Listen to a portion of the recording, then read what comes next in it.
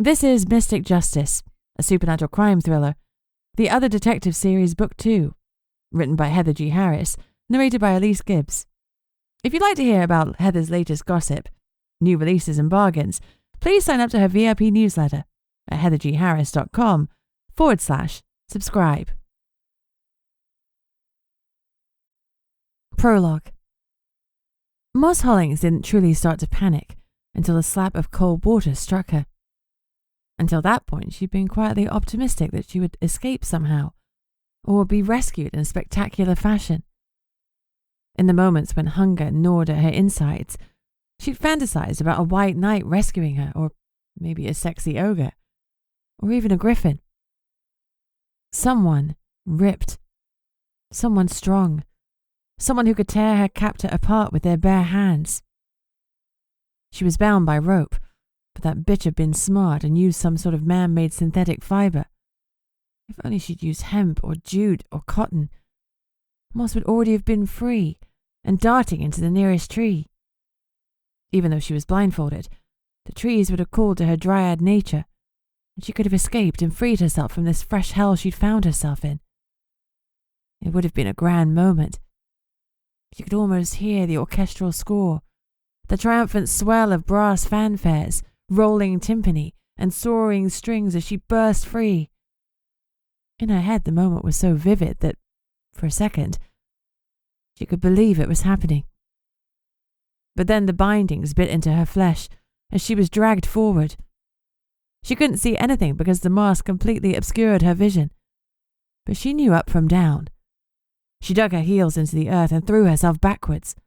Wherever her kidnapper wanted her to go, she didn't want to be. "Let me go!" she yelled. She heard swearing, then more hands gripped her. It was okay. Any minute now, the connection would arrive. They had to. Cold hands grasped her arms, their combined strength too much for her despite the adrenaline jolting through her. Unable to resist with her body, she fought with her voice instead. She loved to sing. It was her raison d'etre. Time and time again, she'd imagined raising her voice to countless crowds. But never like this. "Let me go!" she screamed. "Help! Someone help!" A voice chuckled close by, low and distinctly male. "No one's coming for you, little weed. Scream all you like." Something rubbed against her. "I like it." Bile rose in her throat and a whimper escaped. "Ready?" he said, his tone businesslike. "Ready," his partner replied. They grabbed her arms and her ankles, and suddenly she was airborne. "Put me down!" Moss yelled. "Put me down!" The male laughed again.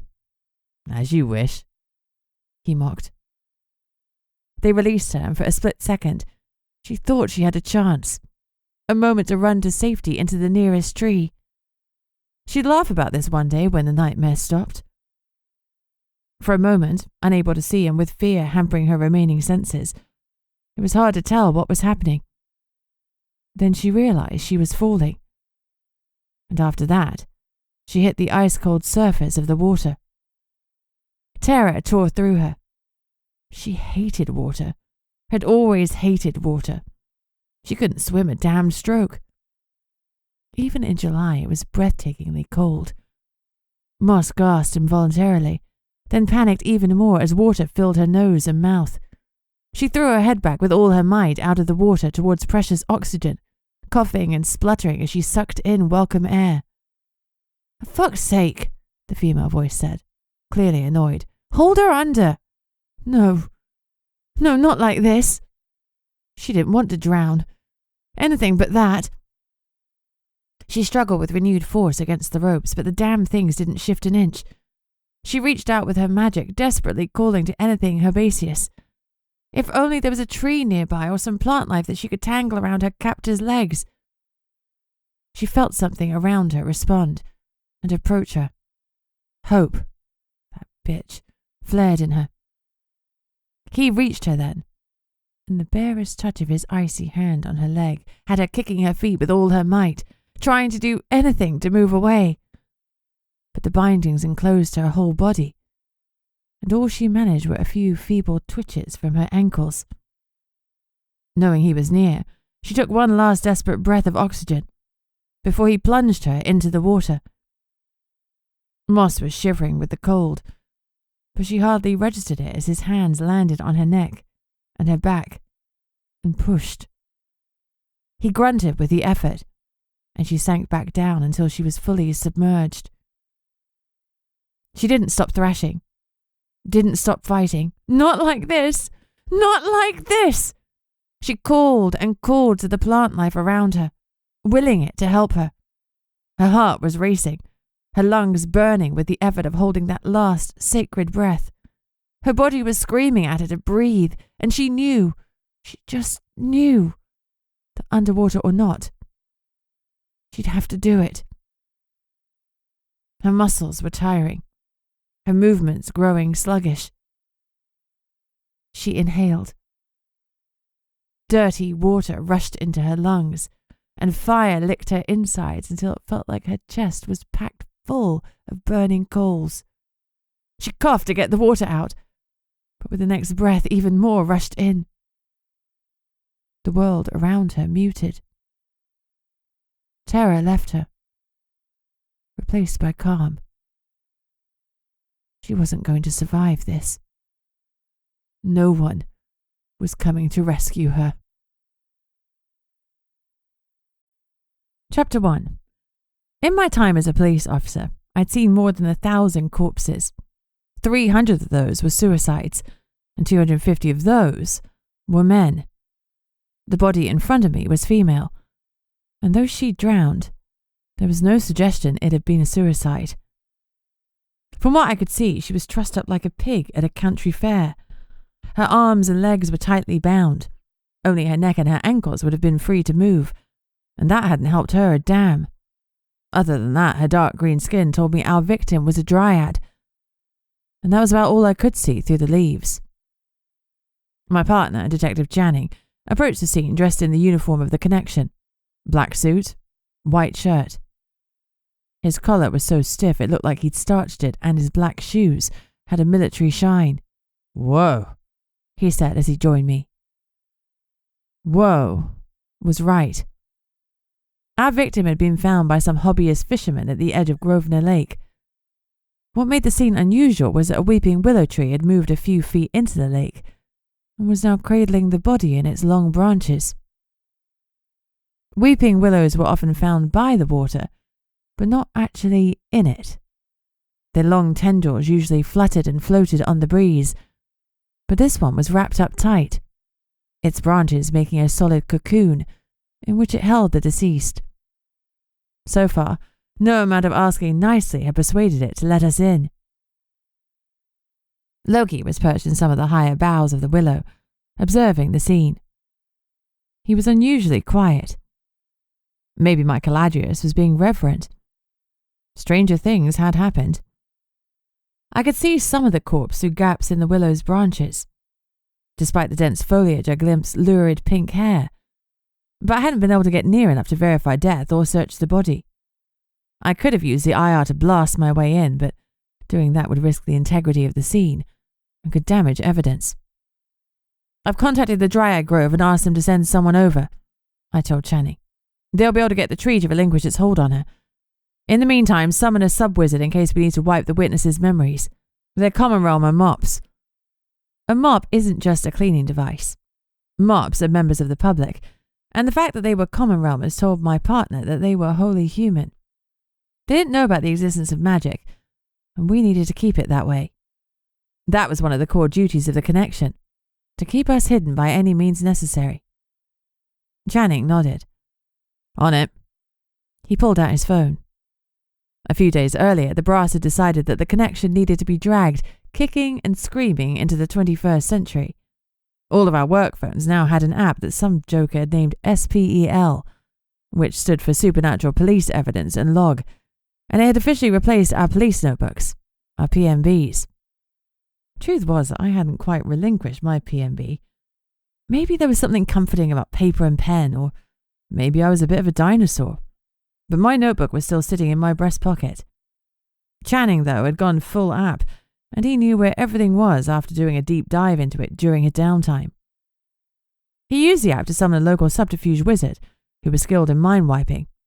Then he looked up at me. "We've got Dwayne Whitterhall. He's inbound. 20 minutes. I suppressed a grimace.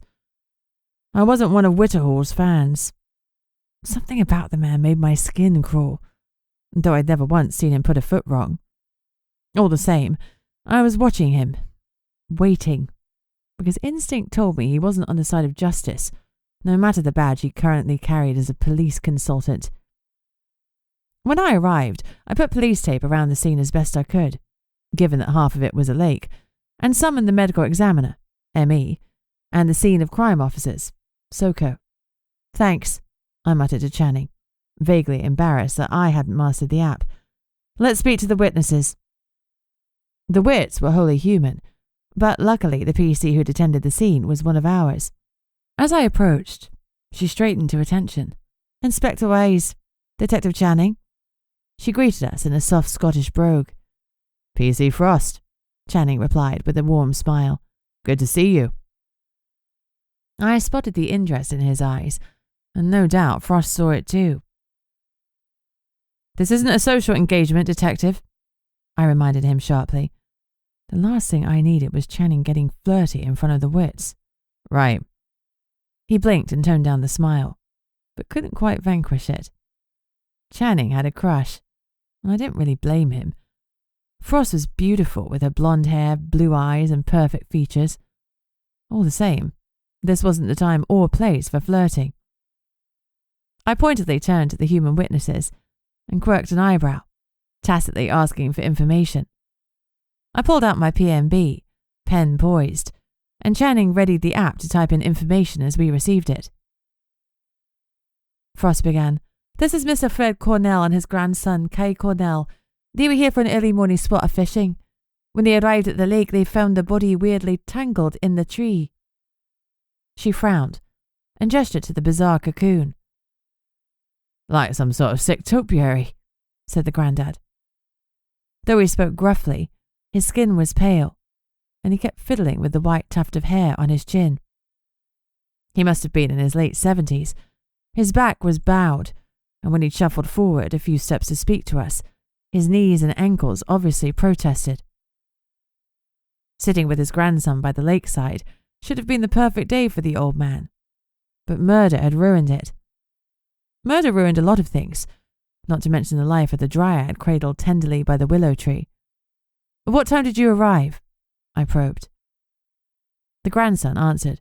"We were here early to get the prime spots. I picked Grandad up at 7:30 a.m. and we arrived at 8 a.m. on the dot. I guess we reached the lake at 8:05 and we immediately saw the willow tree. Like that." He looked at me with haunted eyes. I peered in, but her skin is green, like the Hulk. He shook his head disbelievingly. Sometimes the other realm couldn't hide itself. Not completely. The horror of the victim's death had bled through the verdict, the magic that protected our secrecy, letting the human see the dryad's true form. That was something we couldn't allow. Just like that, Kai had sealed his fate, and his mind would be wiped. "Drowning can result in skin discoloration," I explained easily because it was true. "Yeah," Kai said, "but that willow tree isn't usually there." He pointed at the churned up earth along the path. "It's like it moved." His eyes were wide, his tone a shade away from hysteria. "Come now," Fred croaked, "let's not be fanciful." But his eyes were wild too. "I'm not, Grandad, you know as well as I do. That tree wasn't in the lake last week." Fred frowned. "Well, no, it wasn't, but perhaps management moved it. Trees can be moved, roots dug up and replanted." Kai stared at him. "Why the hell would they do that?" "Language," Fred chastised him, but his frown deepened. Yep, we needed Dwayne. It chafed because if I'd been alone, I could have slipped into their minds and fixed the problem in a moment. It would have been risky because I was an unregistered subterfuge wizard, but I'd done it before. However, with Channing shadowing my every move, opportunities to smooth things over were rare. Any additional red tape and delays annoyed me. Plus, I trusted myself not to take liberties with their thoughts and memories, and I couldn't say the same about Whitterhall. I didn't trust him an inch. We took further details from the Cornells, including their contact information. Once we had their statements, Frost led them a little way from the scene and stayed with them, so we couldn't let them go until Soko had arrived and processed them. We'd need their fingerprints and shoe prints to eliminate them as suspects. There were some clear footprints by the water's edge.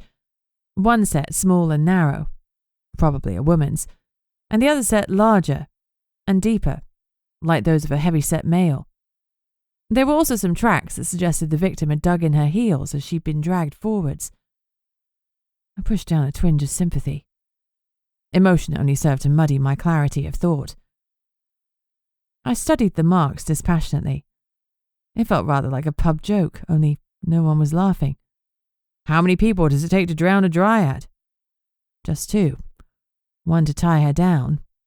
1 to make sure.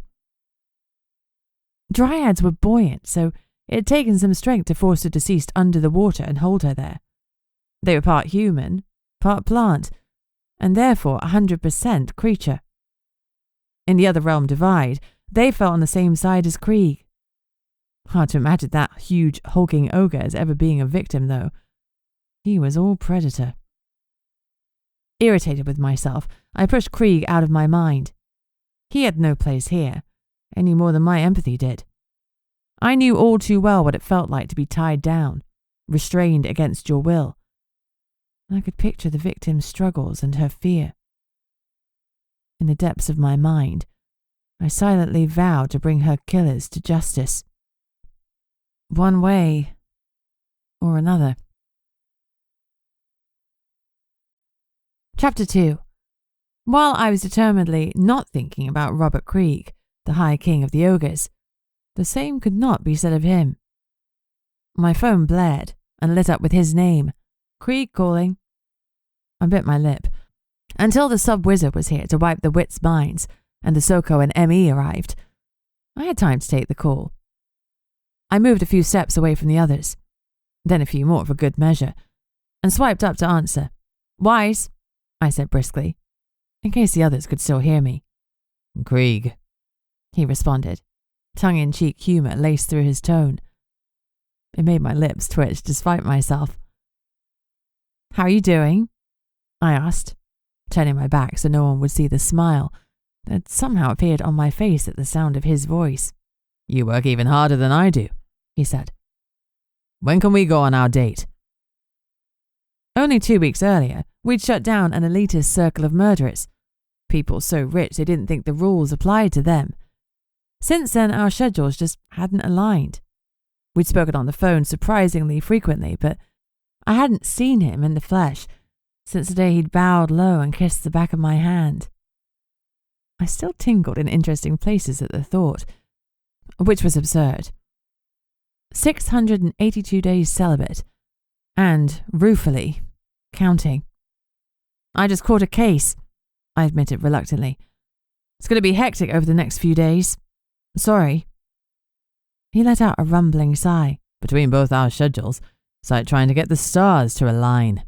Yeah, I agreed. It's not ideal. You're not avoiding me, are you, Inspector? Because if you don't want to see me, you only have to say and I'll... Of course not. The words burst out of me. I could hear the hint of insecurity in his voice, and it made him worm even deeper under my skin. He was a king, and he was beginning to think I didn't want him. And boy, did I want him. Dating Krieg would be a complication, I knew that, but something drew me to him, something I couldn't ignore, something I didn't want to ignore. And yes, I was pretty sure that he thought I was his mate, which didn't seem possible since I was human, but a very small part of me couldn't help but wonder, what if he was right? Good, he said slowly, drawing the word out like an indecent caress. I'm glad to hear that. So, let's make the stars align, shall we? I looked up and grimaced, as I saw that not only had Soko arrived, but so had the dryad contingent. Stalking towards me was my ex, Sam, and none other than the green-skinned Ash Aspen. Ash was a doppelganger who also went by the name of Jew Jingo, the Al Capone of the magical world. He ran drugs, weapons, and illegal potions. He viewed the connection as a fly to swat. And me? I got the impression he viewed me as dessert. Something to lick and devour, albeit he knew it would ultimately be bad for him. Luckily for us both, I had no interest in being on his menu. It was my turn to sigh. What did it say about Krieg's and my relationship prospects that we were both sighing so much? I have to go, I said, looking at Sam's envy-inducing wavy hair. Soko is here. Ed? He asked lightly. He met Ed before when Ed had worked the scene for Krieg's goddaughter Helga's murder. No, I admitted. Sam Radcliffe. There was a heavy pause before Krieg spoke again. Your ex?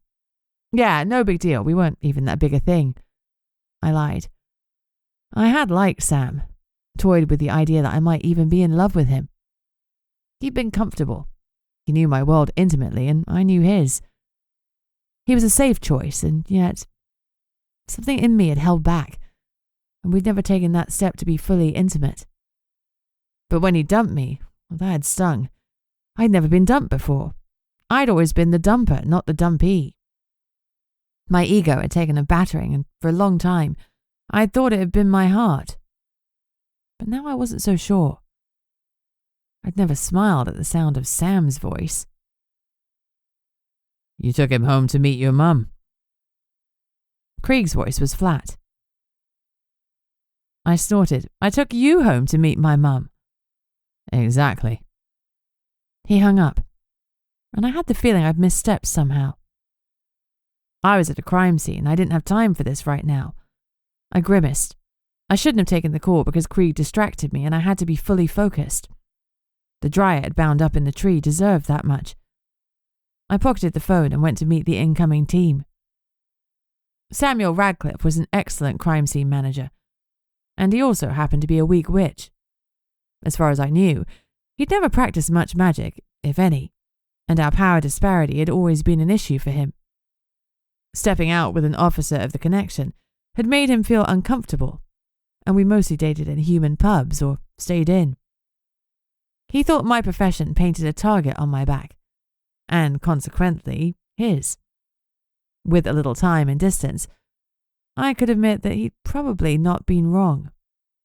What bothered Sam was the fact that I could deal with such a threat. That, and the fact that I'd refused to shag him until I was sure about my feelings. I still wasn't quite sure why he dumped me. It was either due to blue balls, or the fact that I defended him against a fire elemental. Apparently that sort of thing was emasculating, and our relationship hadn't lasted long afterwards. He'd binned me via text message, and ever since then I'd longed to dive into his mind to see what exactly I'd done wrong. I hadn't because of two things. One, I had morals, and two, Sam had avoided me like the plague.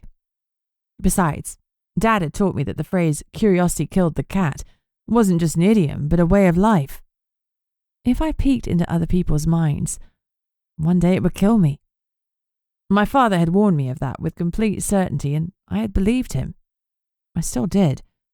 On rare occasions it hadn't stopped me when lives had been on the line, but knowing why Sam had dumped me wasn't a matter of life or death. I was a subterfuge wizard, something I kept a secret my whole life. For most, the title was synonymous with being immoral because it meant I could slip into other people's minds and affect their thoughts and memories. And I was powerful, too. As a level 5 wizard, I was as magically strong as a salamander in the desert. If the connection knew what I could do, I wouldn't be an inspector, but a Black Ops operative kept in a bolt hole somewhere to use and abuse, just like spidery Dwayne Whitterhall. And that thought was enough to make me break out in hives. Sam walked briskly towards me. His blonde hair and loose waves around his face, coupled with his designer stubble, lent him a surfer air, which was wholly inaccurate. Sam didn't even like swimming. Wise? He greeted me coldly. Ouch. Direct hit. He was dressed in a white overall with blue booties and blue gloves. As I watched, he masked up, shoving his hair inside the hood and snapping it tight around his face. He pulled on some clear glasses, and he was good to go. I made sure that not a single iota of hurt showed on my face. "Radcliffe," I responded. I gestured at my shadow. "This is Detective Channing, my new partner." Sam nodded but said nothing. I'd taken pictures of the scene when I'd arrived, but Sam began taking contextual shots of the area as a whole before he narrowed down onto the scene itself. I guess our conversation was done. I watched him as he set to work placing numbered markers next to anything of interest. He placed an L-shaped evidence scale marked in millimeters, its monochrome edge against the partial print in the mud. The scale helped to accurately assess the height and width of the footprints. Content that Sam was doing his job correctly, even if manners had passed him by, I turned back to the dryad delegation. I recognized Aspen immediately, but I didn't know his female companion. I drew them away from the human witnesses. Constable Frost was eyeing them with interest, but she said nothing. "Jingo," I said tightly to the kingpin, "what are you doing here?" He smiled and gestured expansively. "Why, I'm here to help you, Inspector." "Uh-huh," I said dubiously. "And this is?" I nodded at his companion. "Fern Belvine." She introduced herself. She held a hand to her heart and bowed. "My honour to meet you, Inspector Wise." Other realmers didn't greet each other with handshakes because too much information and power could be given away by touch. I returned the gesture and the greeting. "Thank you for coming," I continued. "We need to wait a few minutes for the common realmers to be dealt with." "Whitehall was parking up as we drove in," Jingo confirmed. It was telling that Jingo knew the sub-wizard. Corruption and bribery were rampant in the connection, and Jingo had to have people in his pocket. Whitehall might well be one of them. Sure enough, lanky Dwayne Whitehall was striding towards the humans. As they moved to greet him, he held up a hand with a flourish, and they froze. "Clear," he intoned. A moment later, there was a flash, and the old man and his grandson started blinking rapidly, while their brain assimilated their altered memories. Channing strode over and quietly explained that they were free to go, before Frost gently escorted them away. The Cornells still blinking rapidly. Whitehall and Channing joined me and the dryads. "I removed the memories of the tree being in the lake, the cocoon, and the green skin," the ginger sub-wizard confirmed. "I left everything else." The less we modified, the easier it was for the new memories to take. "Thanks. Need anything else?" he said, ostensibly to me, though his eyes flickered to Jingo. "No, we're good here. I appreciate your time." I did, even if I didn't trust him. Keep your friends close and your enemies closer and all that. The wizard grunted, gave a second pointed glance at Jingo, then left to go back to his government-sanctioned bolt hole or to another job. The internet and smartphones kept sub-wizards busy wiping minds of things they shouldn't have seen. The other realm could protect itself, to a degree. If a human glimpsed a griffin soaring through the skies, they'd simply see a large eagle instead. The other was always ready with a whisper, an alternative explanation to soothe the rational mind. But some things defied even the firmest of suggestions, and that was when we needed a sub-wizard. With the humans gone, we could focus on gaining access to the body. I turned to Fern. "Can you get the tree to open up its—" I gestured to the cocoon. "Leafy pod." "It's swaddling the deceased," Fern said softly, "comforting her." She walked towards the willow tree. "Could you do that?" I asked Jingo curiously. "Get the tree to unfurl." "My dryad powers aren't the strongest," he admitted. "The very nature of dryads conflicts with the doppelganger instincts. Still, being a dryad has its uses. For now." That wasn't what I wanted to hear. The last thing I needed was Jingo shucking off his stolen form because, at least now, I knew what he looked like. Not to mention that he'd need a host to die in order for him to assume a new form. Fern's hands lit up. Then she sank into the tree up to her elbows. A beat passed before the nest of foliage slowly unfurled, like a flower turning to the sun, to reveal the corpse, cradled, heartbreakingly within. Chapter 3. Sam took a few quick snaps of the body in situ before we did anything further. "Check she's dead," I instructed Channing. His eyes swept over to the deceased, and then back to me. "Mom, she's very dead." I stifled a sigh. Appearances can be deceptive. She could be alive and being hidden under a witch's illusion. But no matter how good the illusion is, and the image can be perfect, it can't hide a heartbeat. Hold your fingers to her neck for at least 2 minutes. Some magical creatures can survive in a coma. When unicorns suffer grievous injuries, they go into a catatonic state with a barely detectable heartbeat. You can't assume anything in the other realm is dead just because it looks dead. Rule 1, Channing. Always verify death. Right. Looking a little squeamish, Channing moved forward to touch the dryad's skin, pressing his fingers to the pulse point in her neck. "Nothing," he called back after a long 2 minutes. The body was face up, eyes wide, face stuck in an expression of total despair. Channing went to close her eyes, and looked shocked when he couldn't do it. "It's not like it is in the movies," I explained. "You can close a corpse's eyes if it's fresh, but you can't if it's been a few hours and rigor mortis has set in. Well, you can close them, but they'll spring open again, and let me tell you, that shit is nightmare fuel. The mortician will use stitches or glue to shut them if the family wants to see her body." I moved closer to examine her more closely. "See here." I pointed with blue-gloved fingers. "The frothing under her nose and mouth." Channing nodded. "That's one of the signs of drowning. The clothing is still waterlogged, so the tree hasn't held her out of the water for long. Look." I pointed to her hands, which were bound to her side, and to her feet. "You see the wrinkling of the skin? That shows lengthy exposure to the water." Channing leaned in to study what I was showing him. "Will the wrinkling fade once she's been out of the water for a while?" "No. Post-mortem wrinkling doesn't change once it's set in. And cold water delays the onset of rigor mortis, but since she's already stiff, I'd estimate she's been dead less than 12 hours. I continued to examine the body. Her wrists had marks around them beyond the bindings. She had cuts around her wrists that had clotted, started to scab and heal. Those wounds were days old. My gut said this girl hadn't been missing at all. She'd been snatched, restrained against her will, and ultimately she'd been killed. The dryad was wearing a white, long-sleeved smock dress, but since her arms were a little long for the sleeves, I'd have wagered that the clothes weren't her own. She was barefoot and had some scrapes on her heels.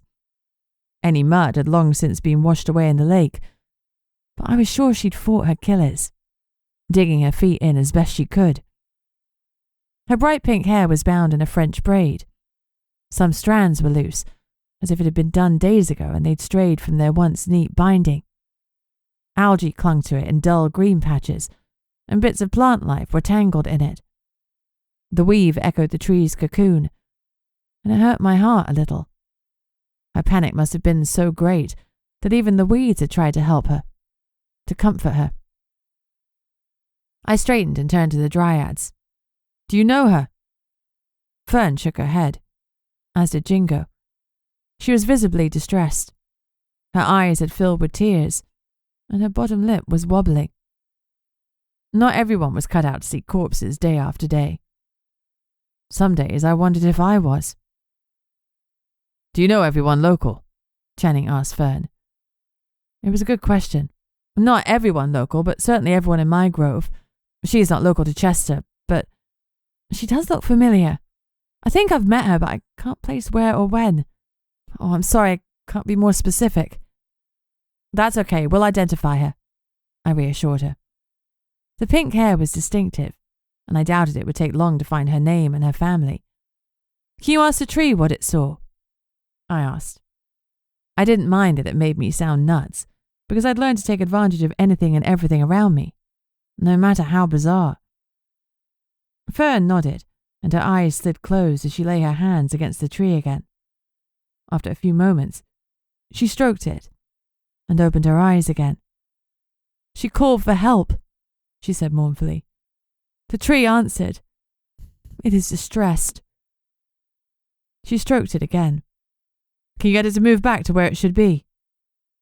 She nodded. Oh, of course. She spoke to it again, but nothing seemed to happen. Is it going to move? Channing asked curiously. It will take its time, the dryad explained, still soothing the tree with gentle movements. By tomorrow morning it'll be back where it should be, but it'll move more slowly than it did last night. It damaged its roots by moving quickly to try and save her. Please let it know we are grateful for what it did. I have already conveyed gratitude, she assured me. There was a crunch on the gravel path that led to the lake, and I looked up expecting to see the M.E., Kate Potter. Instead, my eyes met stormy silver ones.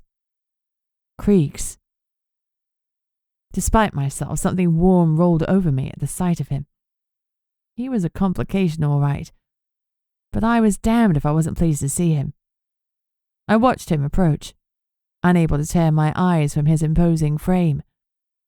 At over 7 feet tall, he towered over most males, and it wasn't just his height that made him imposing. He had muscles on muscles, and his sharp tusks protruded from his jet-black hair. His eyes darkened when he saw who was standing next to me. Jingo, he greeted the doppelganger tightly. Your Excellence, Jingo drawled. What an unexpected pleasure. Krieg grunted. His eyes passed over Sam, who was ignoring all the posturing and carrying on with his job as usual. I'd always regarded him as hard-working and dedicated, but now I noted that his eyes stayed down deliberately to signal to Jingo and Krieg that he wasn't a threat. He was making himself as small and inoffensive as possible. Just a man doing his job, nothing to see here.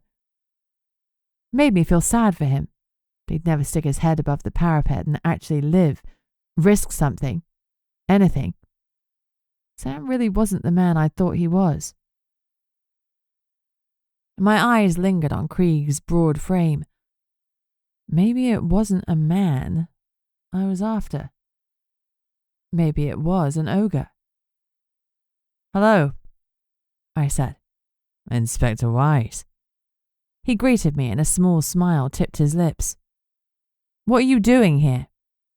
Luckily, my question came out as curious, rather than accusatory. His smile widened. Making the stars align. Chapter 4. Jingo excused himself, and Fern soon afterwards. The doppelganger had looked a little disappointed, and I got no small amount of satisfaction out of that. For all his gentlemanly airs, he'd stolen Ash Aspen's body by starting a feud, one that had begun when he killed a young dryad named Ivy Blossom with a pair of scissors. Jingo was no saint, no matter how hard he tried to hang a halo over his head. I knew it was resting on devil's horns. When he'd gone, Loki descended in a graceful flutter and landed lightly on me. Ah, rude Jingo, ah, he said, ruffling his feathers. I know, bud. You okay? He did a little hop on my shoulder. Then his head twisted, and he looked pointedly at Sam. Ah, Loki poop, he offered, making me smile despite myself. No point, Krieg rumbled. Because Loki doesn't need to be petty, I clarified. No, because Radcliffe is suited and booted. A drive-by shit would have little effect. Save it for another occasion when it could have a far greater impact. Loki bobbed his head in agreement, while I shook mine in despair. Males, I muttered. Krieg pulled on gloves and walked over to the body, and Channing and I followed him. Drowning, he pronounced. A few hours ago, at least. Not her own clothes. They tied her up thoroughly. O-line knots. They don't come undone in water. They're the king of knots. Channing blinked. Knots have a hierarchy. Everything has a hierarchy, Krieg confirmed dryly. Wait. I nudged him. He's my partner to scrub the green from. I'm helping. So kind, I said dryly. He grinned. The more capable Channing is, the more free time you'll have. Hard to argue with that. Scrub away, I joked. I'm not that green, Channing protested. Just inexperienced when it comes to murder. And the other, I thought. But I didn't say it. It would have been unnecessarily mean. I'd only recently learned that Channing was relatively new to the other realm. He'd been introduced way too late, and he was still playing catch-up. Instead, I said, everyone's inexperienced when they join Major Incidents team. Being a beat cop isn't the same as being part of MIT. No, it's not, Channing conceded with a nostalgic smile. I once intervened in a scuffle in town on a Saturday night. Chester was filled with drunken revelers, and I was tangling with this guy who was feeling scrappy when a civilian rolled up to help. He helped me secure the offender, and when I thanked him, he said, I'm always ready to serve Gotham. Then he gave a swirl of his cap and ran away. And that was when I realized he was dressed as Batman. I grinned. Batman saved you. Batman helped me, Channing corrected. I saved myself. Krieg looked amused too. Look at us all, bonding over cosplay. Where's Batman? Kate Potter asked as she joined us. Back in Gotham, Krieg said, straight-faced. Your Excellence, she bowed. Is the victim one of yours? No, I was just in the area. Her lipstick smile widened as she flicked her eyes to me. Right. She turned her gaze at the body. Oh, you poor love. You didn't stand a chance, did you? So young. 19? Maybe 20? She turned back and looked at me fiercely. You'll find this fucker, won't you, Stacy? That's the plan. Channing, have a look through Spell and see if you can find a dryad that was reported missing that matches Jane Doe's description. The pink hair should help. I watched as Kate started her on-the-scene observations. She lifted the body carefully a few inches and peeled back a little of the smock to examine the lividity. Dead less than 12 hours, she confirmed. Might say our young Jane Doe died last night, sometime between 11 p.m. and 1 a.m. She frowned. But there's something off about the body. I'll need to do some tests back at the office. The energy is all wrong. I'd always assumed that Kate was a wizard like me because wizards were by far the most populous of the other realm denizens. But now I wondered if I was wrong. I couldn't read energy or auras or anything like that. That tended to be a seer's or a witch's wheelhouse. I looked at her with renewed nosiness. All right for me to remove the body from the scene? She asked Sam, who was still beavering away. Sure. Great, thank you. She went back along the gravel path, then a couple of minutes later returned in her van, reversing it up the path so she could collect the deceased, but not get so close that she disturbed the scene. She parked up, hopped out, and opened the back door. I'll lift her, Krieg offered, picking up the body in his gloved hands like she weighed nothing. As he had with Helga, he cradled her gently, respectfully, then laid her in the open body bag on the wheeled gurney. Kate zipped it up, secured it, and checked that all the wheels on the gurney were locked. Losing her body because it rolled out of the van would have been embarrassing. She slammed the van door shut. I'll get started right away. I'll ring if I find anything unusual, but I'm confident that the cause of death is drowning. Thanks, Kate. She pushed her clear-rimmed glasses up her nose, gave us all a wave, and drove off. With the mops gone and the body disposed of, there wasn't much for me to do other than let Sam crack on. He'd marked up everything obvious, and now it was time to comb the ground for hidden clues. Got a hit, Channing said suddenly. Moss Hollings, reported missing almost 4 days ago. 20 years of age, part of the Sefton Park Grove. Good work, I said gruffly. I cleared my throat and looked at Sam. Right, well, we'll head off, I said to him. Pass a death message. Right, I'll let you know if I find anything of note. He didn't look up. Great. It stung more than a little to have a month's worth of canoodling on the couch erased like it had never happened.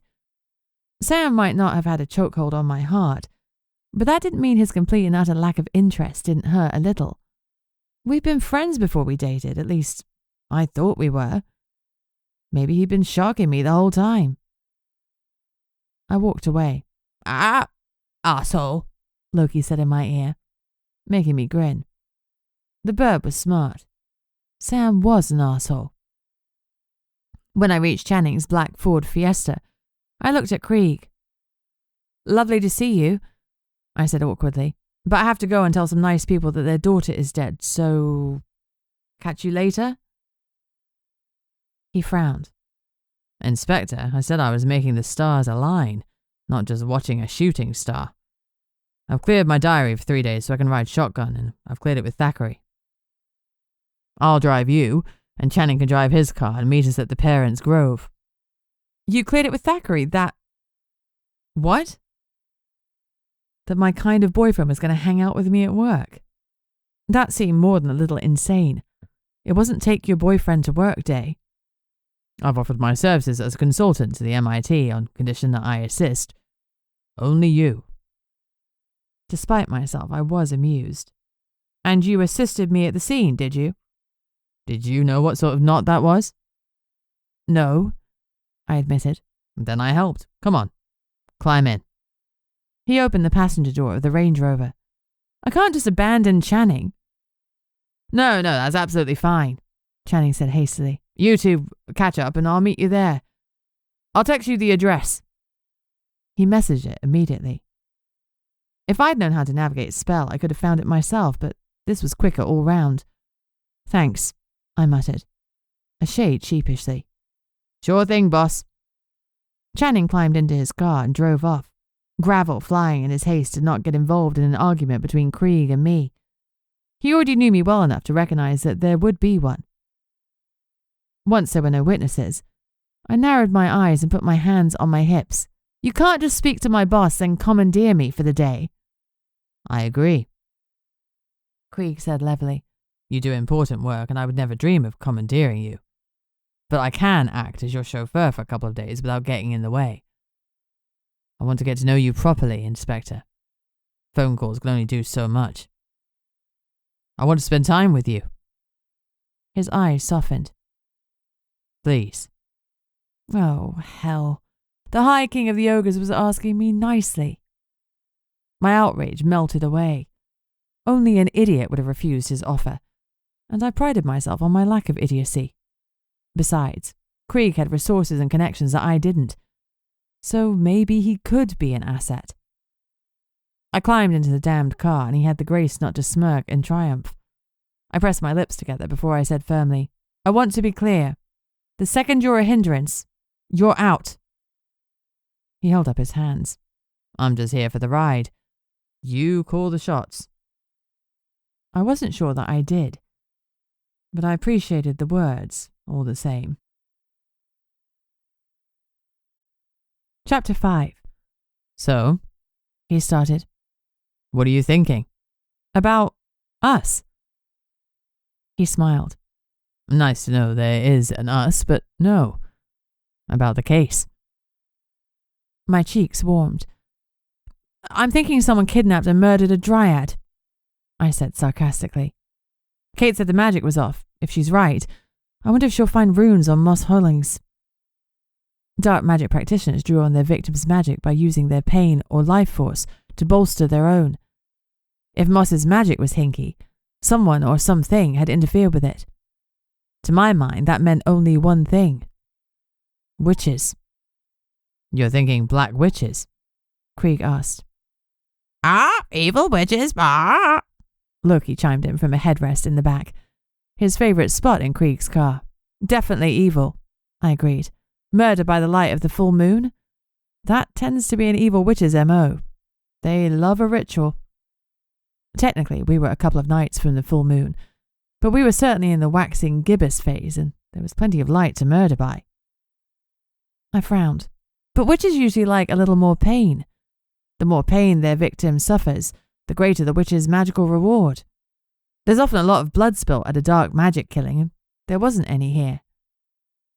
Fear is also a factor in dark magic, Krieg pointed out, drumming his hands on the steering wheel. Many fear death by drowning, and if her fear was heightened, The magical boost would have been significant. There were 2 sets of footprints, but that doesn't make a coven. No. Perhaps a male and a younger male acolyte, or a male and a female? The second set of footprints were smaller and narrow, Krieg agreed. He waited a beat. Elves use runes. Sometimes vampires do too. True, I conceded. But with vampires, you'd still expect blood to be spilled. Blood everywhere, Loki said helpfully. Krieg shook his head. Blood in their stomachs. But there was no sign of blood being spilled, so it was like they were looking at witches or elves. We don't even know if she was runed yet. I chided. When Kate checked the lividity, she didn't see any runes, and nor did I. There could have been invisible runes.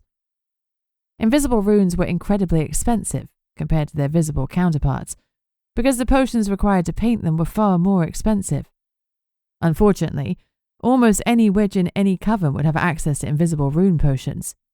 If there were invisible runes, that didn't narrow down the suspect pool a jot. Or they might not have been there at all, I cautioned.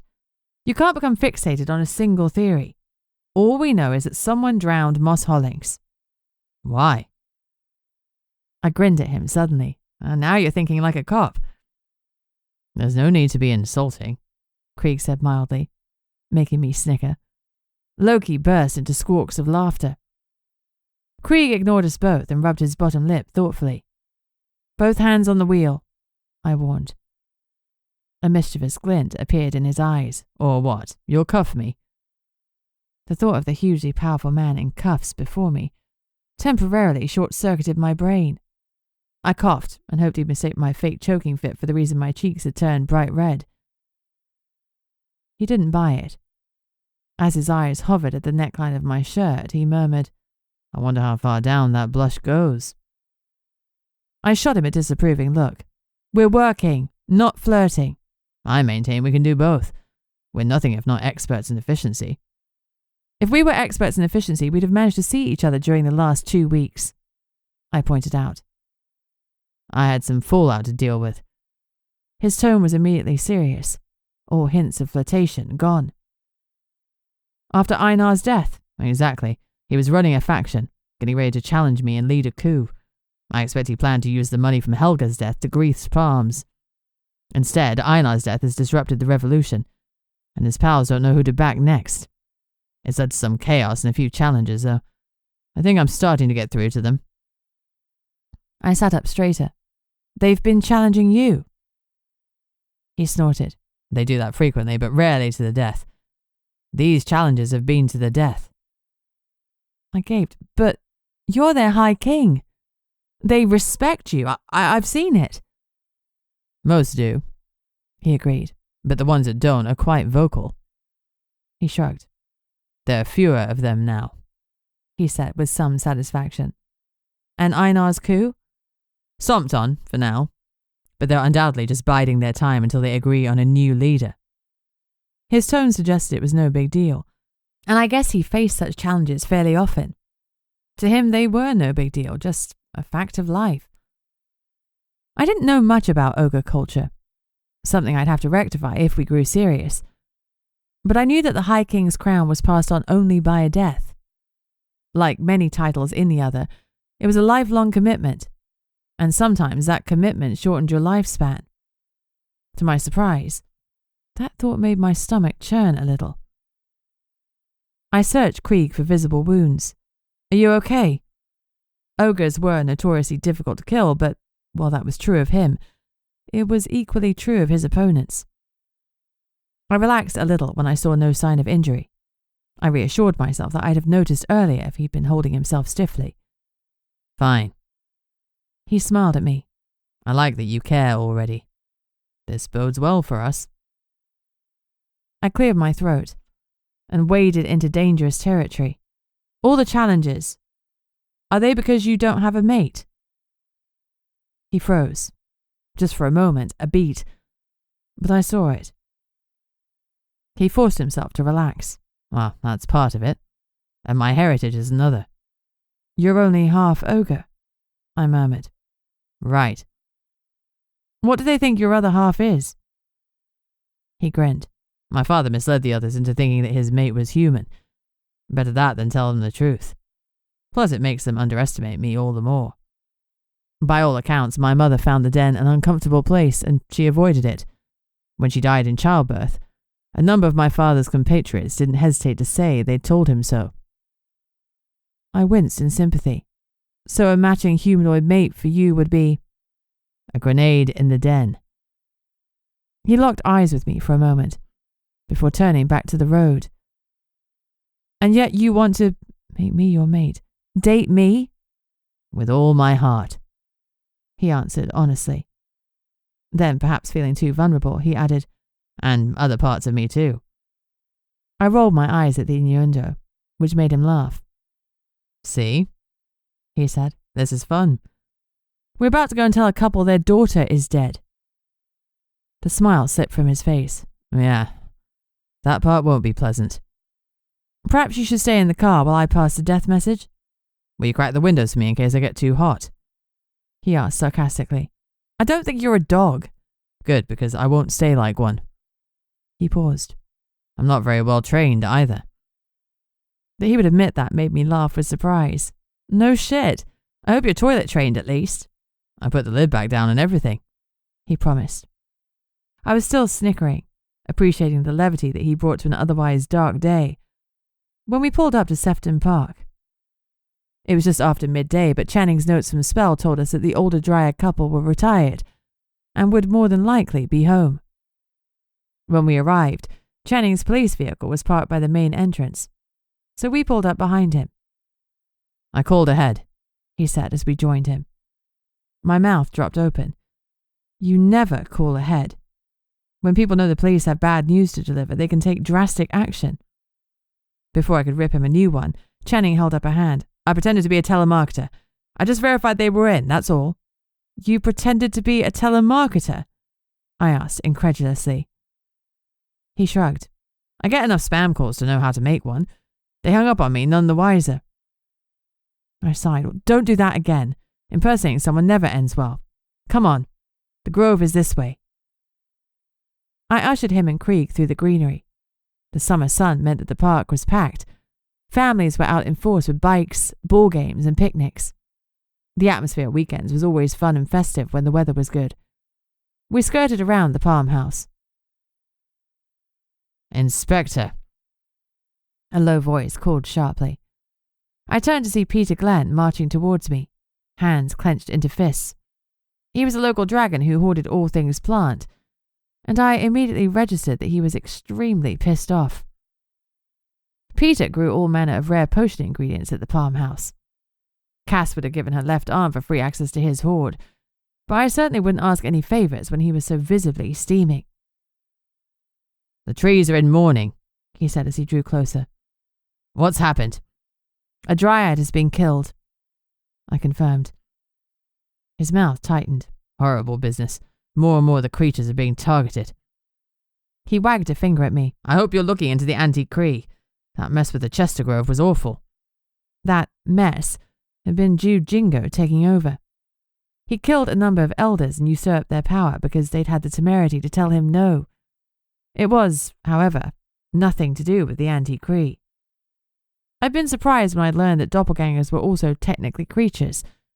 No one knew what their birth form was, but Jingo had told me he'd been born with 4 legs, rather than 2. An investigation was carried out into the Chester Grove, and I can confirm that the anti-Krieg weren't involved, I stated firmly. Peter pushed his wire-framed glasses up his nose. That doesn't mean they're not behind this atrocity. No, indeed. This investigation is ongoing, and we will explore all avenues. I see that you do. The reason I came over is that I reported an imp was attacked yesterday, and no one has come to take my statement. It is simply not good enough, Inspector. Imps may be small in stature, but they should be treated with the same respect as everyone else. It is unconscionable that no one cares about the attack. I frowned. Channing, check spell. Channing opened his phone and pressed some buttons. The report is there, vampire attack, but it's currently unallocated. Allocate it to us then, I ordered, and Peter's shoulders softened a fraction. We're to break the news to the Dryad family, then we'll be back. Has the imp stayed in the area? Resting in my glen, he confirmed. The shock damn near killed her. Even now I'm not sure she'll make it. Time is of the essence if you wish justice to be served. I shot him a hard look. I always wish justice to be served. She didn't want to see a witch or a healing wizard, Channing asked, trying to diffuse the tension. She didn't see the point. Her tail is gone, so she's doomed. She wanted to die in my glen, and I will damned well honour her last wish. She's not dead yet. She needs amber dahlia. She can regrow it, Krieg promised. Peter's eyes widened. I didn't know that was possible. I'll call her. She'll come if I promise her some black kitten. She doesn't need bribing. Krieg's voice was dry. She'll come because it's the right thing to do. I looked at him, surprised. He'd said he didn't have friends, but there was something in his voice. Affection? No, not as strong as that. Respect, maybe. Either way, I agreed with his assessment. Dahlia was hard-faced, but I suspected she was also kind-hearted. You couldn't become a covered mother without some instinct to care and coddle. You call Amber Dahlia and we'll come back once we've done the death notification, I promised. Mollified, Peter disappeared into the Palm House to make the call. Now, I just had to go and rip a family in two. Chapter 6. Briar and Sorrel Hollings were tense when they stepped out of their trees. They clutched at each other's hands, knuckles white. Ordinarily, I would have asked to enter the relative's residence when I passed on a death message, but as a non-dryad, that simply wasn't possible. Loki fluttered down to rest on my shoulders, making me feel distinctly piratical. I glanced about for a place to sit and found a small circle of log rings set aside for moments like this, where dryads needed to speak with those from beyond their grove. Please, take a seat, I told them, gesturing to the logs. Even with those simple words, I could see that they knew what was coming. Briar's bottom lip started to wobble, and her eyes filled with tears. Please, she begged me, as her husband helped her to sit. Please, she repeated. She was begging me not to tell her the words she knew I was going to say. It was never easy, but my heart gave a sharp twist. On my shoulder, Loki's claws tightened. I'm sorry, I said quickly. Better to deliver the news as rapidly as possible. Your daughter's body was found this morning at Grosvenor Lake. She's dead. I'm so sorry for your loss. Phrases like she's passed away weren't appropriate at a death notification, because you didn't want there to be any confusion, any hope. The facts of the death had to be presented boldly. Dressing it up nicely couldn't make this moment any better. It was every parent's living nightmare, and no doubt they relive it time and time again for the rest of their days. I hated my part in it, but I could give them succor if I could get them answers and justice. I planned to do both. Briar let out a sob, shaking her head in denial, even as Sorrel gathered her into his arms and gave a sob of his own. They clung to each other and wept their hearts out, shuddering and shaking, their grief harsh and raw. I waited patiently, respectfully, until they'd processed the worst news of their life. Finally, when their sobs began to slow, I knew they were ready to ask me the questions that would surely haunt them. I waited until they parted and wiped their cheeks as best they could, trying to rein in their grief in favour of answers, before they turned to me, dull-eyed and hurting. What happened? Briar asked brokenly. What happened to my baby? Cold, hard facts were needed here. They didn't need compassion, but to see me strong and unwavering, a hunter who could and would get justice for their child. I spoke dispassionately. At this juncture we believe that she may have been kidnapped, held against her will, and eventually drowned. May the sun scorch them from the earth, Sorrel growled fiercely, a phrase so rude in dryad culture that it was worse than the C word in the human one. Oh, Briar moaned low. Oh, she was scared of the water. She started sobbing again. Oh, she must have been so frightened. My baby, my poor baby. Sorrel put an arm around his wife as she dissolved into tears again, He met my gaze with a fierce glare. You'll find who did this to our Moss and you'll destroy them, won't you? I'll bring them to justice, I promised, one way or another.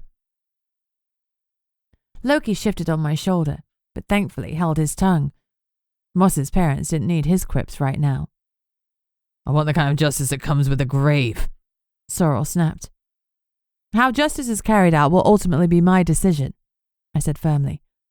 I was the JJE here, judge, jury, and executioner. I didn't do the latter lightly, but justice had to be served. If I believed the killer was likely to strike again, I'd pull on the hangman's mask. Metaphorically, of course. Real masks were hell for your peripheral vision. Please tell me a little about Moss, I said to her parents. Let me get a sense of who she was. And therefore, who would want to end her? She was just a normal 20-year-old, her dad said dully. She was young and bright and she thought she was invincible. She loved music. She worked in a bar in town. Which bar? Botany, on Harbinger Street. I knew it. The bar suited the dryads because it was chock full of floral displays. But it was run by Gideon Merrick, a local vampire with a dubious reputation.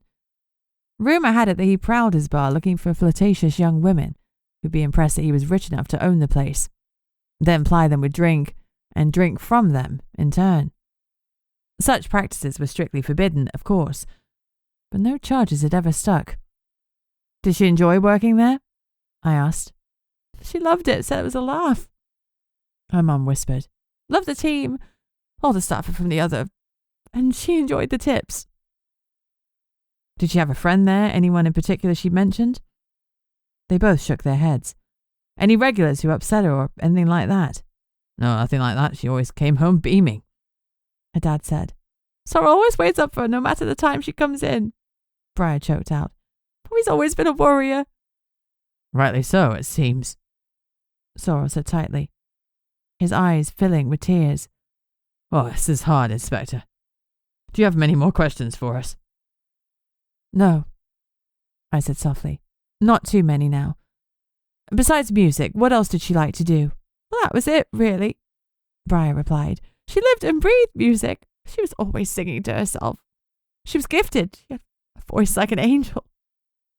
She told us Gideon said she could sing one night at the club. She was just waiting for a date.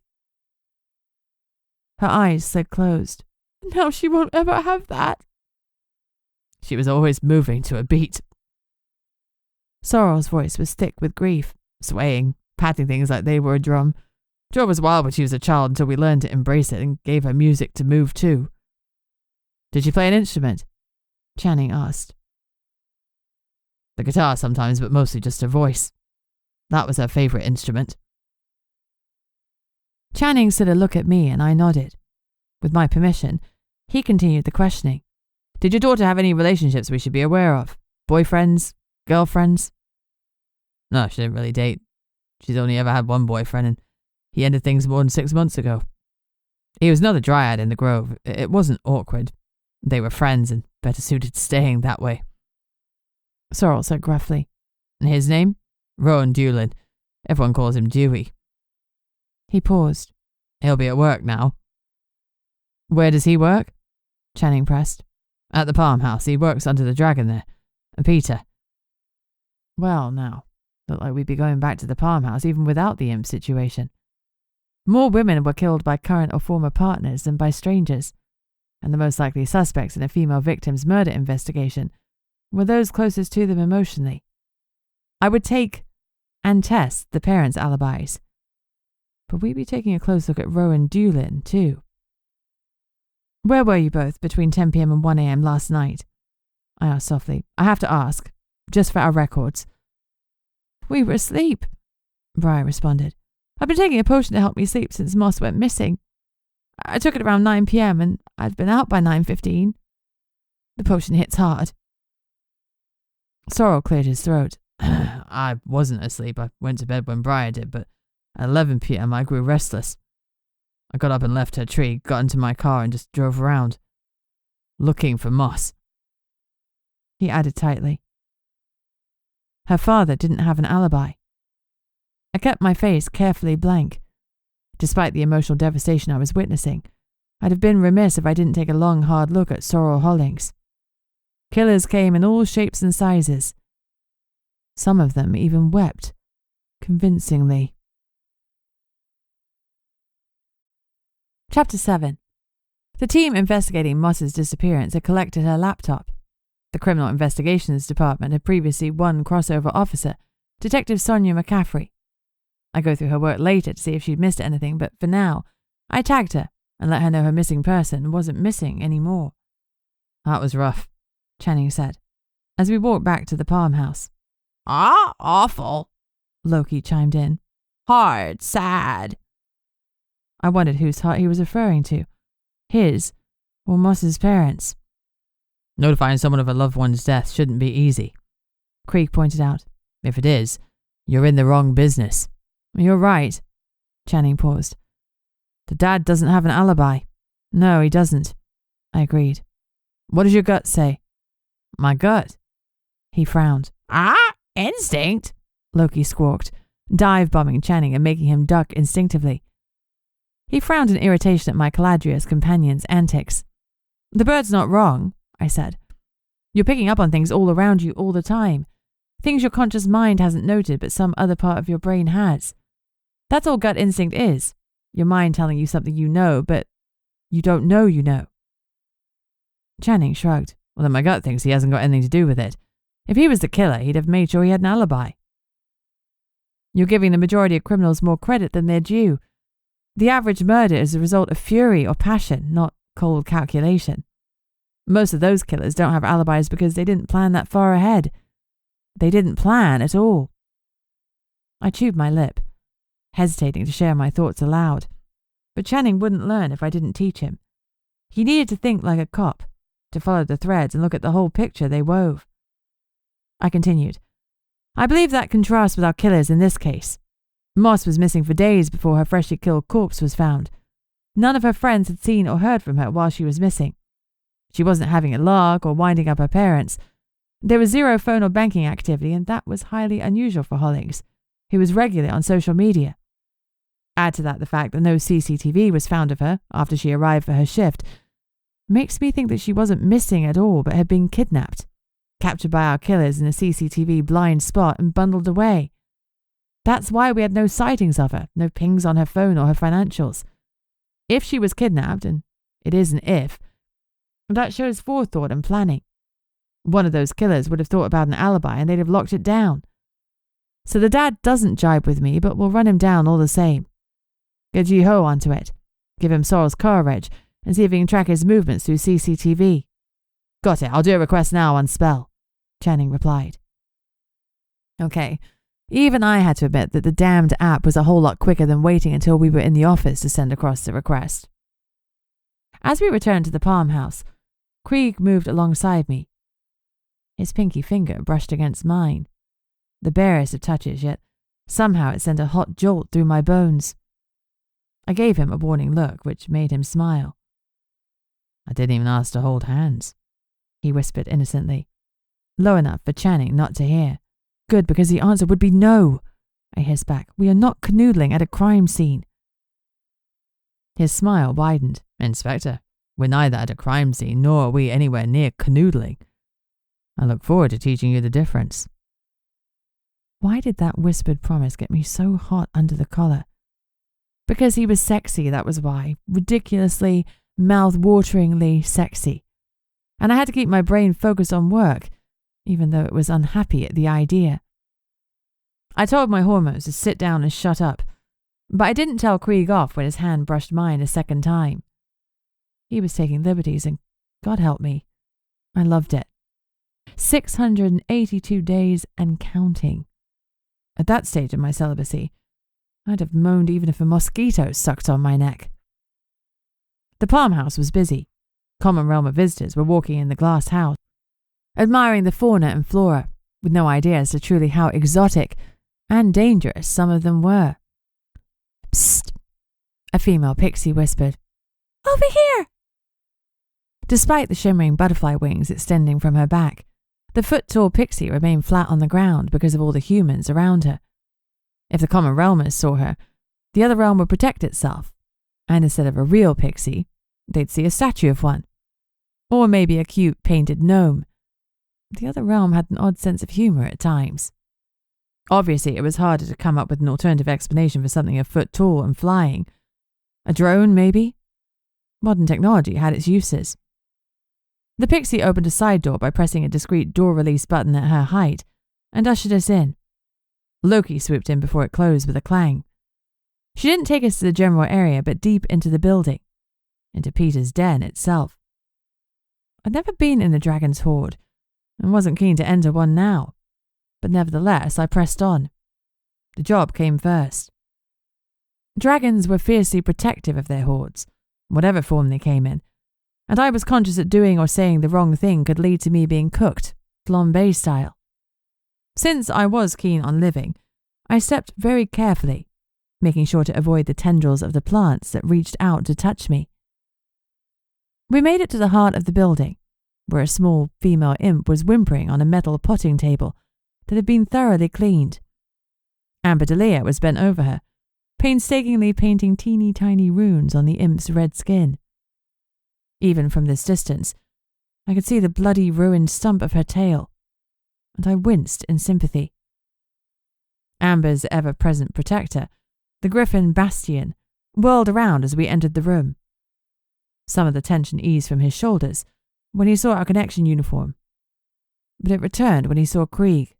"Your Excellence," he greeted him tightly. "What are you doing here?" "I'm assisting the connection with an investigation." Bastion's eyes flicked to me, and a small smile curved up his usually firm lips. "Are you now?" he said mildly. "How interesting." "Wise?" he greeted me. We dealt with each other on a couple of occasions, but he'd never sounded quite so friendly before. "Good to see you," I said gruffly. "This is my partner, Detective Channing. Channing, this is Bastion." Channing's jaw dropped, and he stepped back. "The assassin." "That's the one." I suppressed a smile. Bastion was a griffin, and, like Krieg, he fell onto the creature side of the fence. But unlike the ogres, the griffins were born with the powerful urge to kill. To channel that urge more productively, the connection had agreed that the Guild of Griffins could form their own assassination business. For the right price, you could get a sanctioned hit on virtually anyone, though the price was incredibly steep. Despite their wealth, griffin numbers were at an all-time low. According to our records, there were fewer of 50 of them worldwide. They each carried a life-saving potion that could bring them back from the brink of death, but the potion's ingredients were incredibly rare and expensive, and the witches brewed only one batch every decade or so. If you received a mortal injury, and you'd already used your final defense potion, you were shit out of luck. Consequently, the griffins' numbers continued to dwindle. "Can you all stop your chattering?" Amber said sharply. "I'm trying to save a life here. I don't need you nattering around me like a vapid harem." We fell silent. The crone wasn't a woman to piss off. She held the only lifetime role in witch society, and was one of the most powerful females around, even on her worst days. We honoured the requested silence for a full 15 minutes, while Amber worked with painstaking care. Then, with a subtle motion, she called forward her magic.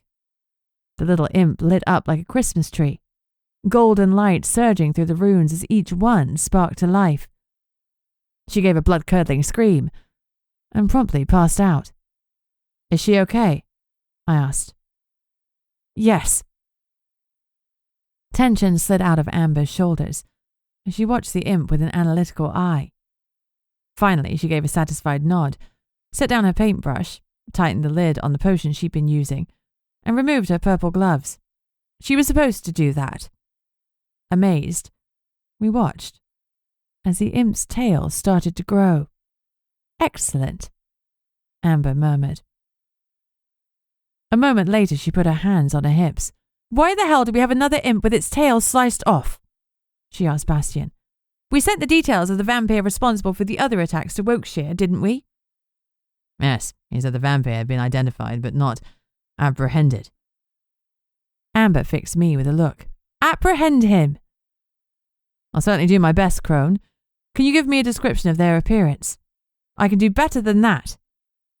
She waved a hand at Bastian, who pulled out his phone and showed us an image floating in a bowl. If it's the same vampire, and I can't imagine there are many others running around collecting imp tails, I ascribed their image from one of the other victims. The vampire the image revealed was male, handsome, as all vampires are, and pretty young. 18, maybe. Problem was that vampires could choose to appear any age they wished. 18 one moment, 80 the next. That made it inordinately difficult to apprehend them. The connection had a database of captured images of various vampires at various ages, so with luck we could scan the scried image and our system would identify him. Still, the water had been rippling, and whoever's memory it was may not have accurately recalled his features. I had to hope it would be enough, though experience had taught me it might well not be. How many victims have there been? Channing asked. Too many, said another imp, scuttling out of the bushes and swinging his way up to the top of the table. Snickle snack, he cried when he saw the unconscious female. She'll be all right, Amber said to him gently. We got to her in time. She turned to me. In answer to your question, Inspector, we know of 2 others. Frogmatch here. She gestured to the imp who was now holding Snicklesnack's hand. And Brambleford, but there will have been many others that I didn't get to in time. Evil witches were using their tails as ingredients. The crone's lips tightened. I hoped recent events had quelled them, but the continued collection of imp tails suggests otherwise. She exchanged a grim glance with Bastian. Despite our best efforts, the Black Coven is still operating. We struck a significant blow, Amber, Bastian reminded her. But you know the crone's role is a lifetime one for a reason. She sighed.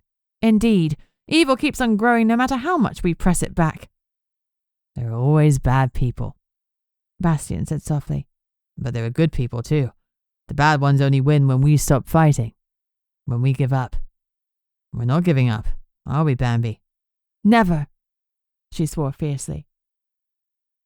A smile toyed around his lips. It looks like we'll be staying in Liverpool for a while longer. Cass'll love that, Amber muttered sarcastically. She will, he agreed. She values your friendship.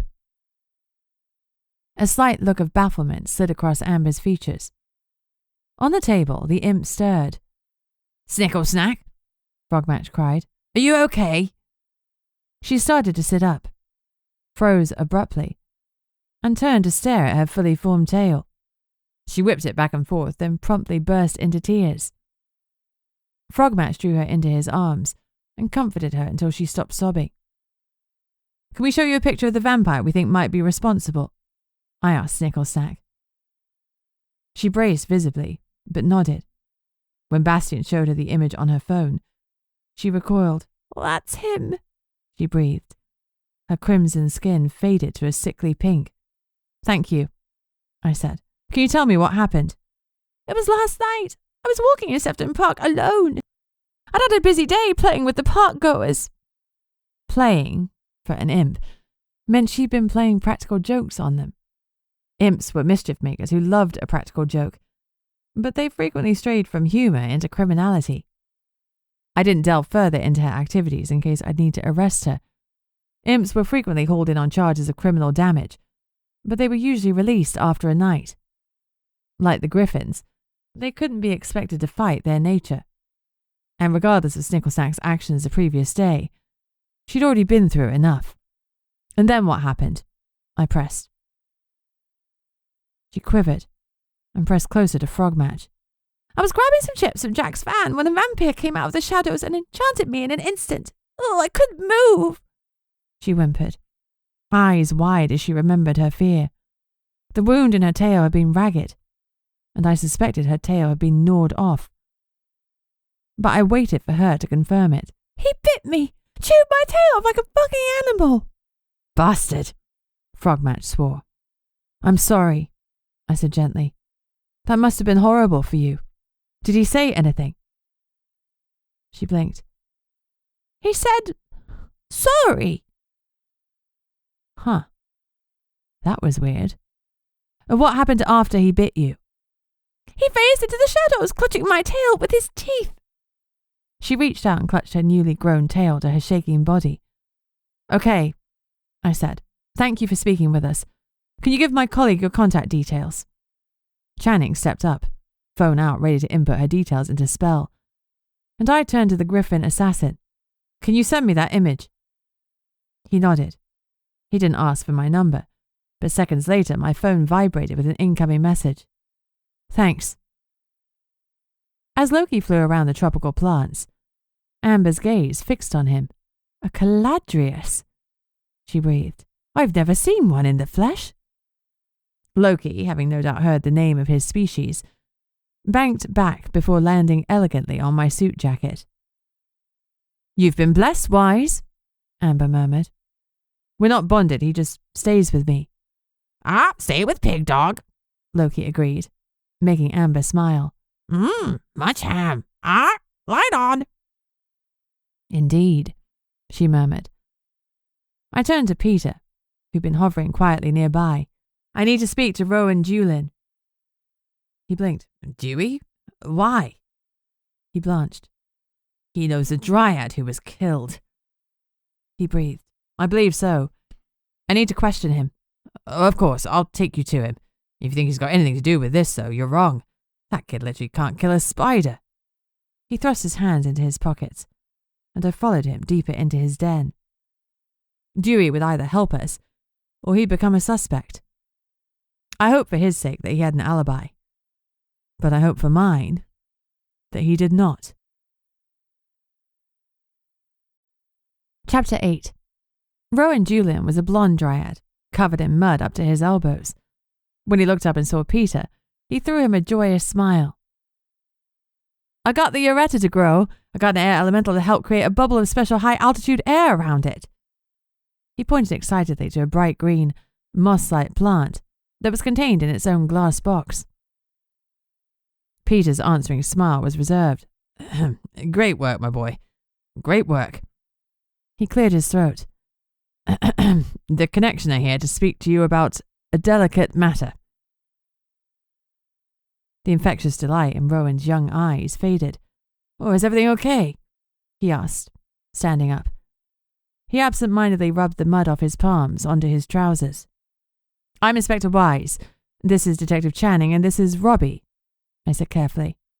Having the High King of the Ogres listen in on your interview might be nerve-wracking even for the most innocent of souls, so it was better that Krieg remained incognito. Loki took to the air again, circling before he rested on some exotic fauna. I hoped he knew which plants to avoid and which ones were safe, because everything in the other could be deadly, including the plant life. I went straight to the point. I'm sorry to say that Moss Hollings has been found dead. Dead? Dewey breathed, his eyes wide. Oh, no. No. He sat heavily on the edge of the nearest ceramic plant pot, and the resident fauna vibrated at his distress. Oh, she can't be. I saw her last week. She was missing, but I just thought she was finally shooting her shot, you know? Going to a recording studio. She'd been saving for so long, I was mad she ducked out without saying anything, but He trailed off as his eyes filled. Sun and rain, he whispered. She was dead and I was mad at her. He looked away, jaw clenched. We gave him a moment. There was silence, bar a few stifled sobs while he struggled to assimilate the news of Moss's death into his own life. We waited as his sobs echoed around the large chamber. Finally, he turned back to us. What happened? What happened to our lovely Moss? He wiped his face, leaving mud smeared across his face in lieu of tears. She drowned. Channing's tone was sympathetic. Dewey surged to his feet. No way! She's terrified of water. We used to joke she wouldn't even take a bath. No way was that an accident. You have to believe me. They do, Krieg said, with surprising softness. She was bound, I admitted grimly. It wasn't an accident. Bound? Dewey shook his head again, visibly upset and also bewildered. He sank back down onto the edge of the giant plant pot. The hell would hurt Moss. She's the best. She's so kind. She's fun. Everyone loves Moss. I don't understand. Who did this to her? That's what we're here to find out, I said, letting a little bag cop creep into my voice. He shot to his feet again, his muddy hand pointing to his chest. What? Me? You suspect me? I would never have hurt Moss. Never. You dated, I said flatly. It didn't work out. Yeah, but it wasn't like that. Most we just fooled around. We're friends. We learned together, sex and stuff, but we didn't love each other. Not like that. We were just friends with benefits. Her parents thought you were dating. Well, sure. He made a face. Moss wasn't going to tell her parents we were banging buddies. What made you end your arrangement? Channing asked. I guess we were both ready to bump uglies with someone else. Someone we could maybe love like that. Did you end things or did she? I pressed.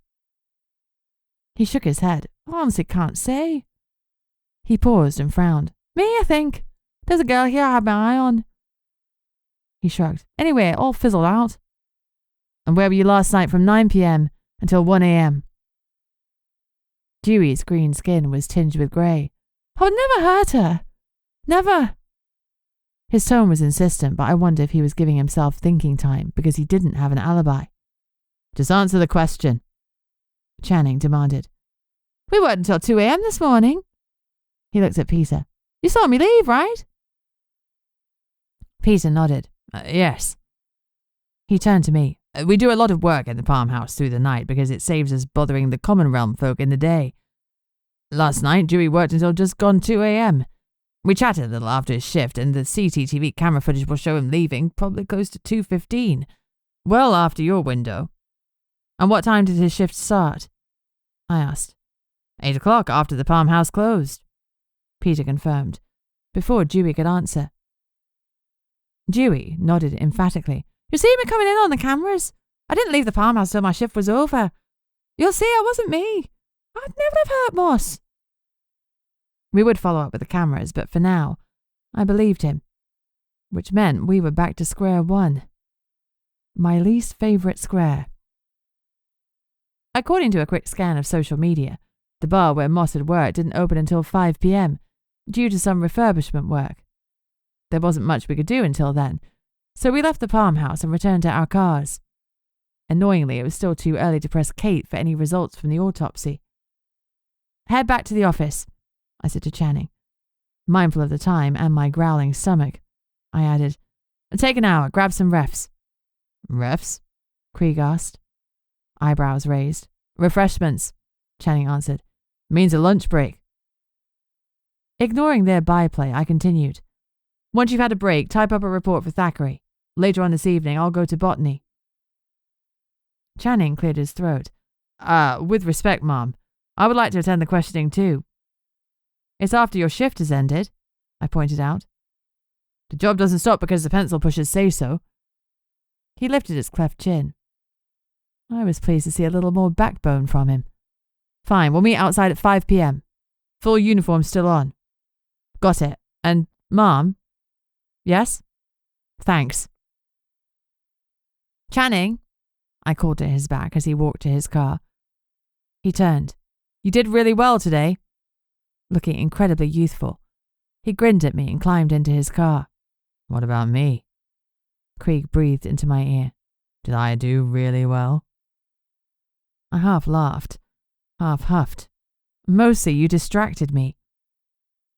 A slow smile crossed his face. I'm glad to hear it now. It's time for your refs too. Come on, I'm taking you out for lunch. And Loki, my bird chimed in. This time he settled on Krieg's shoulder. Oh, sure, you can come too. I'm on the clock, I pointed out.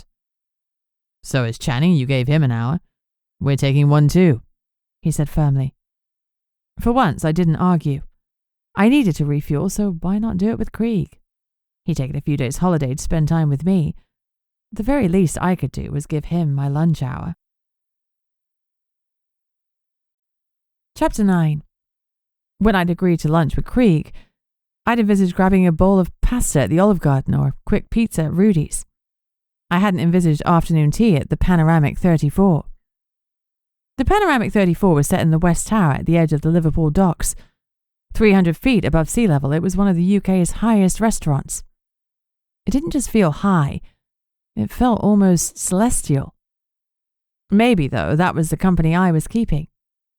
Despite his casual jeans, my royal escort looked utterly relaxed in the fancy setting, and the waiters tripped over themselves in their eagerness to serve an obviously wealthy alpha male. The restaurant clung to the upper edge of the West Tower, like a well-dressed eagle's nest, all gleaming glass, soft lighting, and hushed luxury. Floor-to-ceiling windows offered stunning views. The River Mersey glittered with sunlight, and I could even see rolling Welsh hills in the distance. Yeah, I'd give him that. It was one heck of a view. If I hadn't been in uniform and on the clock, it would have been the perfect date. As it was, the afternoon tea arrived almost immediately when we sat down, as if it had been conjured rather than painstakingly prepared. As far as I knew, the panoramic 34 was wholly common, so no doubt Krieg had simply ordered ahead of our arrival. A slate stand towered between us, its 3 tiers dressed to impress. The base offered neat finger sandwiches, slices of cucumber with mint creme fraiche, egg mayonnaise with microcress, my favourite, and rare roast beef folded over horseradish butter in soft brioche that made my mouth salivate at the thought of tasting it. The middle tier was a riot of colour, with cakes and pastries in an array of shapes and sizes. It was a fairy tale in sugar, miniature lemon possets in shot glasses, bright pink rosewater macaroons, mini carrot cake slices, and a tartlet filled with violet cream and topped with a single sugared pansy. The top tier was all warm scones with a side of freshly churned butter, thick clotted cream, and smooth strawberry preserve. My stomach growled audibly, and I flushed a little. I was on the job, and Krieg knew it, so there was no Prosecco, no cocktails, just tea. But it was proper loose-leaf tea poured into bone china cups through a silver strainer, with enough ceremony to make me feel faintly awkward. I wasn't used to silver service.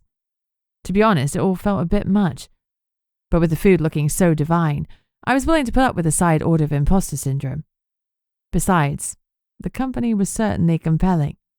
The only thing that would have made the whole thing better would have been a can of Dr. Pepper. As if she read my mind, a moment later a buxom waitress with a flirty smile held out a silver tray to Krieg. On it sat a chilled can of Dr. P, condensation clinging to its sides. Involuntarily, I licked my lips. Krieg's eyes darkened. Without sparing the waitress a single glance, he removed the can from the tray and, still holding my gaze, opened it. The loud crack resounded across the fancy restaurant like a gunshot. A challenge. It reminded me of the old Coke advert where a sexy guy stripped his shirt off and drank a can of Coke, while an office full of women gaped at him. If Krieg stripped off his shirt and drank my Dr. P, I would pounce on him. Sadly for all concerned, he just set the can in front of me. This was surely not the sort of place that usually stocked something so crass as Dr. Pepper, and if they did, they certainly wouldn't serve it in a can. But there was something about sipping from the metal that I'd always loved, and Krieg was nothing if not observant. He watched intently as I took my first sip of bubbly, rich goodness, then set down the can with a satisfied smile. "Honestly, Krieg, you don't know what you're missing." "One day," he murmured, voice low, "I'll taste it from your lips." I swallowed, hard. "One day soon," he promised, his eyes lingering on my lips as he licked his own. Oh boy, I was in so much trouble. I was a woman who faced things head on, and this, whatever this was, could be no exception. I took another sip from my can, selected an egg mayo sandwich, and marshalled my courage. "Talk to me about the fact that you think I'm your mate." He stared at me for a beat. Then he threw back his head and laughed. "You're a breath of fresh air, Inspector," he said when he recovered himself. "I'm used to people pussyfooting around me." "I won't do that," I said firmly. "Life is too short." My dad's death had taught me that at too young an age. Krieg discreetly fed Loki some of the sandwiches as he framed his response. My cheeky bird companion was resting in a large plant pot and staying still. At a glance, he could have passed for a statue. However, his stillness went out of the window when Krieg passed him some beef, and he gave a happy warble as he chewed it down.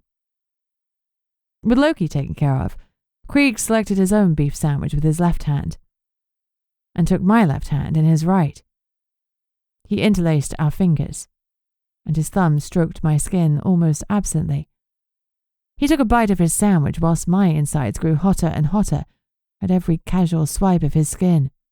"You're distracting me," I complained, a shade breathlessly. He smiled. "Good." I narrowed my eyes. "You're also avoiding my question." He laughed again. "Not enough, it seems, so I do so admire your tenacity." I started again. "A witch brewed you a potion to reveal your intended mate." Krieg's look of admiration grew. "So clever, Inspector." I snorted. "Hardly. You mentioned a witch and a potion. Ogres don't believe in taking healing potions, so there are only a few potions that you would actually use. You're missing a mate, and by your own admission, you're facing increasing political and internal pressure from your den to fill it." I took another sip from my can. "My name came up." "Your face," he corrected, "in a pool of water. A vision of loveliness." "Uh-huh. And you've been in love with me ever since," I said caustically. "Love at first sight." "Hardly." He scoffed lightly, but his eyes were still drinking in every inch of my face. "I don't know you yet, but I will. Perhaps love will come, but in the meantime, I won't deny there is a magnetism between us that I am keen to explore."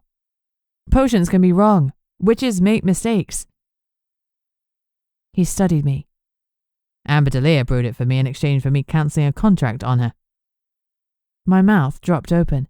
"You took a hit out on the crone." He shrugged. "She wasn't the crone then. The point is that Delia doesn't make mistakes." I took another bite of sandwich, but barely tasted it as my brain whirred. Amber was a potion mistress of the highest caliber. She'd even brewed a potion that allowed the human part of the other realm to stay in the magical realm for longer, without needing a recharge. She wasn't just a good brewer. She was a freaking genius.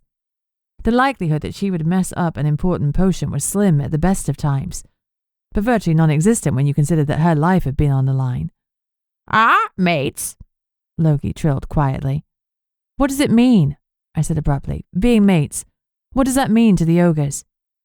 Krieg studied me with his mercurial eyes for a long moment before he spoke. "A monogamous binding. For life. Children? If you'd like them." He shrugged a shoulder casually, as if he didn't care either way. "And if I don't?" I asked harshly. "Then we won't have them," he replied easily. "They would only be a quarter ogre," I pointed out. "True, but the ogre genes are dominant, so we tend to breed true. I'm only half ogre, but the only physical hint of that is the fact that my limbs are not as mismatched as they should be. I'm as strong and heal as quickly as any full ogre. I have full tusks. If we had children, they certainly have the same attributes, and they wouldn't need to go to the common realm to retain them." Brain whirring, I decided that was enough honesty and blunt truth for one day. I steered the conversation back to less contentious matters. "Have you ever been to the common realm?" He nodded. "A few times." The answer surprised me because the creature side had no need of the common realm. Why would he willingly shuck his strong ogre form for that of a far weaker human? "What do you look like in the common?" I asked curiously. "Shorter, skinnier. No tusks." He brushed his free hand against the protrusions, as if he were suddenly self-conscious about them. "I like your tusks," I blurted out, because I didn't for one moment want him to think that I was uncomfortable with any aspects of his creatureness. His thumb started sweeping my hand again. Only when the caresses resumed did I notice that they had stopped. His eyes warmed. "Do you now?" I did.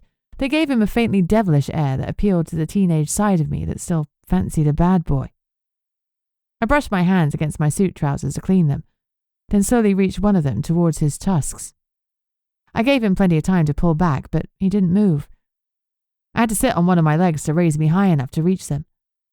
As I stroked my fingers down the larger of the two, his eyes slid shut, and he made a low sound that from any other man I would have called a moan. I wondered what would happen if I curled my hand around it. Before I could investigate further, he gently pulled my hand away. Touching my tusks is something we should do in private. His voice was gravelly. My heart was beating faster than usual. It's arousing. Oh, yes, he admitted gruffly, and shifted in his seat. His chest was rising and falling rapidly as he struggled to get himself back under control. I've never been touched like that before, he admitted. It is only for our mates. I'd heard tales. He gave a wry smile. I thought them exaggerated, but it appears they were, if anything, downplaying the effects of mate tusk touches. Woo woo! Loki whistled teasingly, clearly amused rather than censorious. I searched for a way to move the conversation on in a less volatile way. How come they're called tusks and not horns? Horns are made from bone and they're part of your skull. Tusks are ivory, made from dentine. Do you have to brush them? He smiled. No, though we clean them in the shower. When you touch them, I couldn't help but ask. Krieg's lips curved up. It's not the same at all. Their sensitivity is key to my mate. Huh. You let me touch you so you'd be sure Amber hadn't made a mistake, I accused. Perhaps, but evidently she did not. I took a big gulp of my Dr. Pepper. There was no denying the effect a simple caress had had on him. I really was the intended mate to the High King of the Ogres. Bloody hell. Chapter 10. It was hard to say how our fancy lunch might have ended if work hadn't drawn it to an abrupt halt. My phone blared with a spell Grade 1 alert, and my heart raced. Shit, I swore as I read it. A Grade 1 was a call for immediate assistance, whereas a Grade 2 was a request for someone to come within an hour. You only used Grade 1s when there was a real risk to life or limb, which meant an inspector was in trouble and they needed backup. Now. I recognized the call sign, Inspector Elvira Garcia. I pushed away from the table and bolted for the lift. We were so high that it would be quicker than taking the stairs, though it didn't feel like that as I jabbed the button impatiently. I was tapping my right foot as I waited for it to arrive and ping open. Elvira used to be based in Scotland, but after Inspector Stone's disappearance, she'd been relocated to cover England, and Liverpool in particular. The alert told me she was just a few streets away. Liverpool was the hub, the capital city of the other, so it had the highest concentration of inspectors, but also the highest concentration of the other's nefarious arseholes. I pressed the down button again impatiently. I go ahead, Loki said, and took off down the stairwell. If Elvira was hurt, perhaps he could help. Not much was known about them, but it was a fact that the Caladrius could heal even the deadliest wound. As he disappeared from sight, I pushed at the damned button again. Krieg must have settled the bill fast because he came to stand by me. The doors finally opened, and I surged inside, jabbing repeatedly at the ground floor button. Krieg remained silent, for which I was thankful. I was gathering my magic inside me, raising the intention to kick some serious ass. I didn't know what I would face, so I needed to focus. When the door opened at the ground floor, I ran out.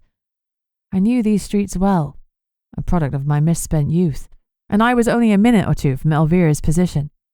When I rounded the corner and saw her, I swallowed back a swear word or 6. Like me, she had no weapon on her.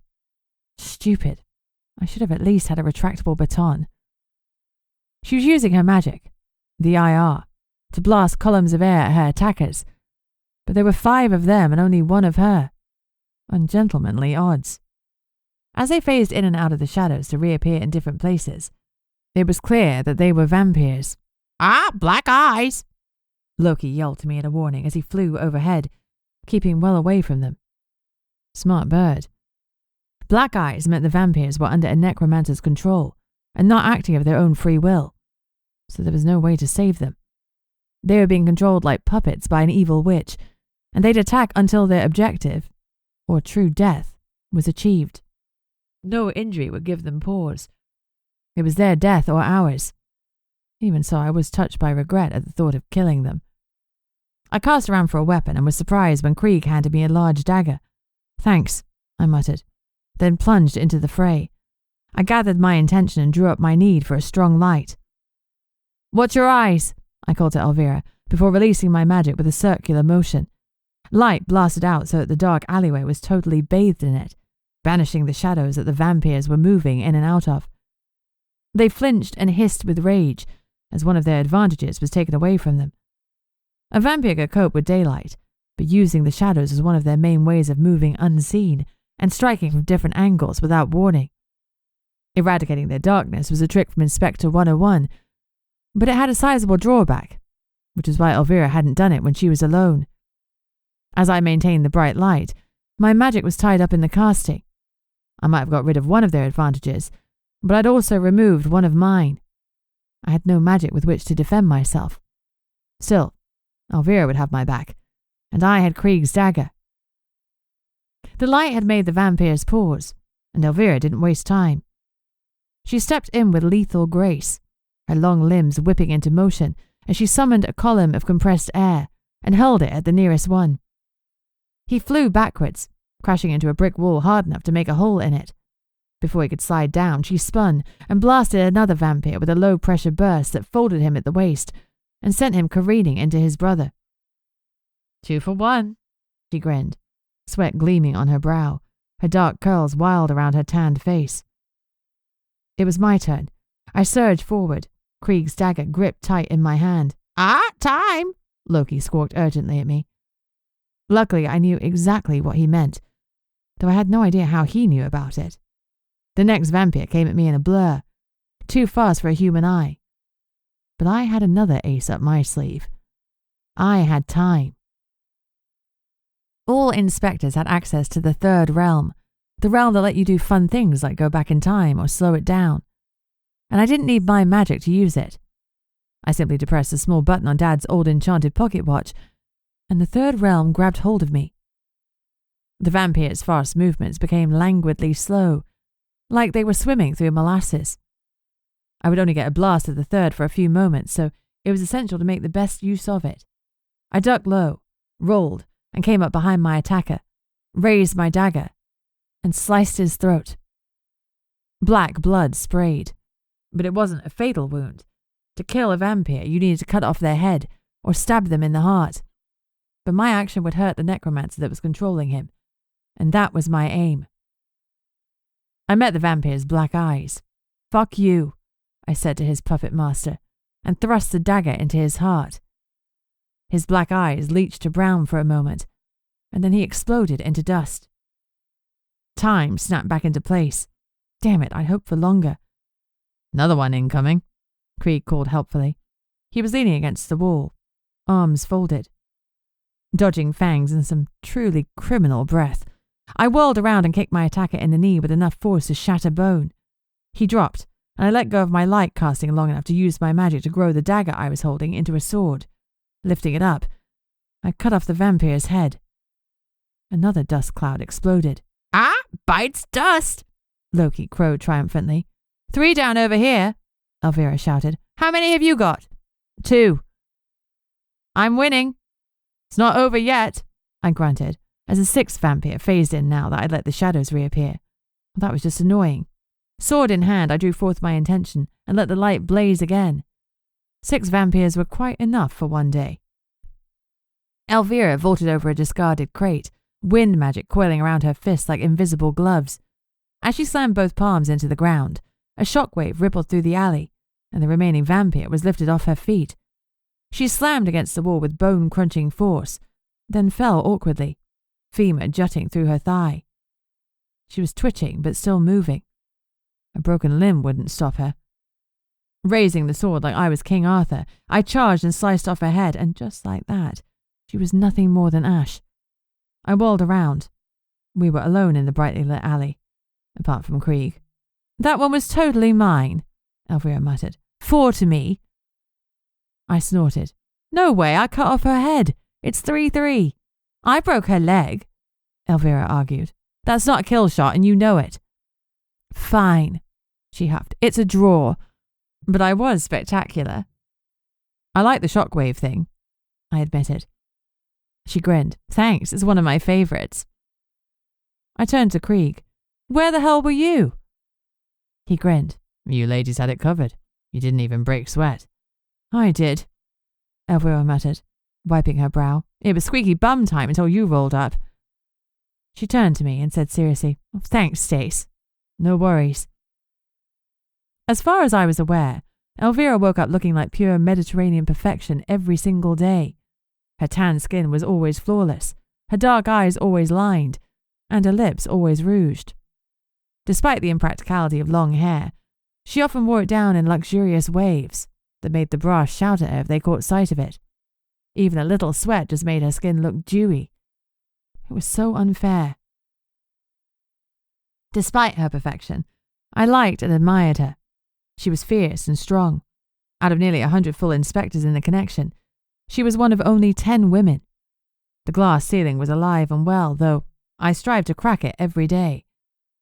Any idea what this is about? I asked. Looks like I pissed off a necromancer, she said airily. I guess I better find out which one. Stay in the chapter house until you've rooted them out, I suggested. She grimaced. I know you're right, but Esmeralda is such a pain in the ass.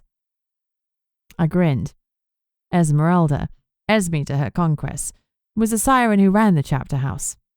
Worse, she was a scouse siren. She was beautiful, and she hated that Elvira was just as beautiful without any augmentation. Esmeralda liked all eyes on her, and Elvira was stiff competition. Elle! A red-haired male in connection uniform burst into the alley. Ah, slowpoke, Loki snarked. You're late, Elvira said dryly. Party's over. Still panting, the man took in the various piles of ash. So I see. Hey, Bland, I greeted him. Inspector Gordon Bland was Elvira's partner when she needed one. Today, one would have been handy. Wise? He nodded back, chest still heaving as he desperately sucked in air. You need to work on your cardio, I commented. And being on time, Elvira shot back. If it wasn't for Wise, I'd be dead right about now. Bland winced. Sorry I got held up in that incident in town. 2 centaurs were getting into it. All sorted? I asked. Yeah, they were fighting over a lady. Who won? Bland grinned. The lady. She told them neither of them stood a chance, so they started complaining about her instead. They're taking their matching black eyes to a pub to reminisce. Cute, I commented dryly. Krieg pushed off from the wall, and Bland's eyes widened. Oh, Your Excellence, he said, bowing hastily. Forgive me, I didn't see you there. No. Krieg's tone was amused. You only had eyes for Inspector Garcia. Elvira's cheeks warmed. Whoops. Bland's crush on Elvira was obvious to everyone but her. But maybe she was finally getting clued in. When she looked at Bland, her eyes were speculative. My honour to meet you, Your Excellence. Bland bowed low to Krieg. I'm Inspector Bland, he continued. Bland by name, but not by nature. Elvira was close enough to hit him lightly on the shoulder. Ugh, you have to quit with that awful line. Never. Served me well.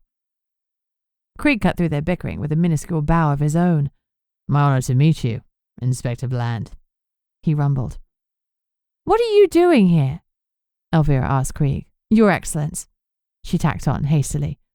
Having lunch with Inspector Wise, he replied smoothly. When she came running, I came too. 2 for 1, Bland muttered. I love a good bargain.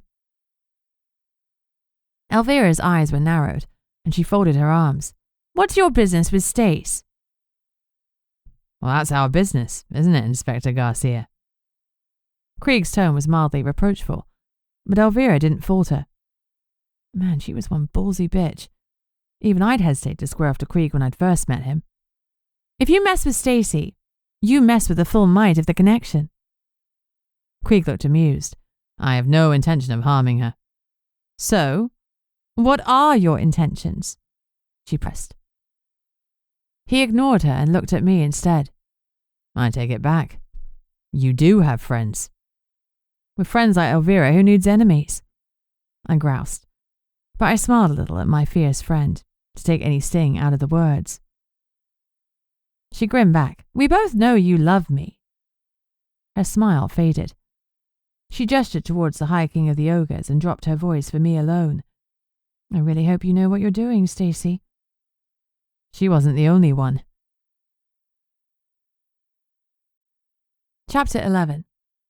By the time that Elvira had input all the instant details into Spell, we were ticking towards 5 p.m. and our date with Botany. I used the downtime to do some digging into the owner of the bar, Gideon Merrick. Despite the rumours I'd heard, there were no arrests noted on his profile, which meant either the scuttle was pure BS, or someone in the connection was protecting him. My phone lit up.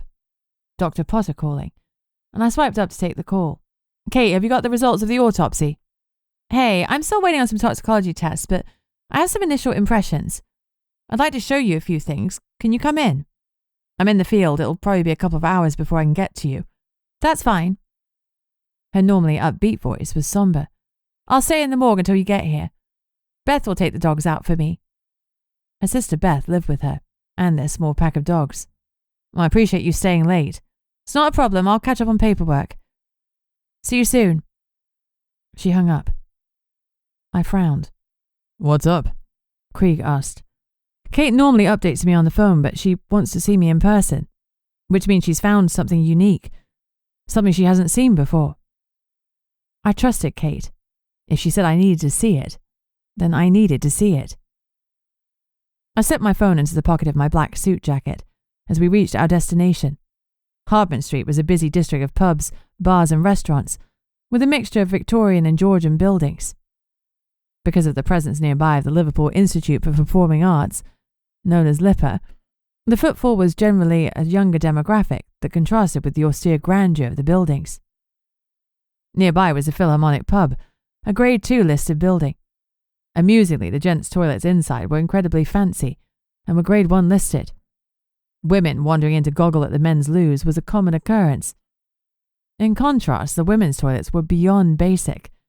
It felt like the whole thing was a general commentary about sexism in Victorian times that had yet to be rectified by modern society. Botany was all about modernity.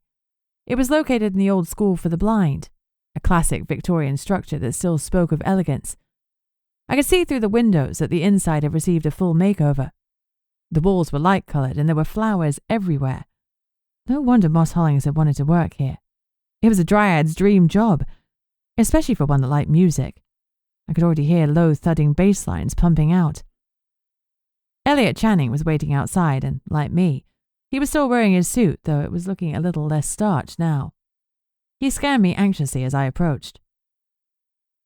I read the report on Spell. You okay, Mum? I'm fine, but be careful what you look at on Spell. Every report you read leaves a digital fingerprint, so the brass know what you're reading and when. Make sure you've always got a reason to look at something. Got it.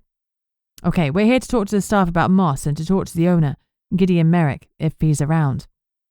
I checked my watch. We're 30 minutes away from opening, so hopefully all the staff will be here prepping. I tried the door and it swung open. Inside the building, we were greeted by 2 huge blossom-covered trees.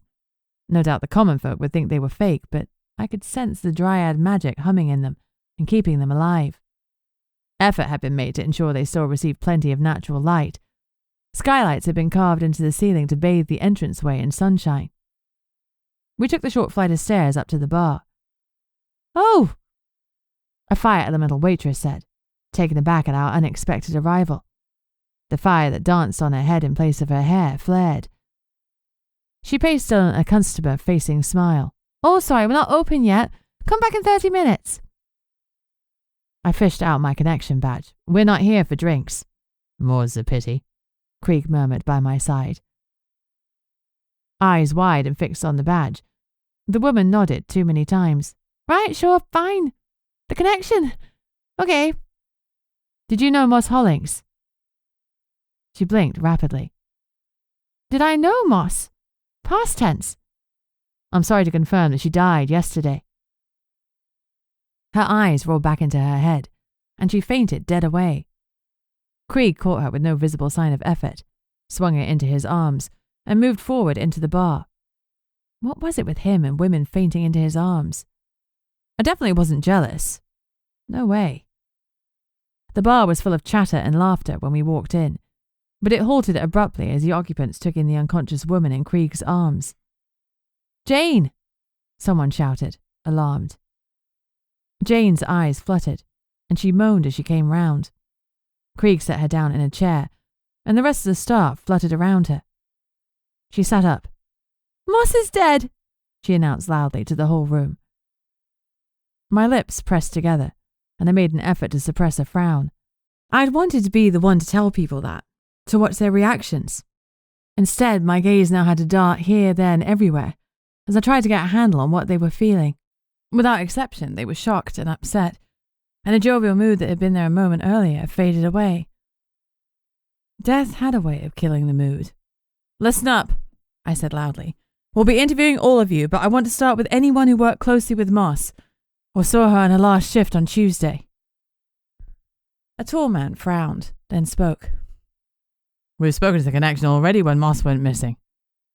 The bounce on his toes told me he was some sort of shifter. My money was on werewolf.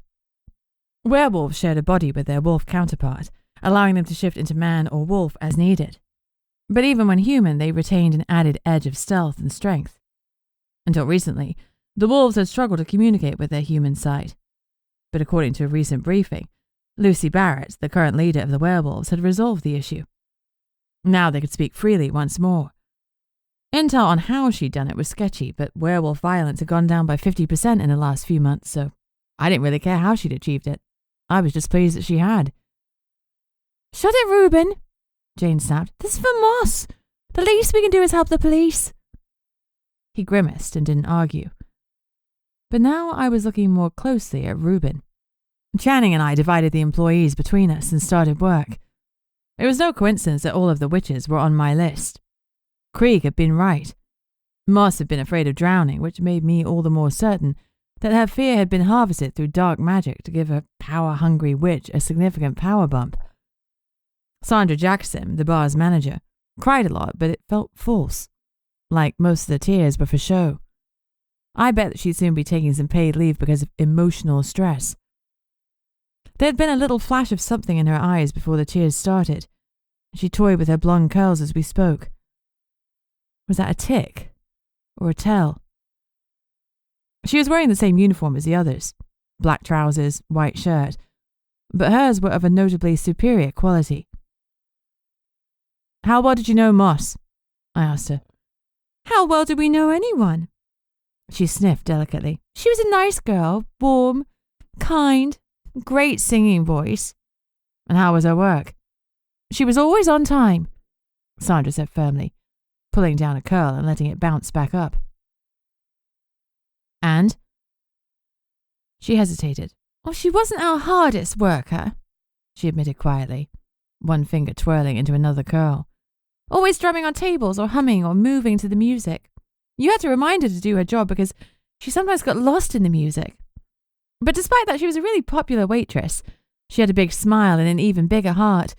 She had a way with customers and they always forgave her if it took a while for her to fetch their drinks. She always pulled in big tips. She had charisma, I guess." She seemed rather bitter, as if charisma was something that had passed her by. "Did you get on well with her?" Her twirling finger stopped. "Oh, yes. Everyone did." She was wrong. Someone hadn't. Did anyone have any issues with her? Complain about her lackadaisical attitude? "No," she said firmly.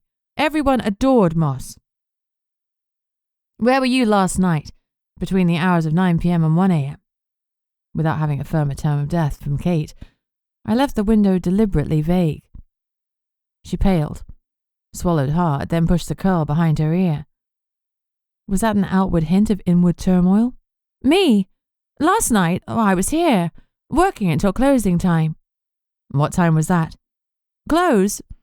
It's midnight on Friday and Saturday, 11 p.m. the rest of the week." Moss had died on Saturday night. If Sandra had closed up Botany at midnight and then run all the way to Grosvenor Lake, she might just have made it there within the window. I'd have to see what Kate said about the time of death before I could rule Sandra in or out. "You're a witch?" I asked. The question was rude, but politeness had little place in a murder investigation. She pressed her lips together in disapproval, but answered all the same. "Yes." Which coven? Liverpool coven. I nodded. I'd have to reach out to Cass, get her impression of Sandra and ask her to pull the CCTV footage for me. There was something off about the woman, and I was going to find out what. Just as Sandra had said, everyone was overflowing with praise for Moss, and in tears that she was gone. Her work bestie, Lena Shaw, was so overwrought that she cried pretty much all the way through her interview. She was a witch like Sandra, but what was interesting was the fact that she'd been off shift on Saturday night. She said that before she'd headed out to meet friends at 10:30 p.m., she'd seen Sandra at the Coven Tower. I checked the cameras at Botany too, but it looked like Sandra was telling porkies. Chapter 12. The owner of the Botany, Gideon Merrick, proved elusive, so after interviewing all the staff who were there, we headed off to the morgue. I rode with Krieg. He stayed quiet as I mentally rifled through the interviews and made notes in my PMB of my impressions of each person I'd spoken to. I had access to all of Channing's notes through Spell, but there was nothing in them to send up any red flags. I wasn't worried. We still had another 6 staff members to interview as well as Merrick, and we run them down tomorrow. It was rare for murders to be wholly random. Probability and experience told me that Moss had probably known her killer at least a little. I just needed to keep tugging at strings, and at some point, I would unravel them. Cass had texted back. She was still in Edinburgh, but she'd greenlighted for her coven to give me the CCTV footage. Her impressions of Sandra were brief. Not her favourite person. She didn't have much of a spine, and she had a pathological need to be liked. Kate was my last stop for the day, and I'd hoped she'd found some evidence that would tell us in big neon letters who the kidnappers and killers were. When I pushed open the door to the morgue, it was unmanned. It appeared that Kate's dryad sentinel, Sharon, had already left for the day. "You stay here," I ordered Loki. The last thing we needed was for him to poop on evidence or rain feathers down onto the corpse. Stay?" Loki spat in outrage. I not dog." He flew to the bonsai tree in the corner and pointedly turned his back on me. "We won't be long," I promised. I made sure to flick on Sharon's extra desk light in case the motion sensor light blacked out while we were in the heart of the building. I walked ahead of Krieg and Channing, leaving a sulky Loki squawking grumpily to himself. I couldn't hear all of his comments, but his muttered "pig dog" was clear enough. Even so, he relocated to Sharon's desk to be near the light. Kate looked up as we walked into her domain. She was obviously tired. Her usual red lipstick had long since faded, leaving an inelegant pinkish stain in its wake. Her riotous curls were contained with a hair tie, and her glasses were sitting on the end of her nose like they'd slid down, and she was simply too tired to push them back for the 1000th time. "Hey, you okay?" I asked, with real concern. She summoned a weary smile. "This one was draining," she admitted. "I just knew something was off, but try as I might, I couldn't work out what. I used my magic to call up any runes on her skin, but there was nothing to see." "You're a witch?" I asked, genuinely surprised. I'd always assumed she was a wizard, and she'd never mentioned a coven. "Yes," she admitted tightly. "My sister and I are covenless, by choice." I blinked. That was a rare choice indeed. "Okay, so you tried to see if any runes were present," I prompted. "I ran my magic through Miss Hollings in case she'd had runes painted on her that were invisible to the naked eye," she explained patiently. "I felt my magic pull, but nothing happened and no runes lit up. I searched every inch of her. I was confused by what was happening, so tried it a few times. Each time I realized I was getting more and more exhausted." Using your magic could make you tired, but the lines on Kate's face spoke of something more than an average day's work. "Something is draining your magic," I surmised. Kate gave me a relieved smile. "I knew you'd get it.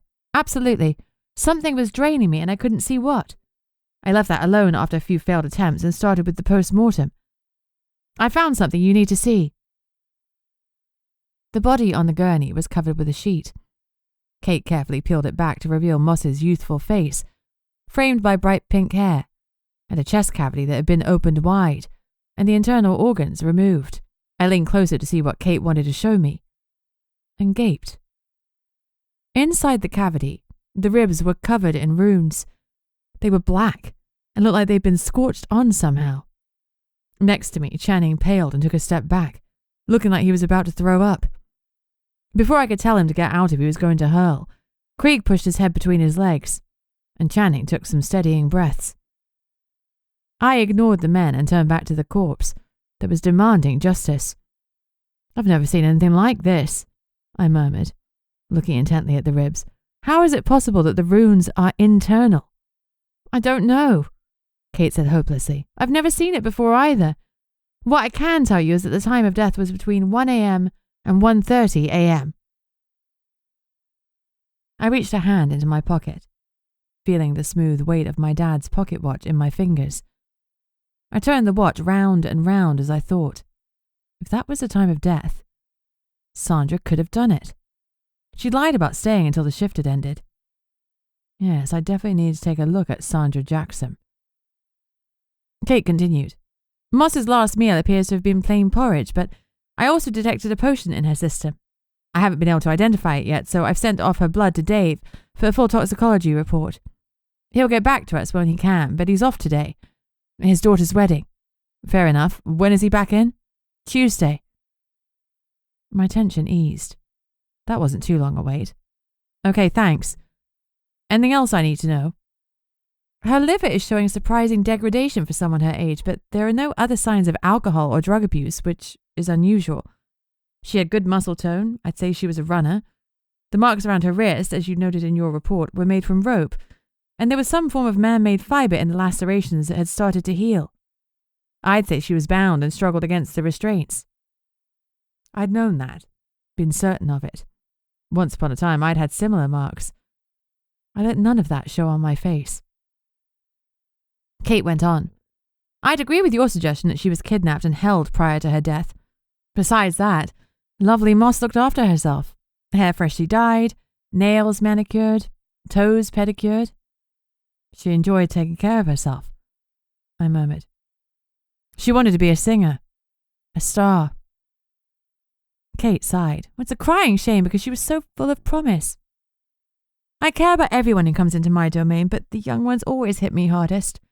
I think about the paths they didn't take, the experiences they'll never have, the dreams they'll never fulfill. It just slays me." "That's because you're a good person. It should hurt. The day it doesn't is the day we quit."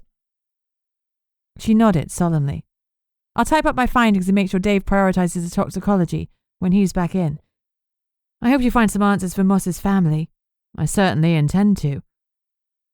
I didn't promise because there were no certainties in policing, but I definitely give it my all. "Thanks for staying late. I owe you." "Not at all. Sometimes you have to do what is right, even if it isn't easy." A yawn cracked her face. "Should you be driving home?" She waved my concern aside. "I'll be fine. As a doctor, you get used to functioning with no sleep." "That's not a good thing." "I know, but it is handy in a crisis." "Message me when you're home safe," I said. It wasn't a request, but she smiled as if it were. She touched my arm, her eyes soft with quiet affection. "I will. Thanks." We waited until she'd locked up, before heading out ourselves. Loki was not so quietly fuming. "Ah, leave, Loki!" he complained loudly. "Ah, like Loki a common, bird!" He spat out the word like it was a curse. "I know you're not a bird, Loki, but we can't risk contaminating." Loki squawked loudly, interrupting me. "Ah, I know ruin evidence. Loki, smart."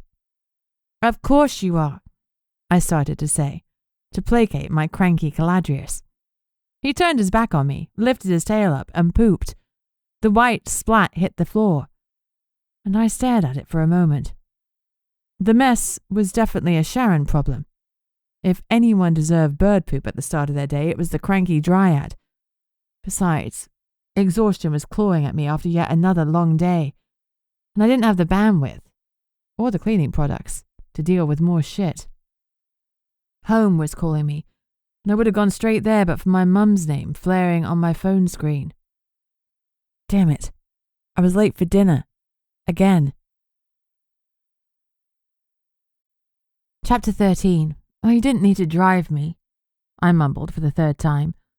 But despite my half-hearted protests, I was grateful for Krieg's chauffeuring. I was too tired to drive. An accident waiting to happen.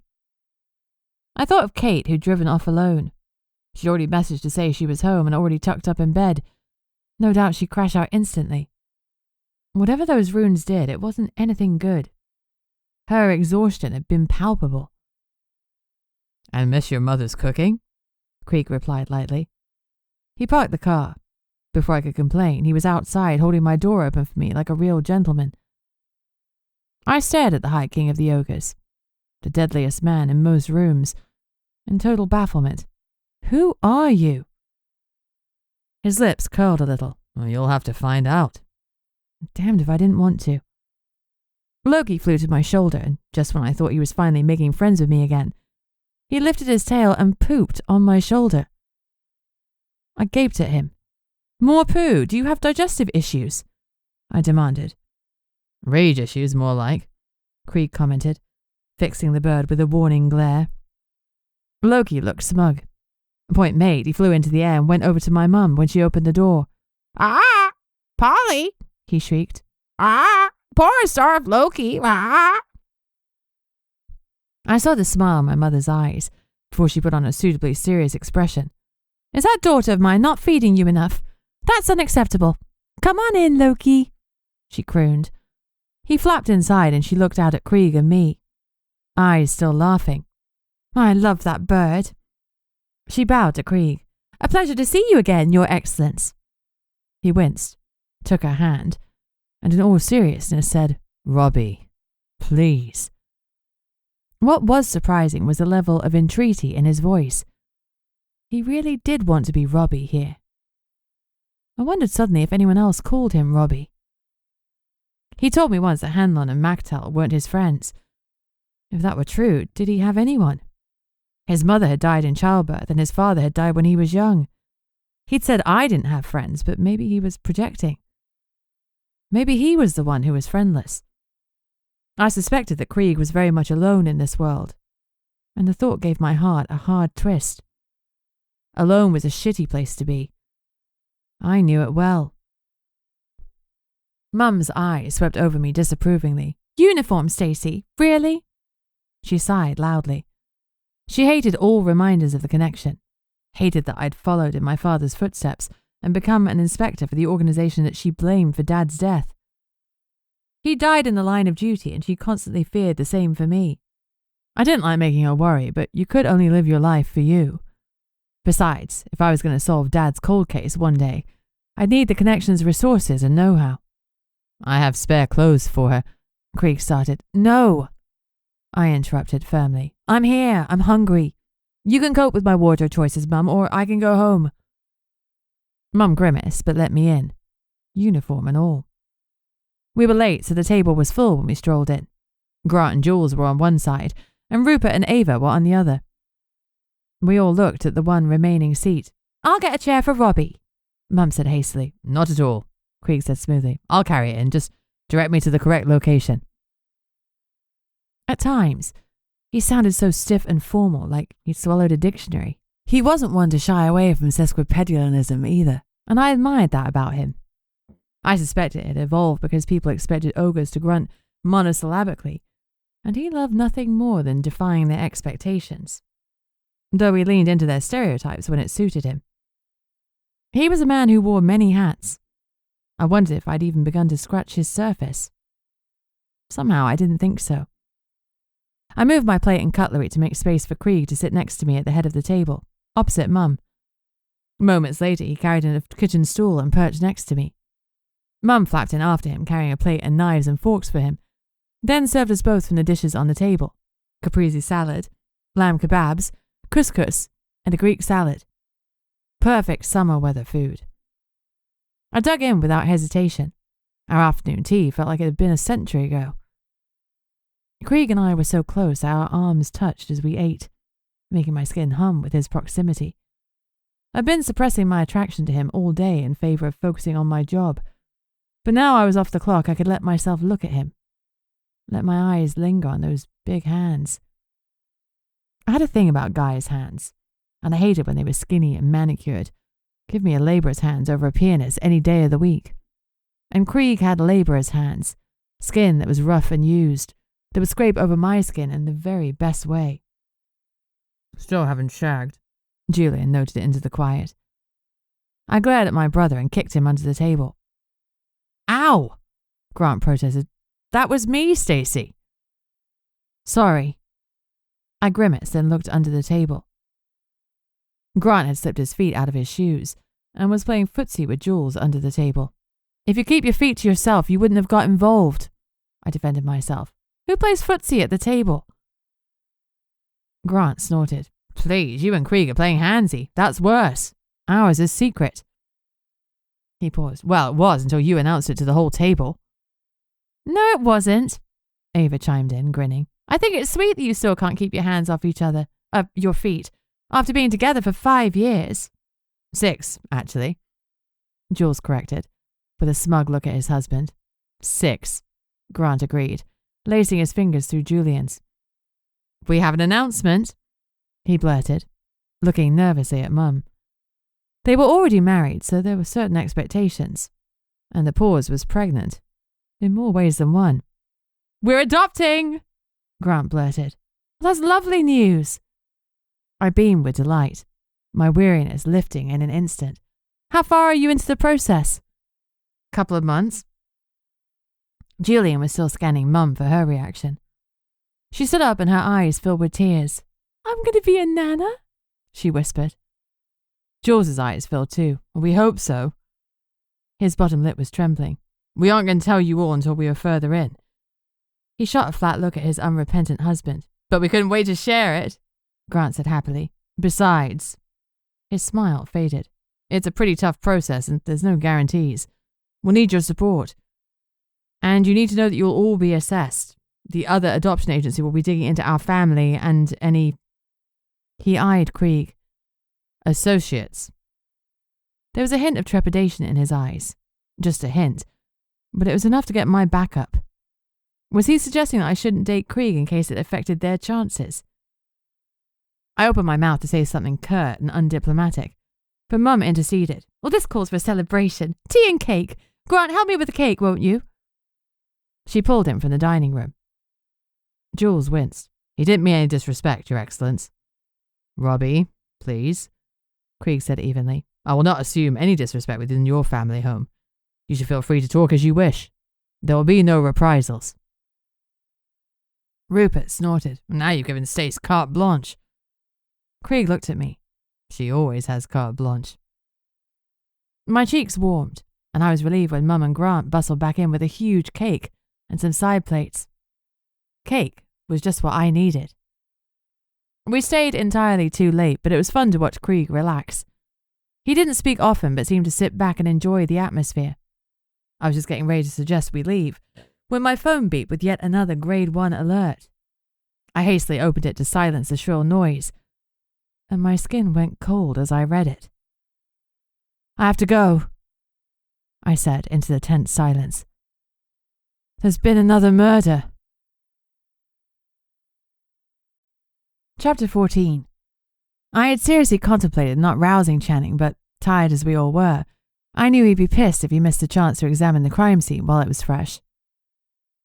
Channing had been introduced to the other realm at 15, way later than the majority of us were shoved through the portal to claim our magic. I'd been introduced when I was 8 like the rest of my family, but even before I walked through the portal, I'd known about magic. Magical creatures were as real to me as our family dog, Gus. Channing hadn't had any of that. He'd studied hard after being introduced to the other, but he was always playing catch-up. Now that I was aware of that, as his mentor, I was duty-bound to even the playing field, and that meant roping him in even when we were shit out of energy. I looked up as he joined Krieg and me at the scene. He'd arrived promptly before Soko. Luckily there were no witnesses to wrangle, no minds to clear. There was just an unholy mess. And you, Jingo. The doppelganger was visibly angry. A body dumped on your turf was a threat in the other, a signal you couldn't keep out intruders, and the centaur had been dumped in the dryad's grove. Jingo was the Al Capone of the other, He couldn't let such a slur on his reputation stand. He pointed impatiently at the shattered body. I want to know everything you know, he ordered me tersely. I don't answer to you, Jingo, I replied just as sharply. Tell me who found the body. He grimaced. I was holding a grove meeting when one of the dryad's trees grew distressed. I went to investigate and I found this. He gestured to the mass of blood and flesh that barely resembled anything that had ever been living. Naturally, as it wasn't an in-house matter, I reported it to the connection as any upstanding citizen would. And here we all are. Krieg leaned against a tree. And not because you're sweet on the inspector. Jingo's rage faded temporarily to be replaced with amusement. Sweet on? How quaint, Your Excellence. And of course, I'm well aware that the inspector is under your protection. I wouldn't dream of stepping on your esteemed toes. I glared at them both. The inspector doesn't need either of you to protect her. She can protect herself, as your man Lenny found out. I added to Jingo. As he did, Jingo agreed. That was the start of my fascination with you, Inspector. Get unfascinated, I barked. I turned away from the two posturing alpha males to Channing. My partner was visibly worn out, but his eyes were alight with interest. What have we got, Mom? He asked. We have a centaur who appears to have been dropped from a significant height. What should you do first? Channing blinked. Check the victim is dead? I nodded briskly. Do so. We both looked at the corpse. The centaur had gone splat, and the idea that anything could survive such a devastating fall was ludicrous. But I'd seen stranger things in my time as an officer of the connection. Always verify death. I'd done so the instant I'd arrived on the scene, but the exercise was good for Channing. He needed to get used to seeing death, handling it, accepting it. Being part of the MIT meant that death was our bread and butter. The quicker he got desensitized to seeing a corpse, the easier it would be on him in the long run. Channing pulled on gloves and stepped forwards, carefully avoiding stepping in the pools of blood and liquefied organs. He pressed his fingers to what remained of the neck and waited the obligatory 2 minutes. Nothing, he reported back dutifully. Despite the horror of the scene, I was pleased to see that he was holding up, though I suspected that was because the centaur was so utterly broken that he resembled meat you'd find at the supermarket, rather than a once-living, breathing being. I turned to Krieg. As my civilian consultant, do you have any observations you'd like to share? Krieg examined the body dispassionately. Deceased is male, and I'd say he weighed around 700 kilograms. Looking at the devastation of the body, I'm going to say he reached terminal velocity at something like 145 miles per hour. He looked up at the sky and then back down. He was dropped probably from a height of at least 2,000 feet to have reached that velocity. He landed in Grosvenor Park, right in the rockery, which caused his body to snap and bow with catastrophic results. He's got a lot of broken bones. He knelt and studied the large pools of blood. These tell us he was living when he hit the ground. He wasn't killed, then dropped out of an airplane. He was alive as he fell, and alive when he stopped falling. Death will have been instantaneous. Channing looked at Krieg with wide eyes. How do you know all that? Krieg shrugged. I've dropped a few bodies in my time, he said finally. Living or dead? Both. I kept my face blank, but it was hard to reconcile that fact with the man who'd been by my side for the last day. That Krieg was gentle and thoughtful. He said please and thank you, and he carried spare clothes for me in his car so my uniform wouldn't distress my mother. Obviously, I knew that Krieg was High King of the Ogres, a warrior like people who had found their place in other society by becoming mercenaries. I knew that their strength and deadly skills were available to the highest bidder. But it was something else to see it.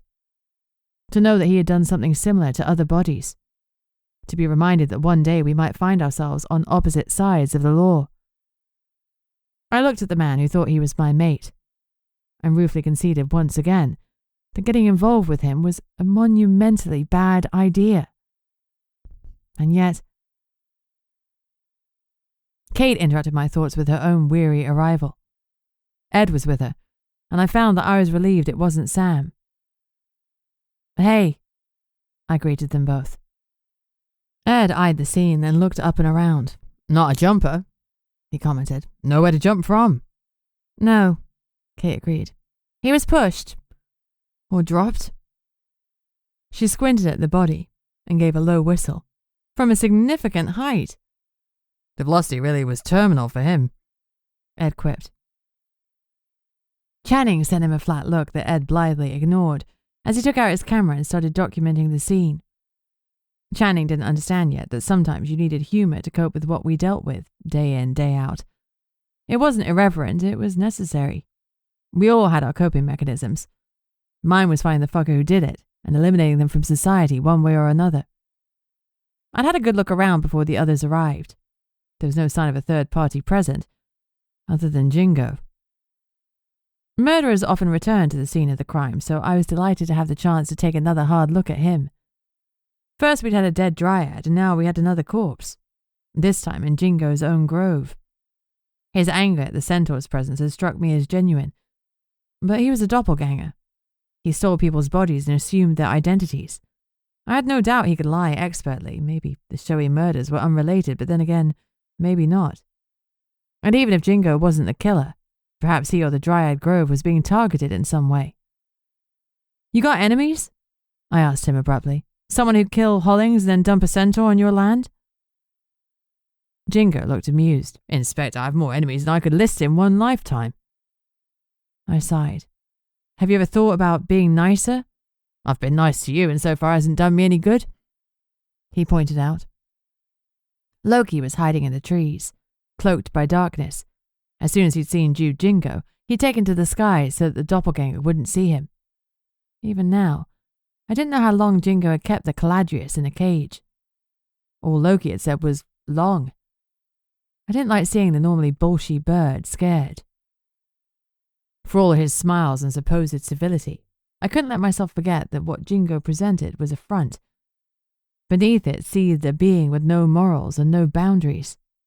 He had no regard for the sanctity of life. Jingo took what he wanted from life, and he killed those that dared resist.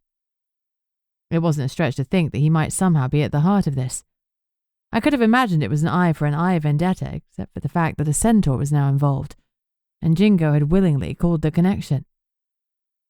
Kate was kneeling by the body. She murmured something and touched it. Then runes appeared in a flash of light. They were scorched into the very bone. Just like Moss Hollings. It looked like we had a serial killer on the loose.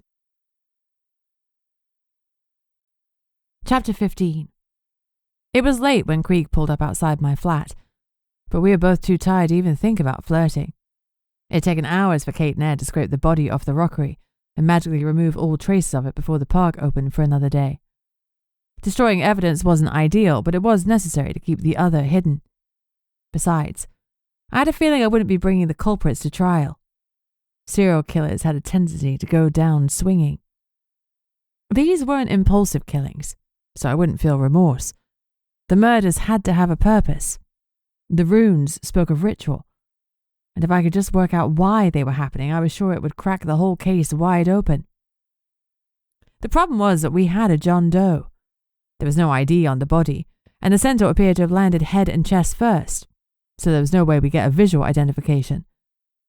His flesh had been torn from his bones, and his jaw was hanging off his face, so dental records were out as a means of identifying him. I had to hope that his prints were in our system or someone reported him missing, and soon. Channing had checked Spell, but we had no reports about a missing centaur in the Merseyside and Cheshire areas. Tomorrow we'd widen the search radius, but for now, I had nothing, and that frustrated the hell out of me. John Doe, John Stallion, whoever he was, his family and friends deserved to know his fate, to get closure. I knew firsthand how much it sucked to lose someone you loved, and not being told why they'd been ripped from you was rubbing Himalayan salt in the wound. Inspector, Krieg murmured, drawing my attention back to him. You're dead on your feet. Come on. I'll see you to your door. He went round the car to open my door for me, and I let him. It seemed to make him happy. I don't need you to do that, I said reflexively, though it was nice. Sam could never have done that, could never have protected me, Not that I needed it, but still, it was nice. Loki was uncharacteristically silent on my shoulder, and that worried me a little.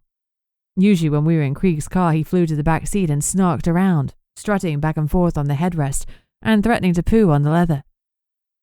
Today he'd huddled into me, the insult back in Kate's morgue neither forgotten nor forgiven. I didn't like his silence. If I'd had more time or headspace, I'd have dug into it, but Loki's unusual manner wasn't deadly, whereas my cases were. They needed all my mental prowess. When I closed them, I'd focus on what ailed my feathered friend. Maybe by then he'd be ready to tell me. In the meantime, I'd be there for him, offering him silent, supportive friendship. It was the kind of friendship that I valued. It didn't come with glittering presents and loud nights out, but it was constant and unwavering through thick and thin. Despite myself, I pictured a younger Cass holding me as I sobbed my heart out, unable to voice the full horrors of what I'd been through. She'd never pressed me, and I'd valued that. I would do the same for Loki and hoped that it would also be enough. True to his word, Krieg cleared the way to my front door, then held out a hand, tacitly asking for my key. I had no doubt he could gain entry without one, but I passed it over so he could go room to room and check my flat for me. I stepped inside and watched him move through my space. His movements were fluid, like a prowling puma. There was something about him that told my inner goblin he was a deadly predator. Worse, my id knew he could procreate and provide, and it was determined to give him a chance to prove it. My superego knew that procreating with the King of Ogres was a very bad idea, but my ego was stuck, torn between my basic bitch urges and my lofty ideals. If I were sensible, I'd cut him loose. He was a risk to my career and my heart. And yet, he turned to face me. All clear. No monsters in my flat, I quipped. His face grew solemn. Only this one, he said softly. Just like that, my id stomped on my superego. You're not a monster, I protested. You don't know who I am yet, Inspector, Krieg said, almost reluctantly. I closed the distance between us, squared up, and lifted my face to look at him. Then, I did one of the riskiest things you can do with an ogre. I held his gaze. I held it for 5 long seconds. And then I spoke one word. Bullshit. My expletive startled him and he barked a laugh. I don't think anyone has ever said that to me before. Then you're overdue. I tapped him on his solid chest. I may not know your favourite food or your favourite colour, but I'm certainly beginning to see you. I know what manner of man you are, Robbie Krieg. And you're a good one. As he opened his mouth to protest, I reached up and laid a finger across his full lips. I'm not saying you haven't done bad things, but I suspect you've always done them for the right reasons, just like I have. I've killed people too, Krieg. Don't look at me with those gooey eyes and think I'm a saint, because I'm not. His lips brushed my finger and I let it drop. Gooey eyes? He grinned. Another thing no one has said to you, huh? Never. I searched his eyes. Get used to it. If we're going to mean something to each other, I won't hesitate to tell you what I think. His expression grew wistful.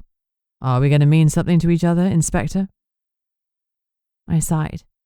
I suspect we are. His answering smile was brilliant. Good. He bowed ridiculously low, straightened, and started for the door. Krieg! I called after him. He turned, one eyebrow raised. When are we going to kiss? The smile was back. Well, not yet. Once we start, I'm not sure we'll be able to stop. Like a tube of Pringles, I said understandingly. Pringles? Tell me you've eaten Pringles, I demanded. Add it to the list. He winked and left, while my jaw was still hanging. The click of the door was enough to bring me out of my disbelief. He hasn't had Pringles, Loki, I said to the bird. Can you believe that? No Pringles, No Dr. Pepper? What does the man eat? I not Pringles, the bird confessed. Shut the front door, I exclaimed, and marched to a cupboard. Before I could open it, my resident ghost opened the door and a tall can of crisps flew towards me. Thanks, I said, as I grasped the red tube. I almost always had a ready salted snack on hand, and Pringles were a constant in my larder. Once you pop, you can't stop, I explained to Loki. I'm just warning you. They come with a little plastic lid, but we won't need that bad boy. Better than ham? Loki sounded optimistic. Let's not be hasty. They both have their place. I pulled off the foil lid and, after a moment's indecision, crumbled one of the crisps and laid the crumbs on a plate for him to peck at. Then, knowing that Pringles weren't a balanced diet, I found him some ham. Too tired to chop it, I ripped it into small pieces with my fingers. Loki warbled. It's good, he declared, as he pecked away at the salty, crispy goodness. Right? I made myself a cup of tea and then got back to work. Logging in remotely on my laptop, I called up McCaffrey's file on Moss Hollings and checked to see if she'd missed anything. After an hour, I concluded that she'd done a thorough job, which was great for her but a pain in the arse for me. I'd been hoping for a loose thread she hadn't picked at, but she tied them all off. Damn it. I did one last check of my emails and leaned forward when I saw one from Ji-Ho. It was a quick write-up after he'd viewed the CCTV footage that Peter Glenn had sent through. Sure enough, Rowan Julian had remained on site for his whole shift and left the building at 3:12 a.m. He was in the clear. Frustrated, I closed the laptop. Brain still buzzing despite the late hour, I grabbed some more Pringles and found my phone. I unlocked it and practiced navigating spell. I couldn't remain ignorant forever. I wasn't a Luddite like so many of the dragons were. I paused mid-chomp. I'd been so fixated on identifying the centaur's body that I hadn't given a thought to who could kill a centaur like that. He could have been chucked out of a plane, but then you'd need to find an obliging pilot, and there would be rosters, flight paths, evidence. No, it's more likely that the other killers had used something other to achieve their desired effect. Our main aerial threats were griffins and dragons. The centaur had been heavy, and I wasn't sure if a griffin had the strength to lift a centaur that high. Still, dragons always spoke the truth. So if I found a suspect one, I only had to ask them if they'd killed the centaur. If they refused to answer, well, that was an answer in itself. I sent a message to Sherdle, the leader of the Griffin assassins, and asked whether or not a hit had been taken out on a centaur in this area. If so, had the hit been carried out successfully? Another airborne threat was the Phoenix. With some effort, swearing and backtracking, I managed to use spell to look up the latest intel on her. It said she was still on Landwin Island, a deadly place where the connection sent things it deemed dangerous, but that didn't merit being incarcerated in Wraithmore Prison. We sent things that were inherently deadly to Landwin, but whose actions were tightly bound into their very nature, so they couldn't be blamed for what they'd done. If the Griffins hadn't found an outlet in sanctioned assassinations, no doubt they'd be languishing on the island too. More? Loki chirped, and I happily crumbled another couple of Pringles for him. He gave a happy dance, looking worlds better than he had all day. You feeling better, bud? I asked carefully. He stilled. Jingo. Evil. I know. I won't let him get you again. I stay with Pig Dog, he said firmly, for as long as you like. He did a strut. With Pringles? I laughed. Sure, we still have a good half of the tube to get through. He gave another happy hop. I put my phone away and chatted with him until my yawns were coming more frequently than my words. Bed, Loki said firmly. Sleep. Yeah, I'm tired. And tomorrow would be another long day. We had a second body to dig into, and I had to hope we'd catch a break. If we didn't, I had a feeling we'd be looking at corpse number 3 very soon. Chapter 16. Detective Superintendent, DSU Thackeray, summoned me and Channing to the station for 9 a.m. sharp. Though that meant I'd only had a handful of hours sleep, I was feeling much better. Loki was still sleeping, so I left him on his perch with some ham and water for when he awoke, and I left the window ajar so he could come and join me when he fancied. However he did it, he never had any problem finding me. I texted Krieg to let him know that Channing and I were starting the day at the station, and I'd tell him when he could join us in the field. Thackeray wanted Channing and I to join the others for parading on, so we pulled on our duty belts, secured our collapsible batons, the PR-60, and checked our radios. Out of sheer stubbornness, I still carried my PMB. You never knew when tech would let you down, but paper and pens rarely failed, and I always carried spare pens in case the ink ran out. We joined the others for the briefing pack.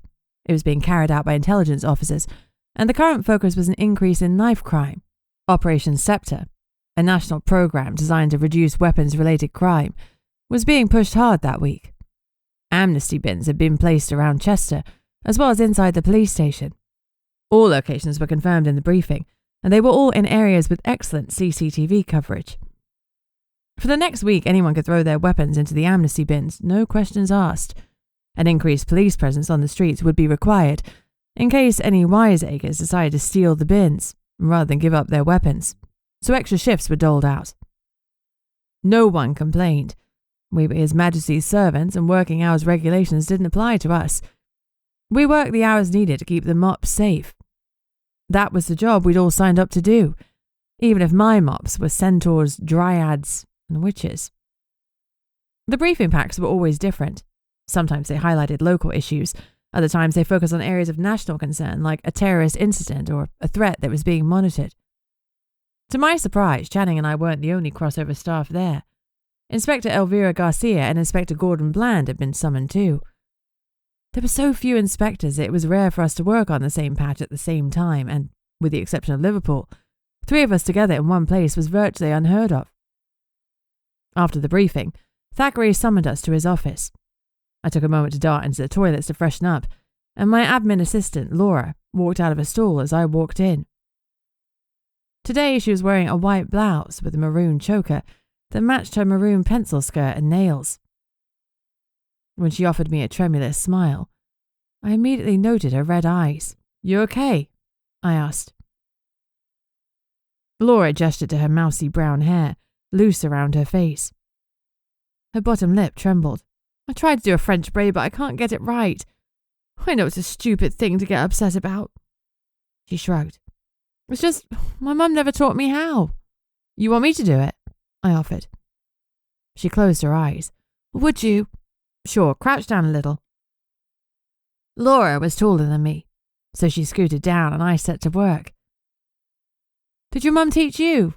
she asked, as I gathered strands of hair to weave together. "A bit, but I was terrible at pulling her hair when I tried to practice on her. She bought me one of those hairdressing mannequin heads so I could practice on someone who wasn't her." Laura smiled. "Hard to imagine you being into hair. I was much younger then," I said vaguely. "I prefer to keep it short now." Long hair reminded me of being hauled back by my ponytail, being shoved into a van. "All done," I said, as I tied up the plait with the bobble she offered. "Thanks so much." "Any time. I might be able to dig up that hairdresser's head, if you want. It's probably still at Mum's." "I'd love that, thank you." "Sure, I better crack on. I'm due in Thackeray's." "Me too, I'll see you in there." I blinked in surprise. What on earth was going on that Thackeray would summon our admin assistant as well? That was beyond weird. I used the toilet and quickly hustled upstairs. The brass had their own floor separate from the rest of us hoi polloi. You generally got summoned up for a benediction or a bollocking. Given that I had 2 dead bodies and no leads, I guessed I was about to get the latter. I wished I wouldn't have an audience for it. I knocked once on Thackeray's door and strode in. Sitting on one chair was the beautiful blonde PC, Cara Frost, and next to her was Detective Sonia McCaffrey from CID. Sonia was a natural redhead. Her hair was tied back neatly in a bun, and she was wearing minimal makeup, just some mascara. Laura was there too, as were Elvira and Bland. I kept my surprise off my face. Everyone present was other. Gathering all of us like this was highly unusual because normally the objective was for the crossover staff to blend in, not be singled out. That Thackeray had done so made me tense. I could tell that this would be more than a dressing down, but I had no idea what it would be. I stood to attention. With all of us in there, the spacious room felt crowded. Thackeray finally looked up from the paperwork on his mahogany desk. "At ease," he said. "Wise, run it down for everyone." "Yes, sir. Moss Hollings, a 20-year-old dryad from the Sefton Park Grove, went missing in the early hours of Tuesday, the 1st of July, as she left her place of work. Detective McCaffrey and her team tracked Miss Hollings' CCTV progress, and she was not seen again until after she arrived at Botney, at the beginning of her shift. Given the marks found around her wrists, we believe that she was kidnapped and held against her will. She was found dead on Sunday the 6th of July at 5 a.m. by common witnesses, Fred and Kai Cornell. Both were white by Whitterhall and escorted off the scene by PC Frost, who had secured the scene expertly prior to my arrival. I arrived at 8:30 a.m. and Detective Channing at 8:40 a.m. When we got there, the corpse was hidden by a willow tree, but we could ascertain that the deceased was a dryad. Rather than compromise the scene, we requested assistance from a local grove. Jew Jingo, who is currently wearing the form of Ash Aspen of Grosvenor Grove, attended, together with Fern Belvine. Miss Belvine persuaded the tree to relinquish the corpse, at which point it became clear that the likely cause of death was drowning. Miss Hollings was tied up securely and had been held under the water until death. That is notable because Miss Hollings was known to be extremely frightened of water. 2 sets of footprints were found at the scene, one larger and one smaller. At this time, we are postulating a 2-person team was responsible for the kidnapping and murder. I consider it likely a male and female duo are responsible, but it could also be a male and a younger male acolyte. Thackeray interrupted. "You were at a known fishing site, yes?" "Yes." "So the prints could be from MOPs." "I don't think that's likely, sir. A line between the sets of prints had been gouged into the dirt, and I believe it was made by Miss Hollings, dragging her feet and resisting being taken to the water. That marries up with her fear." Thackeray nodded at me to continue my report. At noon, we passed the death message and spoke to a former lover of Miss Hollings. He was at work at the time of death, and that had been substantiated by CCTV footage. The ME, Kate Potter, has determined the time of death to have been between 1 a.m. and 1:30 a.m. on the morning of Sunday, the 6th of July. The victim's father doesn't have an alibi for that period. The mother took a sleeping potion that would have knocked her out across the relevant period. The father confirmed that she took the potion. Kate Potter also found runes on the body, but they're not ones either of us have seen before. They were not visible on inspection of the skin, but seemed to have been branded onto Miss Hollings' bones. When the ME lit them up, she suffered severe energy loss. We interviewed the staff of Botany, who were largely cooperative. Our notes tally with those made by McCaffrey. My review of the file acknowledges the excellent work that McCaffrey and her team have done. After the staff interviews, we identified a further discrepancy. One of the staff, a witch called Sandra Jackson, claimed she was at work until midnight, whereas an off-duty staff member saw her at their Coven residence at 10:30 p.m. We are in the process of verifying that with the Coven Tower CCTV. Then we'll bring in Miss Jackson for questioning. We also still need to speak to the bar owner, a vampire known as Gideon Merrick. I took another breath. At 3 minutes past midnight on Monday, Jingo notified us that a body had been found at Grosvenor Park. It appeared to be that of a male centaur who had been dropped from a significant height and died instantly. The body is with the ME, but currently it still hasn't been identified. The ME immediately noted similar internal runes to the ones that were found on Moss Hollings. A grimace crossed Thackeray's face as he leaned back in his chair. "Ugh, 2 kills in 24 hours. "Yes, sir. I suspect the kidnappers waited to kill Miss Hollings until we were approaching the full moon. We now have 2 more days when the moon is at its fullest." "Why take her so early?" he asked. "They took her days before her death." "Maybe an opportunity arose that they couldn't resist," I suggested. "Or the excitement just got to them." "You suspect they will kill again?" "Yes, sir." I hesitated, but then decided to be open about my current theory. Miss Hollings was killed by water, and the centaur by air, or perhaps earth, depending which way you look at it. However, I lean towards air, as it is falling that will have caused fear. The runes sucked at the ME's magic when she lit them up, so I believe they are there to harvest fear and life force and enhance the killer's own magic. An evil witch or necromancer, then, he muttered. You believe there is an elemental aspect to these murders? I do. I suspect the next victim will be killed by fire or by earth. 2 more deaths, Thackeray posited. Let's catch the bastards before they carry them out. Yes, sir. At ease, Wise. He looked at us all, then steepled his fingers. I know you'll be wondering why I've gathered you here. It's because you're all going to be part of a new task force. We're in the unique position of having some other folks currently in charge of the common police force, so we're setting up a task force that is wholly other. His eyes locked pointedly with mine. We have worked in a solitary manner for too long. There's a reason why the police force operates in teams, and we're going to emulate their model. We're setting you up with your own other police station with other appropriate interview rooms and cells. There'll be no more of this cloak and dagger BS. Wise will run the unit with Garcia as second. His tone brooked no argument. Wise excels at murder investigations, Caffrey at tracking down missing persons, and Bland is an expert at solving thefts. Frost and Channing will continue on-the-job training, and you'll all be supported by our admin assistant, Laura. You'll be facilitated directly by our other SoCo team, Edward Pembroke and Samuel Radcliffe, and the ME, Kate Potter. Whitterhall will support you when you need clearings. With respect, sir, I interjected. I don't trust Whitterhall. Thackeray's lips pressed into a thin line. Objection noted. Putting together this task force has been underway for some time. The higher-ups declined to start it in Liverpool since we can't afford any fuck-ups in the other capital city. But fuck-ups in Chester are fine, Elvira quipped. You didn't specify my speciality, she added, her tone challenging. Everyone knows your speciality, Thackeray retorted. And that's why you're not in charge.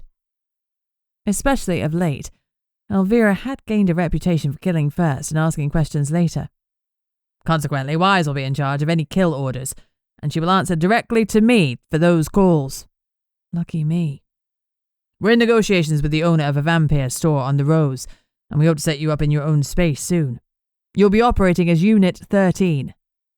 As far as the Common Realm Police know, you are an elite squad, but your purpose is need to know. And they don't need to know. Until you have a permanent base, you have my permission to operate out of the station as needed. He set his hands on his lap. Unit 13, this is your first case, and I suspect it'll make or break you before we've even signed the lease. I've battled for years for this opportunity, so you'd better make damn sure it's the former. Work together and find me the killers before we have more dead bodies. Everyone dismissed. As I stood to leave, Thackeray called, Wise, stay a moment. Ah, now it was my turn for the bollocking.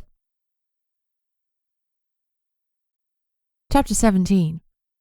Thackeray waited until the door was shut, then tapped twice on a spot on his desk, so that the privacy runes flared. He hadn't been worried about the rest of the conversation being overheard. I suppose setting up a task force wasn't that unusual, and if any common ears overheard words like centaur and dryad, the verdict would whisper some other explanation. For example, they wouldn't hear centaur, but cent-whore, and assume we were discussing the death of a prostitute or something similar. But Thackeray didn't want to rely on the verdict for whatever was coming next.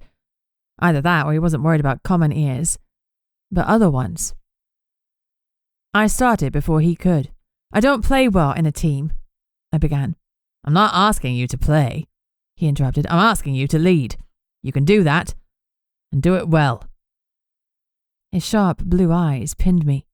Talk to me about Krieg. I hadn't been prepared for that question. It was an oversight on my part. Krieg had shoehorned his way into my investigation, and clearly Thackeray was curious as to why. I contemplated many answers, but in the end I went with the truth. He believes that I'm his fated mate. Whatever Thackeray had been expecting, it wasn't that. He sat back into his chair, jaw tight. I'd hoped it would be a short-term interest. Doesn't appear that it will be. Thackeray studied me. Do you reciprocate his interest? He held up a hand before I could protest at the intrusive question. I merely ask because I will take steps to remove him as a civilian consultant if his interest is unwelcome. I appreciate that. I hated talking about my private life at work. mostly because I didn't have one and my colleagues didn't need to know that I lived for my work. Though truthfully, I expected they already did. It is not unwelcome, I admitted stiffly. He's the High King of the Ogres, Thackeray stuttered. I'm well aware, I said flatly. This will complicate your career, Stacy, he said softly. I'm well aware, I repeated dryly. I suppose you are. He tapped his fingers rhythmically on the desk. I'll have to report it to DCS Faraday. Detective Chief Superintendent Faraday was a vampire who'd been involved in the constabulary in one way or another for more than 3 centuries. Vampires could choose to appear any age they wished, and currently he was rocking a trim 60 years. My dad had admired him greatly, but I'd had fewer than a handful of meetings with the man. I had no idea how he'd feel about me dating the King of the Ogres. We'll put a procedure in place in case you ever feel that there's a conflict of interest where you can't remain impartial, Thackeray said decisively. That was one of the things that made him a good DSU. He thought in terms of policies and procedures.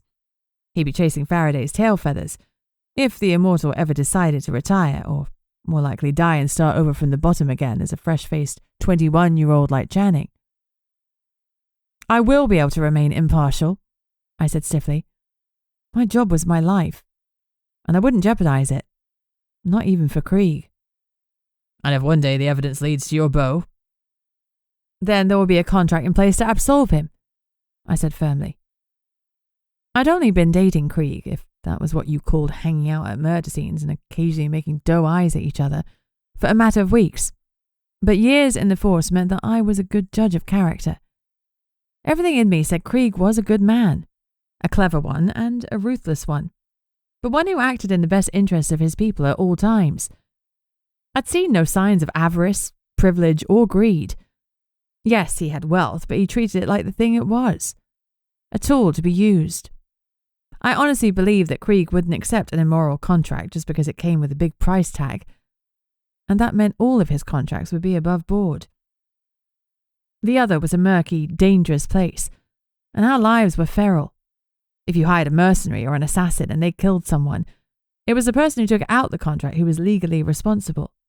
We stepped in as peacemakers when one species attacked another, but whatever they did in-house was up to them to police. If Krieg killed an ogre, that was outside the connection's remit. As long as Krieg followed his own laws and only killed his own, or he had a contract in place for the hit, we wouldn't run into difficulty. Thackeray leaned forward. He kills, Stacy, he said bluntly. And so do I shot back. It's in my job description, as it is in his. Thackeray sat back into his chair. Tread carefully, he said finally, tone still soft. Then he reached into his desk, pulled out a police warrant card, and slid it across the desk. I picked it up. It was a warrant card for me, and the difference between it and my current one was immediately clear. My rank was no longer Detective Inspector, but Detective Chief Inspector. Congratulations, DCI Wise, Thackeray said. Don't screw this up. Dismissed. Thank you for the opportunity, sir. I walked out of his office without a backward glance, my brain already whirring as to my next steps. Without a large enough office for all of us to gather in, I used spell to tell everyone in the newly dubbed Unit 13 to go to the refs room. We'd chuck anyone else out. Luckily, given that it was so early in the day, the room was empty when we arrived. Channing, I said briskly, close the door and keep an eye out. The door had a pane of glass at head height through which he could peer. The room had no privacy runes, so we'd have to keep a lookout for nosy interlopers. All right, I said when everyone was gathered. I know this is a pretty big shake-up. Thackeray is working on a secure facility for us, but for now, we've caught a case and we don't have time to fuck around. Our killers have killed twice in one day. They'll go for a third and probably a fourth. The killings look like they're the work of dark witches, but let's not get ahead of ourselves. Vampires use runes, and elves too. And so can anyone who knows the shape of the runes, Elvira added. You only need a drop of magic for them to work. That opens the pool right up. You're right, but it's forbidden for witches to teach non-witches the runes of power. Besides, Most people know how dangerous they are. Screwing around with them is a quick way to get your magic extinguished. Most amateurs wouldn't touch them with a barge pole. Either way, we still have too many loose leads. Elvira, Bland, see if you can follow Holling's dad on CCTV. Let's rule him out. On it, they both chorused. Great. McCaffrey, I know it's a pain in the ass, but I want you to review the CCTV for the night of the kidnapping again. Don't use Jiho because he has enough on his plate. Do it yourself. One glimpse of the kidnapper could crack the whole thing wide open. McCaffrey nodded, though she didn't look especially happy at the idea of repeating work. She didn't need to like it, she just needed to do it. Get yourself plugged into the spell system with an alert too, I continued. If any centaurs are reported missing, I want to know about it the second it goes live. She nodded again. Frost, I want you to canvass the grove where the centaur's body was found. I'm not taking Jingo's word that no one saw anything. Ask if anyone heard planes or helicopters at the time, and check the local private runway's flight records. Let's rule out human machines as the method of deploying the centaur. Then we can focus on other methods. I turned to our admin assistant, who was poised with a pen and pad of paper at the ready. She looked smart and professional, but I could see the nervousness in her eyes. This was way out of her comfort zone. Me too, Laura. Me too. Laura, I want you to prepare a file on Jingo. He's cropped up a few times in this investigation, and I need to take a hard look at him. He hangs out at the lion's nest with his man, Reed, so pull up information on both the location and his second. Compile a report for me using the connection system. Jingo is using the Grosvenor Grove to move something, and I want to know what. Laura's pen flew over the pad of paper as she wrote down the instructions in spiky writing. Frost, while you're interviewing the dryads, I want you to press them. See what they'll tell you about Jingo. Yes, ma'am. Channing, dig into Moss's witchy work bestie, Lena Shaw. She was off shift at the time of the kidnapping and went out at around 10:30 p.m. to see friends. Seems late to be meeting mates, Elvira commented. Well, not really, Channing interjected. She's young like Moss. The youth of today often have a drink or two at home before meeting up to hit the pubs or clubs. Saves money. 30-something Elvira looked down her nose at Channing. Are you implying that I'm not part of the youth of today? Channing reddened. No, of course you're still young, but you're, a full woman, not a scrimping teen. Bland elbowed Elvira. You hear that? You're a full woman, not even a half woman. He snickered, and Channing's blush deepened. I glared at Bland and cleared my throat authoritatively. Thank you for that. Turning back pointedly to Channing, I continued. We've got a list of Miss Shaw's friends. Run them down and see if she has an alibi. Once you know where the ladies went, cross-check with the bars and restaurants they say they visited. In the meantime, I'll be digging into the remaining Botany employees who haven't spoken to. And Sandra Draxim, which you lied about leaving work early on the night of Holling's death. I hesitated. I'll also be working with our civilian consultant, Robert Krieg. McCaffrey blinked. Krieg as in the King of the Ogres. One and the same. She frowned. What's his skin in the game? DIYs. Elvira snickered. That's DCI-wise, I corrected. And the room fell silent. Well, I guess congratulations are in order, Bland said lightly, breaking the stiff silence, as everyone studiously avoided meeting Elvira's gaze. Elvira had been working for the connection for more than 2 years longer than me, and I'd just been promoted rather than her. She was frowning, but not for the reason I'd been worried about. Congratulations are in order only if Unit 13 goes well, she said grimly. If it goes badly, Thackeray will hoist Wise up and let her swing. Indeed. I was fully conscious of my status as a potential scapegoat, and the connection loved a goddamn scapegoat. I was all too aware that Thackeray's scheme had one ready-made if he needed it. Me. So let's make sure things go well. Let's get to it. Keep in touch via spell and update it as the day progresses.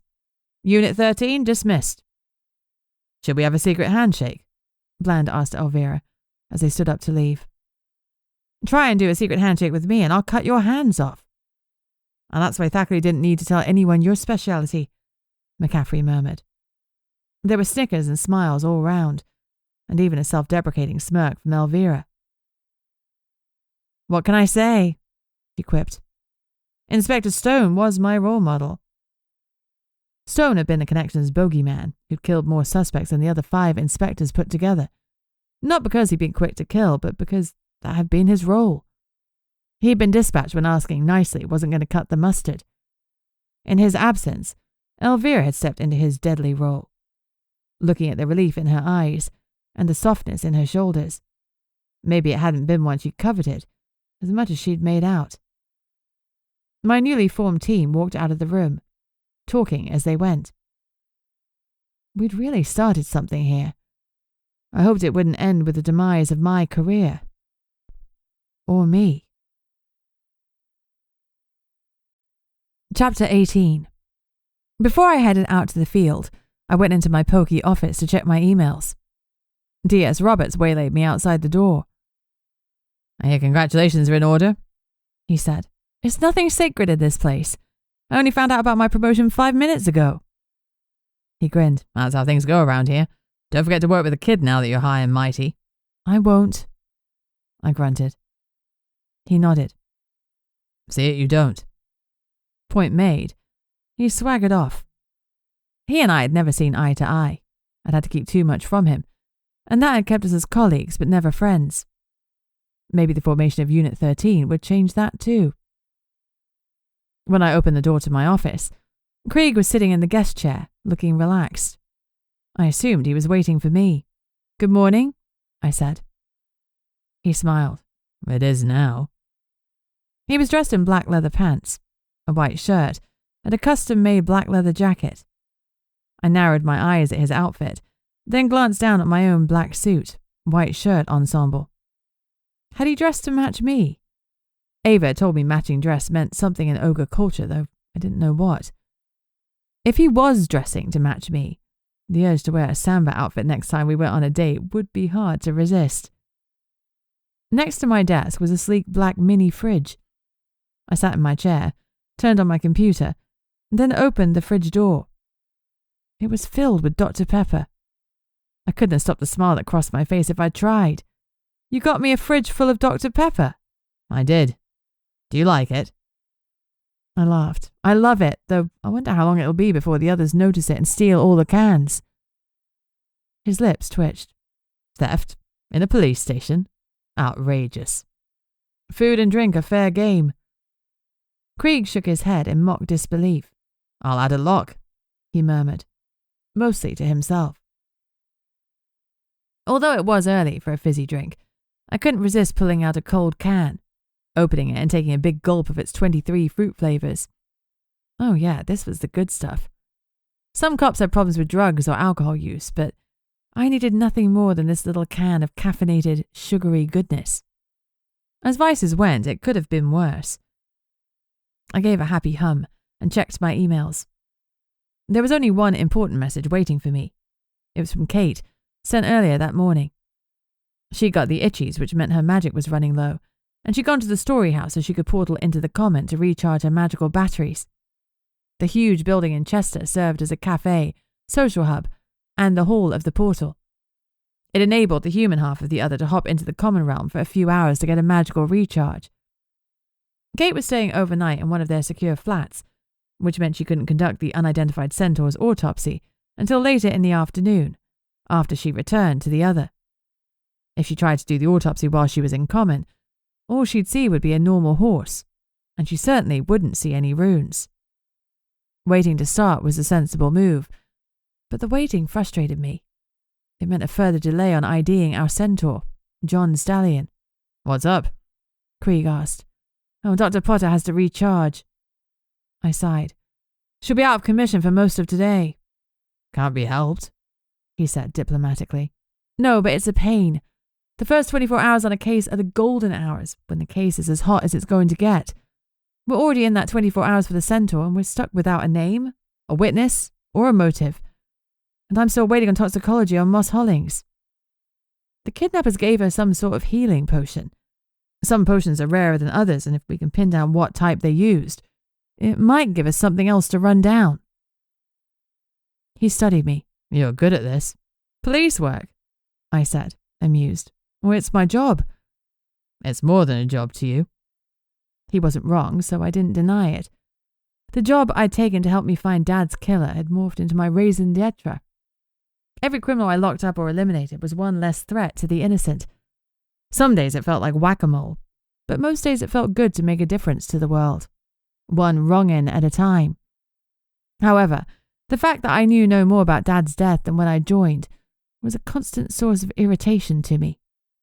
Like a burr under my skin. Thackeray has set up a new other-only police unit. Unit 13. I'm heading it. Congratulations, Inspector. Thanks. And who's working under you? When I reeled off the team's names, his face revealed nothing. You remember Elvira Garcia? I asked. Yes, of course, he said flatly. She's the new Stone. Well, perhaps not anymore. She's part of Unit 13 now. Some other poor bastard will become the executioner. Krieg growled. No doubt. After a pause, he asked, So we're in the field today. What are we doing? Well, first we need to speak to Ji-Ho Lee, our tech whiz, and see if he's finished reviewing the CCTV footage I requested from Cassandra Scholes' coven. Come on. I'd barely sipped at the can, so I picked it up to take it with me. I led Krieg through the warren that was Chester Station to one of the back rooms, where our tech team lived. Ji-Ho was alone in a tech office, K-pop blaring out of his phone. He was sitting cross-legged on his desk chair, shoes kicked off, mouthing lyrics while he studied his computer. His dark hair flopped into his eyes as he moved to the frenetic beat, and he absently pushed his sleek locks back with a pen.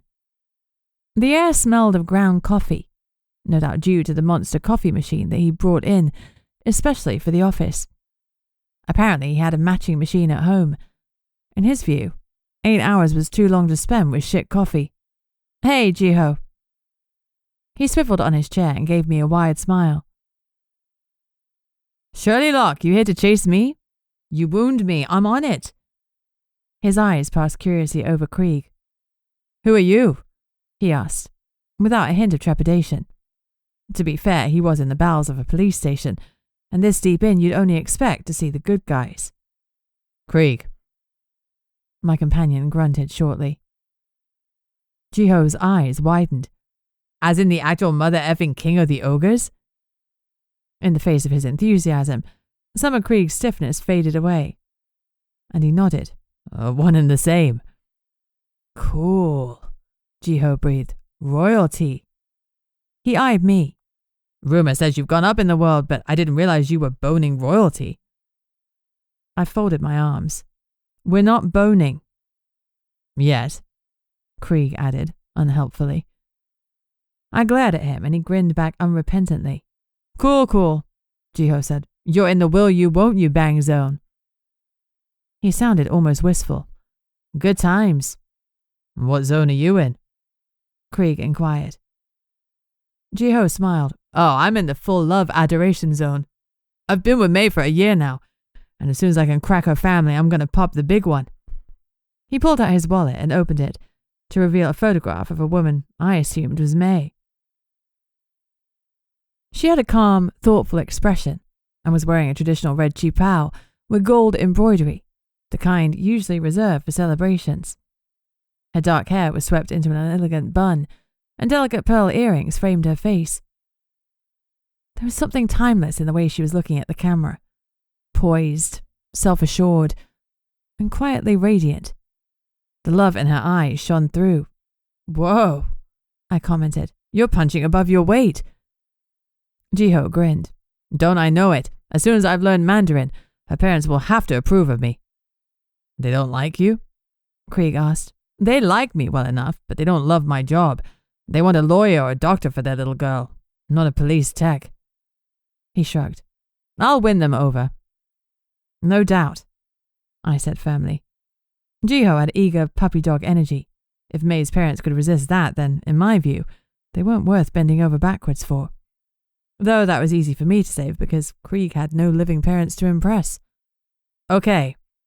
Ji-Ho tapped the pen in his fingers on the desk and turned back to his computer.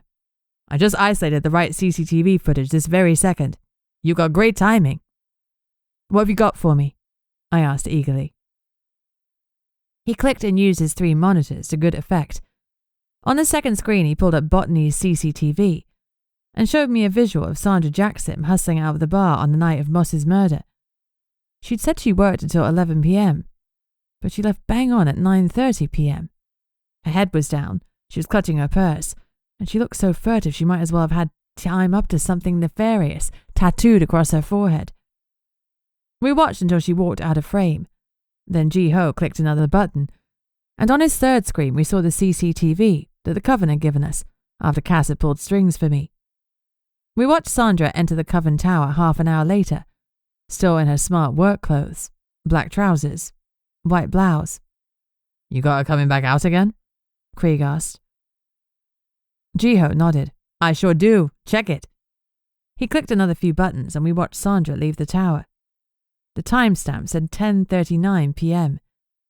She was dressed in the same black trousers, but now she was wearing a black blouse. She looked like she'd had a fast shower. Her curls looked darker and were slicked back into a bun.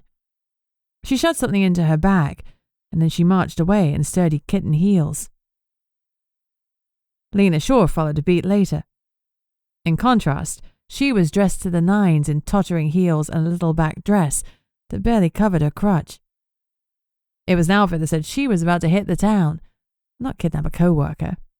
But people use disguises, and I wasn't ruling her out until we had a solid alibi for her. She watched Sandra leave, but didn't call out to suggest they share a taxi. No friendship there. I followed Jackson's progress on some other CCTV. Ji-Ho pulled up some more footage, and we watched Sandra climb into a taxi with fast cars written on the side of it. Have you, I started, tracked down the taxi company and asked for the record of pickups on that day and their location? He grinned. Why, yes. Yes, I have. They were super amenable. No warrant needed. He waggled his eyebrows. Methinks they're hiding some shit, and they don't want us digging in because they virtually threw the records at me. And? He paused for dramatic effect. They dropped her off at the Baltic Triangle, outside the Botanica Garden. Any link to the bar Botany? I checked. Nope. Different owners, even when you peel back the shell corporations. I patted his shoulder. Ji-Ho, you're a genius. He beamed. Back at you, Shirley Locke. I can't wait to see you kick butt on this one. I read the Hollins girl's file. To drown someone afraid of the water is just freaking brutal. I love the water, but I despise dark underground spaces. Too much Indiana Jones as a kid. And yes, I'm aware of the irony of a Naga being afraid of the underground. Besides Ji-Ho, I'd never encountered another Naga.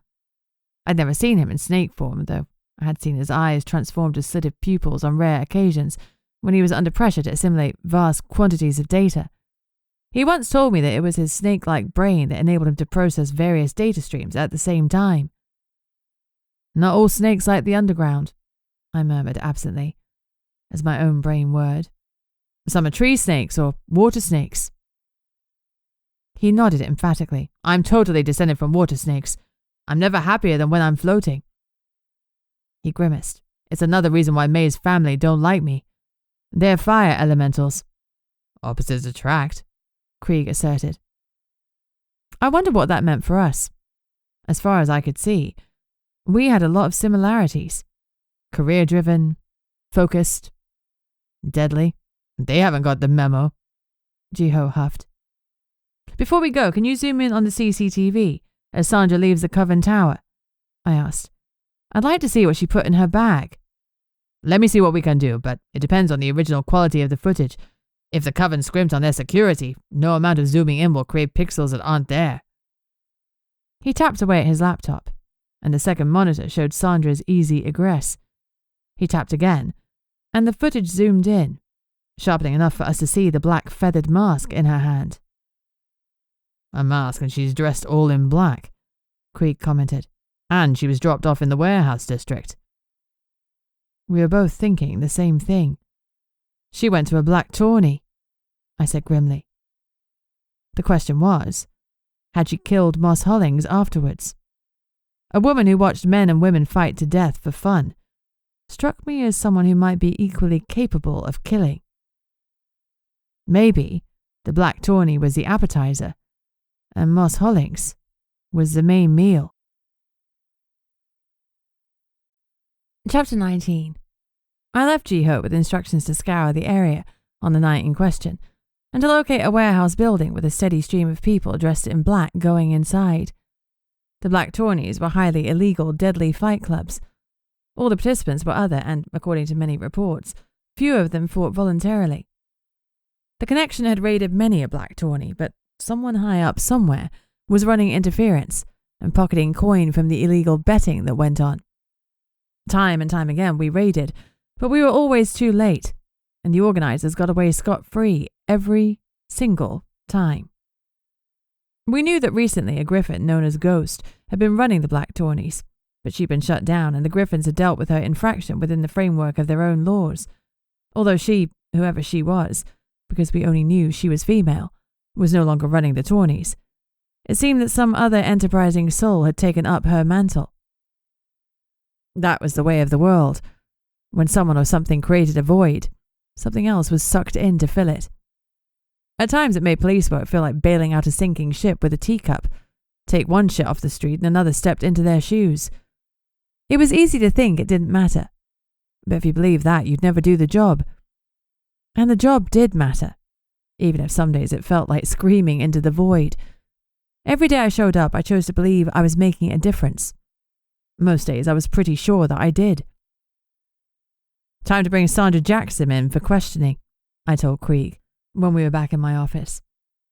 He brightened. I look forward to it. Watching you crush Helga's killers was one of the highlights of working with you last time. I hope this won't disappoint you, I said dryly. He stepped closer, invading my space with the scent of leather, black pepper and sandalwood. It was a heady and delicious combination. He was more than a foot taller than me, and I had to look up at him, something that was rare for me since I was 5 feet 11 inches tall. I enjoyed the sudden rush of feeling small and feminine. It wasn't something I'd often experienced. I'd rarely felt feminine, and I'd never felt small. I'm going to think that you could never disappoint me, Inspector. Krieg breathed against the shell of my ear, making me shudder deliciously. I couldn't say whether it was his hot breath against the sensitive spot, or the words he was speaking, but suddenly it was hard to think, and the distance between us felt entirely too wide. My body swayed closer to his, and his lips parted in response, his silver eyes darkening with desire. Yes. Channing burst into my office. I'll just...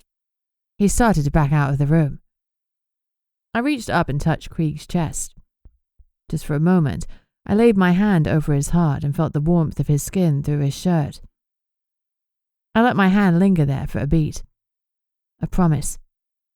Then I gave him a light push that would have done precisely nothing if he hadn't wanted to budge. He let himself drift away from me, and my brain fired again. Channing, I barked, get your ass back in here. I sat behind my desk and willed the blush to leave my cheeks. What have you got? Well, next time I'll knock, he promised. Knocking is always a good idea, Krieg said wisely. There are things in life you don't need to see, like your parents fucking. I wouldn't know about that. My mum died in childbirth. Mine too. Krieg gave him a sympathetic glance. Traumatized men for the win. But at least we had our dads. Well, my dad disavowed magic for most of my childhood, and we've had issues ever since. It's hard to accept that it was a good idea not to teach a wizard his magic. Krieg grimaced. He was trying to do right by you. Did your dad keep you from magic? Channing asked. That would have been impossible. I'm a creature, and magic is in the fabric of my being. I don't need a portal to know what I am. It hurt my heart a little that he said what, and not who. I guess not, Channing replied. I'm delighted you're bonding, I interrupted. But can we focus on whatever made you burst in here like you just cracked the case? Right. Channing's cheeks were as red as mine felt. He cleared his throat. Not as exciting as cracking the full case, but I did crack down 2 of Lena Shaw's friends. Miss Shaw is alibied out until 3 a.m. You checked it, Thoroughly. It wasn't hard, he admitted. They gave me access to their social media and they'd taken group selfies at every venue they visited. Sometimes repeatedly. They went out in Liverpool and stayed there all night. The selfies were taken every 15 to 20 minutes and even more regularly in a place called Albert Schloss. Apparently, it has a disco toilet. I blinked. A disco toilet. 2 loos, rainbow lights, and a jukebox. I shook my head. So you can dance while you pee. Seems like asking to piss on your shoes if you ask me. Channing looked embarrassed again. Right. Well, anyway, I checked the original photographs on their phones, and the encoded timestamps near enough match their posting times. All Lena Shaw's movements are documented until 3 a.m, when they called it a night and got taxis home. The longest period between photos was 22 minutes, and that was nowhere near enough time for her to get to Grosvenor Lake, let alone back again. A selfie-filled night was my idea of hell. Better to live life than document every minute of it. 1 picture was great. 2 was overkill. Remembering D.S. Roberts' prodding, I cleared my throat and tried my hand at positive feedback. Great work, Channing. Have you uploaded the witness statements and accompanying photographs to Spell? He nodded. Yes, Mom. I'd say one thing for the app. It certainly speeded things up. Fantastic. Well then, go and get Sandra Jackson and bring her in for questioning. Let me know when she's here. Yes, Mom. He looked excited at the prospect of flying solo. Back in the day, cops had always worked in pairs, but with financial cuts being what they were, we were back to working solo at regular intervals. If that was the new status quo, Channing needed to be confident to fly without me holding his hand. Check in on arrival and again when you have her secured. Yes, Mom, I won't let you down. Great. And Channing, call me wise. All the moms are giving me a headache. Looking a little proud, he nodded. Sure thing. Good. Then get to it. He got. The kid didn't get introduced until late? Krieg asked. He was 16. That explains a lot. It did. There was something so green about Channing. His eyes, which were supposed to be cop cynical, were always on the verge of wonder, and he often looked like a kid in a sweetie shop. It was something I found endearing, but I worried because the other realm ate wonder for breakfast, burped out corruption and death, and washed it down with the last dregs of hope. This realm wasn't for the faint of heart, and I fretted about what Channing would do in a kill or be killed situation. Krieg came around to my side, picked me up like I weighed nothing, and sat me on the edge of my desk facing him. He opened my legs and stepped up to me. Now, he murmured, where were we? I think we were about to kiss, I offered, heart suddenly racing again. I think we were, he agreed. His eyes looked longingly at my mouth, and I licked my lips. He followed the movements of my tongue like a man starved, and heat pooled in my stomach. He moved towards me with deliberate slowness, and then a firm knock on the door interrupted us once more. Krieg gave a low groan of frustration but moved back around the desk and sat in the visitor's chair again. Battling my own frustration, sexual and otherwise, I slid into my own seat. Come, I barked to the intruder. I wish, Krieg muttered, making me snicker inside. It was an effort to keep the grin off my face. McCaffrey strode in. We've got an ID on the centaur. All thoughts of kissing vanishing in an instant. I leaned forward. And? Joe Bogan, part of the Anglesey herd. He had a degree in economics, and he was looking to move to Liverpool with his new girlfriend. But get this, Inspector. He was one of 2 centaurs that Bland dealt with yesterday. Bogan came to Liverpool to surprise his girlfriend and found her in bed with centaur number 2. He and the other guy ended up brawling in the street, and that's when Bland found them. They were fighting over the same girl.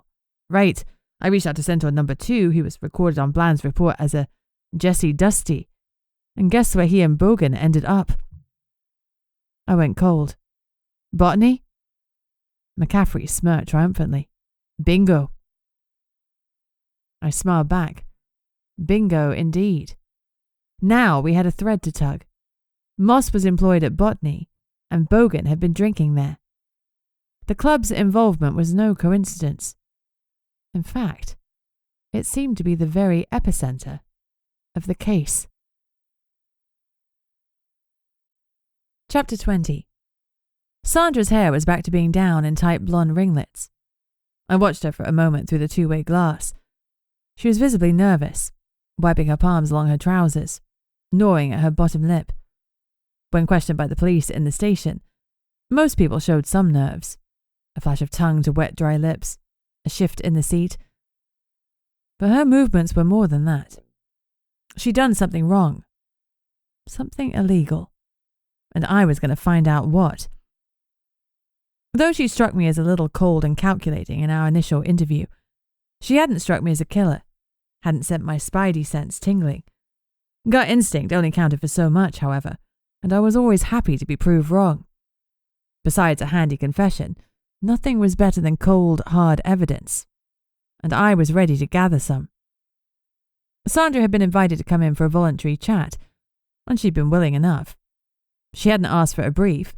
Maybe she thought not asking for a lawyer made her look innocent. I thought it made her look foolish. "Chatting with me. Krieg, you can watch out here." I expected Krieg to argue, but he merely inclined his head. Damn him, always subverting my expectations. "Of course," he said mildly. "I look forward to seeing you in action, Inspector." His words were matter-of-fact rather than flirty, which I appreciated. I needed my brain in work mode. With effort, I put Krieg out of my mind and turned to Channing. "I'll log us, then you start the questioning. You go nicey-nicey, then I'll come in harder at the appropriate point. Okay?" "You got it, Mum." He winced. "Wise," he corrected himself. I ignored the minor gaffe, and he led the way into the interview room, a manila folder tucked under his arm. I hit record and began, "Recording procedure X in place. Inspector Wise and Detective Channing, in interview with Sandra Jackson on Monday, 7th of July at 1:13 p.m. I smiled. "Let me just get the usual bump out of the way," I murmured as an aside. "You do not have to say anything, but it may harm your defense if you do not mention when questioned something which you later rely on in court. Anything you do say may be given in evidence." "Thanks for coming in," Channing said, his tone friendly. "We just got a few questions for you." He passed her a printout from the folder. "Here's the statement you gave when we met at Botany. Can you just read it for me and confirm that it's true and accurate to the best of your knowledge and belief?" With a nervous smile, Sandra picked up the papers and read the 2 pages. "Yes," she said, "that's all correct." She passed the sheets back to Channing. He smiled as he placed them back inside the manila folder, then set the folder casually on the table, as if it weren't of any importance. "Great. How do you like working at Botany?" "I love it. It's got a great atmosphere. The staff have a real family vibe, you know." Though her words were casual, her smile was strained. "I've been looking into the staffing records," Channing said with a faint frown that looked somehow as if he regretted having to raise the matter. He was actually very good at this, far better than I'd expected. He played good cop well. "There's quite a high turnover of staff. You've been the manager for 5 years, and of the rest of the staff, your deputy manager Ruben has been there longest, at 3 years. Moss was next at 2 years. Apart from that, virtually everyone else has been there a year or less." "Why do you think that is?" Sandra shrugged. "Well, it's a job for young people. They work while they're at university, but they tend to quit around their 3rd year so they can focus on their studies. Or they finish their degrees and move back home. Pay isn't great, but the tips make up for it." "The pay isn't great, but you own your own flat in the Coven Tower?" Channing sounded impressed. Yes." "Must have been tough getting a mortgage when a lot of your wage is based on tips." Channing's tone was perfect, just the right balance of businesslike and empathy, as if he too had struggled. As far as I knew, he didn't own his own house. He was still young. He had time.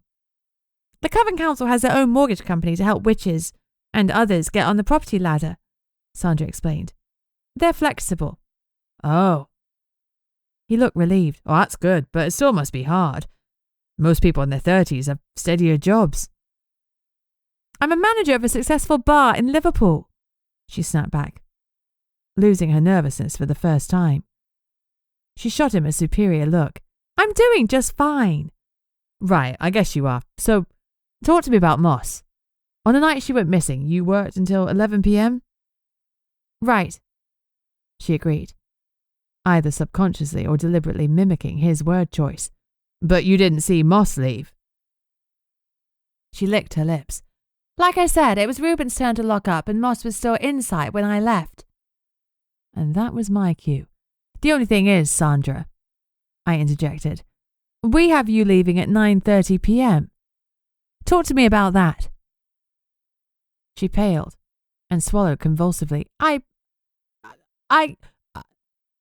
leaned forward, pinning her with a hard stare. But I didn't speak. I wasn't tipping my hand just yet.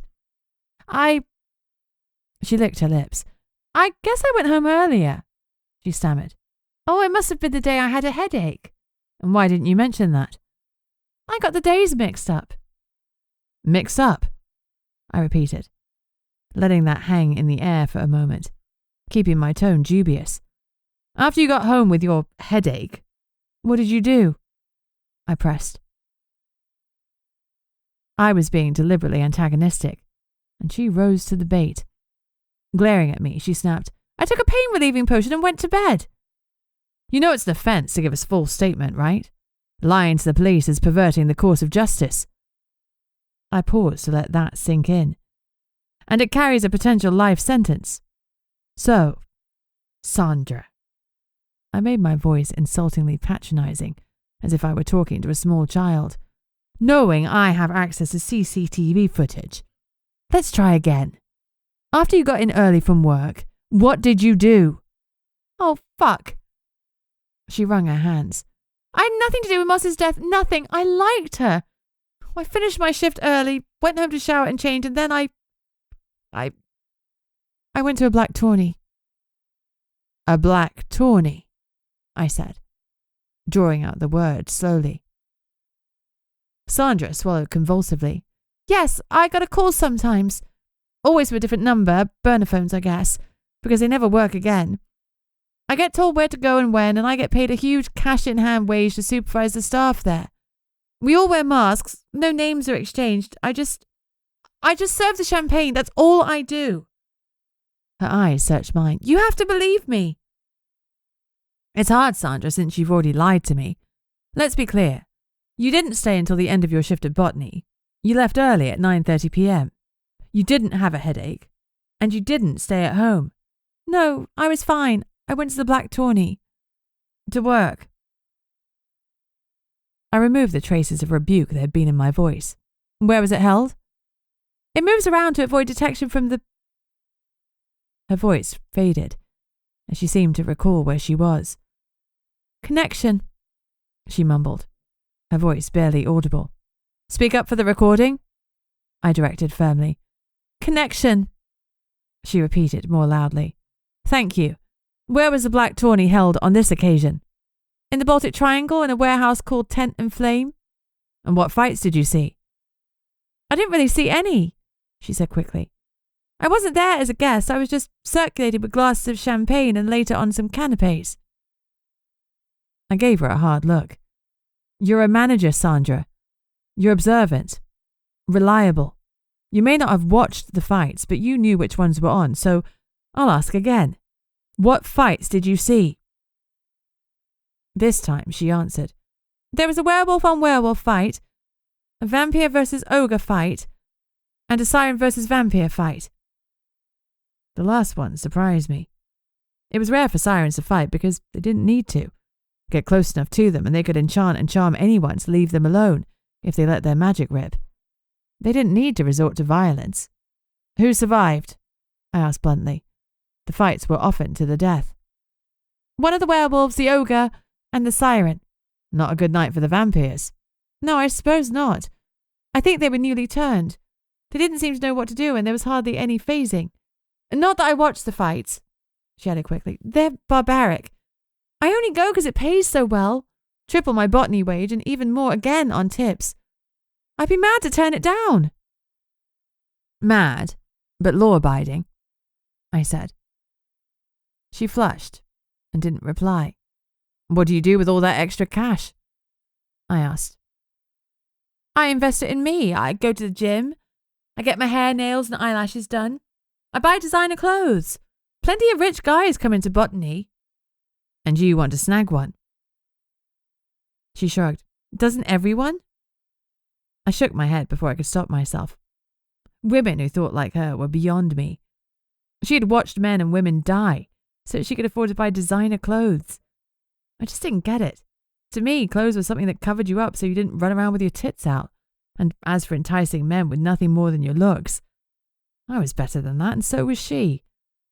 It was a shame she didn't know it. I pressed on. Who organised the tourney? She shrugged helplessly. Honestly, I have no idea. When you arrive on site, who tells you where to go? I get all my instructions via text. The food and drink are free for the guests. Get people liquored up and they'll bet more. I don't need to interact with anyone besides the guests, just offer them food and drink regularly. It's your job to ply them with drinks so they'll make poor decisions. Bet more. Bet big. She flushed. Yeah? Any illegal potions mixed into the drinks? A little something to lower their inhibitions? No, I would never drug someone without their knowledge, she said, aghast. Good to know there's a line, I muttered, loud enough for her to hear me. Sandra sank further into her chair, her eyes downcast. She looked chastened, but not, I thought, repentant. Did you recognize anyone? I pressed. She snorted. No, Inspector. They were all wearing masks. Her tone said, duh. There are people I would recognize without seeing their faces, I said pointedly. There was no one, staff or otherwise, that you knew? She shook her head, and her curls ruffled around her face. No. Annoyingly, I believed her. That was part of the problem with the tourneys. They popped up in different locations. They used staff like Sandra, and they kept them in the dark. No one knew anyone else. Much as I hated it, I had to admit it was a slick operation. Did Moss ever go to the tourneys to watch or to serve? She snorted. Goddess, no. She wouldn't set foot somewhere like that. That wasn't her vibe. What was her vibe? Flowers braided through her hair, singing in a field with haystacks to sit on. Maybe a fire crackling nearby and marshmallows toasting over the flames. Faint regret tinged her voice, before it was removed with a surgeon's precision, as she continued. Moss didn't care about designer clothes. She took care of her appearance, but she loved rifling through charity shops for a bargain. She said it with the same disdain someone might say a hotel had bedbugs. How were you recruited to work there? A parcel delivered to me at work. It had a note and a burner phone. I guess they saw my excellent managerial work at Botany and wanted to poach me. She said that with a little pride. She was the embodiment of a total job's worth, and she loved her power, mediocre though it was. At what time did you leave the tourney? I was hoping to catch her off guard with the sudden shift away from Moss. It closed at 2 a.m. By the time we cleaned up, it was late. 3 a.m. I got home just before 4. I gestured to Channing, and he pulled out the last piece of evidence from his folder. A photo of the newly identified centaur, Joe Bogan. Do you recognize this centaur? He asked. Sure. She frowned, then tapped the photo. He came in recently. I'm sure it's the day you told us about Moss dying. Oh, it was a terrible shift because we were all so upset, and everyone was taking turns to go and cry in the staff room. I remember this guy because centaurs are pretty rare in town. You're more likely to find them in a country pub than a club in town. And there was another centaur too. The two of them came in together and caused a scene. They were already a bit pissed. We had to move some common folk from a standing table because the only other table was in a booth, and obviously that wouldn't work for them. Who served them? I asked. The common realmers? She asked, baffled as to why we'd care. The centaurs, Channing confirmed flatly. Oh, Jane and Reuben were covering that area, but I couldn't say which one actually got the table. Do you remember either of the centaurs' names? I probed. She shrugged. I don't think I got them, sorry. Why are you asking about him? Do you think he killed Moss? No. He's dead too. Her face went slack with shock, and all the colour drained from her face. After he was in Botany? I nodded. I'll speak to Mr. Merrick and see if we can shut the venue down for a few days. She shook her head. Well, no chance. He barely lets us close for Christmas. She shifted in her chair. Is that everything? Can I go? I'm not pressing charges at this time for your involvement in the Black Tawny, though another officer may take a different approach in the future. I strongly suggest that next time you're sent a location, you contact me instead. I slid over my business card. You're free to go. She stood, her relief obvious. Thank you. I'm sorry I lied, but I was scared. You can verify where I was so you'll know I don't have anything to do with Moss's death. I would never have hurt her. Never. Once again, I found that I believed her. I would verify her time of exit from the building with Ji-ho, but it looked like I just ruled out my one viable suspect. Chapter 21. I called Amber Delia. I need your help to look at some runes for me. I think they're black runes. She sighed. Hey, Crone, how are you? I'm fine, thank you. She sassed. Then you launch into what you need from me. Right, sorry. Hey, Crone, you okay? Can you help? Of course I can help, she huffed. When and where? The morgue in half an hour? 3 p.m.? It's a date, she said flatly, and hung up. I checked Spell. I had a notification, an update from Frost. Spoke to various members of the Grove. No one remembers hearing helicopters or planes before or after the tree's unrest told them something bad had happened. I'll get onto the private strips next. I messaged back an affirmation, then called the ME. Dr. Potter, she answered. Following the crone's not-so-good-natured ribbing, I asked, Hey, Kate, how are you? I'm good, thanks. Enjoying a nice coffee. My time is nearly up. Do you need me? Definitely. We have an ID for the centaur, and Amber Delia has agreed to come and look at the runes for us. If you're ready, I'll pick you up from the story house in 10 minutes, and we can go to the morgue. That works. I'll join the queue for the portal. See you soon. She rang off. I turned to Channing. I'm going to pick up Dr. Potter from the hall and head to the morgue. Can you speak to Ji-ho and tell him the location of the Black Tawny? When he's verified that Sandra left at 3 a.m., as she said, tag me. Got it. I flashed a smile at Krieg. Are you still chauffeuring me? Absolutely, I can wangle today and tomorrow off. Is this really how you want to spend your downtime? Hunting murderers? Catching murderers is a fun side project. What I'm really doing is spending time with you so we can learn a little more about each other. I find I enjoy your company. Besides, it's a real pleasure to watch your mind work. Why, thank you, I said dryly. Come on then, you can watch my mind work as you drive me to the story house. Are you itching?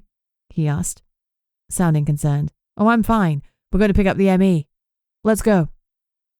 Ah, wait for Loki, the bird squawked loudly as he came in to land on my right shoulder.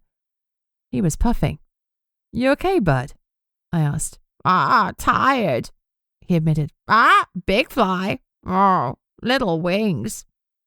Not to mention that until recently, he'd been caged for years by Jingo, so his muscle tone probably wasn't what it should have been. We need to build up your stamina, I said, as I stroked his rotund tummy. He made agreeing noises. I rest here. Pig dog. You do that. I've got you. Loki gave a happy trill and nestled into my neck as Krieg unlocked the car, and I climbed in the passenger side. I pulled out my phone and checked Spell to see if any more of the team had updates. Elvira and Bland had confirmed Moss's dad's whereabouts, painstakingly poring through hours of CCTV to chart his progress on the roads of Liverpool as he'd driven aimlessly in search of his daughter. Being smart officers, they'd figured he'd sit close to Moss's last known whereabouts, which was Botany. They tracked him through the local streets at the time when his daughter was dying. He was cleared as a suspect. It was good that we were ruling people out, but we needed to start ruling people in. I had 2 kidnappers/murderers running around, and we had precisely nothing. I fired back an order for Elvira and Bland to work together to track down and speak to the remaining 6 staff members we hadn't interviewed, and identify any regular customers we would look into. It wasn't just the staff that we needed to investigate. We needed to widen the pool of suspects. Loki snoozed on my neck. Is he okay? I asked Krieg softly. You know birds, right? He looked amused. I have extensive knowledge of birds. He sobered. But I'm not sure about him because I've never met a Caladrius before. He does seem more tired than he should be. Maybe it is, as you said, that he was caged for a long time and his stamina is low." "I hope so," I murmured. Concern pricked at me, but I set it aside. Loki wasn't ill, he was just not his usual self. Maybe he had a cold. Whatever, I didn't have the headspace to focus on him right now. I needed to focus on the dead. We parked our outside story house and went inside to find Kate. As we moved into the public other space, Krieg's transformation was instant and remarkable, and he suddenly seemed even larger, as if he'd drawn up to his full height. His eyes swept the room, focusing on those who were clearly other. He was walking half a step behind and slightly to the side of me, like a huge, ominous shadow. And I realized he was in protection mode. His face had lost its warmth and was all harsh, hard lines. A switch had been thrown, and everything about him said predator. And he was my predator. He was protecting me. It was ridiculously sexy, and that was not the sort of thought process I needed right now. We walked through the archway of books into the cafe area and scanned the cavernous space for Dr. Potter. I loved the story house. It had scores of bookshelves in one corner, which made it feel cozy, and the rest of the whitewashed walls were decorated with uplifting quotes that spoke to the soul. A stylized rainbow at the top of the stairs told all and sundry that this was an LGBTQIA+ friendly venue. The toilets were gender neutral, and the cinema did special showings for people with autism or dementia. It was a place that went out of its way to be inclusive, and that vibe extended to the other realmers who came here for the coffee and cake, as much as they did the portal. Even the creatures who had no need of the portal hung out here. It was a veritable hub of otherness, and I loved it. We were rarely summoned to deal with disturbances, so most times I visited the place for pleasure. Kate was standing in the library area next to a table, where a blue-haired man was sitting smiling up at her. She was looking at him affectionately, and she played with the tendril of her hair. He had the symbol of the other on his forehead, and his blue hair suggested he might be a merman. Not that the connection formally recognized the existence of the mer-people, much as they didn't recognize the existence of ghosts. However, there was no denying that a ghost was living in my flat. The connection frequently wore politically tinted glasses, seeing only what it wanted to recognize and deal with. It was one of its shortcomings that made it fail its people. One I wished I could repair. "Hold up," I murmured to Krieg. "I think she's flirting." "Are we going to watch?" he breathed back. "I had no idea you were a voyeur, but I can get into it." I sent him a flat look as I debated how much time I should give Kate to her flirtation, but then she turned and saw us. She gave a big wave and a happy grin as she saw us, said goodbye to her prospective beau, and came over dragging a small rolling suitcase behind her. "Hey," she said brightly. "Well, thanks for coming to get me." "No problem. Who's the guy?" I tipped my chin in the direction of the merman. She flushed. "Just a friend," she said vaguely. It looked more than friends to me, especially the way his gaze watched her hips as she walked away. But I let it go. For now. "Good work on getting an ID so fast," Kate said. "McCaffrey got the ID. Are you all done here?" "Yep, I'm recharged and ready to go." She looked around me to my ogre shadow. "Hello again, Your Excellence." "Dr. Potter?" he responded smoothly, inclining his head. "Lead the way," Kate said. "He'll follow behind," I corrected her. "He's in protection mode." She blinked. "Do we need protecting?" "Someone is kidnapping and murdering other folk," Krieg said dryly. "Let's err on the side of caution, shall we?" I led the way to the car. Loki was still snoozing on my shoulder, which increased my worry. "Do you mind if Loki comes in when we reach the morgue? He won't be a bother. He's fast asleep." "Not at all," Kate replied. "Oh, he looks like an adorable little guy." "He's a little shit," Krieg grunted. I grinned. "That's why I like him." When we pulled up to the morgue, Bastian and Amber were waiting outside. Bastian was in his human form, but was no less deadly for it. Amber looked a shade impatient, and I checked my watch. We were 2 minutes late. Sorry to keep you waiting, I said as we approached. Amber waved away the apology. Show me these bodies. Straight to business it was then.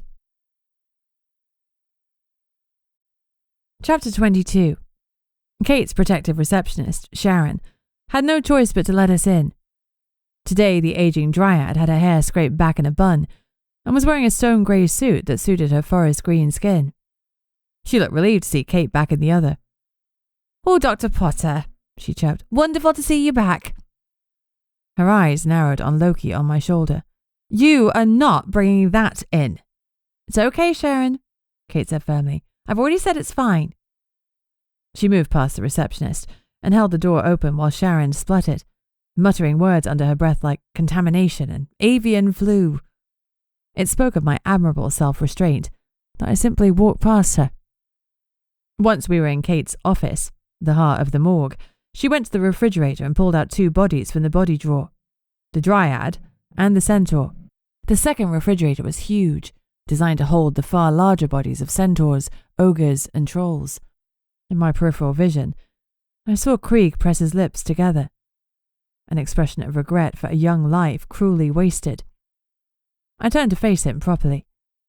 By then he carefully arranged his face into a mask of indifference, but just for a moment, for a glimpse, I'd seen otherwise.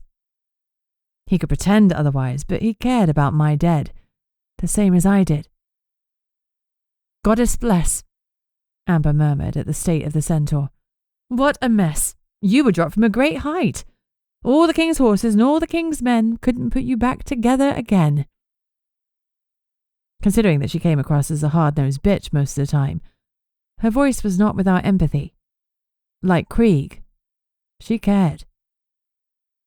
I waited until she'd finished her initial examination, then said, Dr. Potter used her own magic to verify the presence of runes on the bones of both bodies.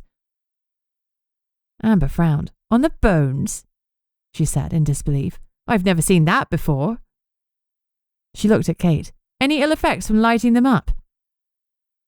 Kate coloured a little. I used my magic a number of times because I couldn't see the runes, even though I could feel the tug on my magic. It drained my magic significantly and I had to attend the hall yesterday. Amber said nothing, but her lips pressed into a tight line. She opened her black tote bag and rummaged inside before pulling out a Kilner jar full of potion, a paintbrush, and some purple gloves. She snapped on the gloves, opened the jar, and dipped the paintbrush into the gloopy contents. This is a revealing potion, she explained to me. I'm going to paint on Perthrow, the room for revelations and secrets. Then I'll run my magic through that rather than the dark ones hidden here. I pulled out my phone and started to take a video. Amber painted on a small rune on moss, and an instant later it lit up. As it did so, the runes on the bones started to glow. I zoomed in on them. Lit up as they were, you could see their scorched edges. The potion mistress gave a low whistle. Well, you weren't wrong. Those are some dark runes. And here, look, Angrapet and Daggers. Attack and transfer. The runes are powering something, giving it life. She paled.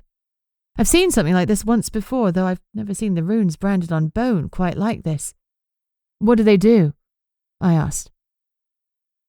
Amber pointed to some particularly pretty runic markings that had swirls.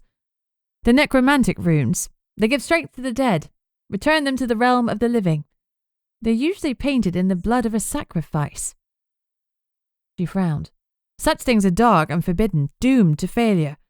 You can return the newly dead to life, but they are cursed with a half-life. Something is missing from them, something vital. Their soul, perhaps. She mused sadly. She cleared her throat and continued, but her voice was quiet. They exist, they live, but in abject misery. Bastian reached out and squeezed her arm gently, and she patted his comforting hand. I realized that Amber had experience of this. Direct experience. She'd known someone once who'd been saved by magic, then cursed by it.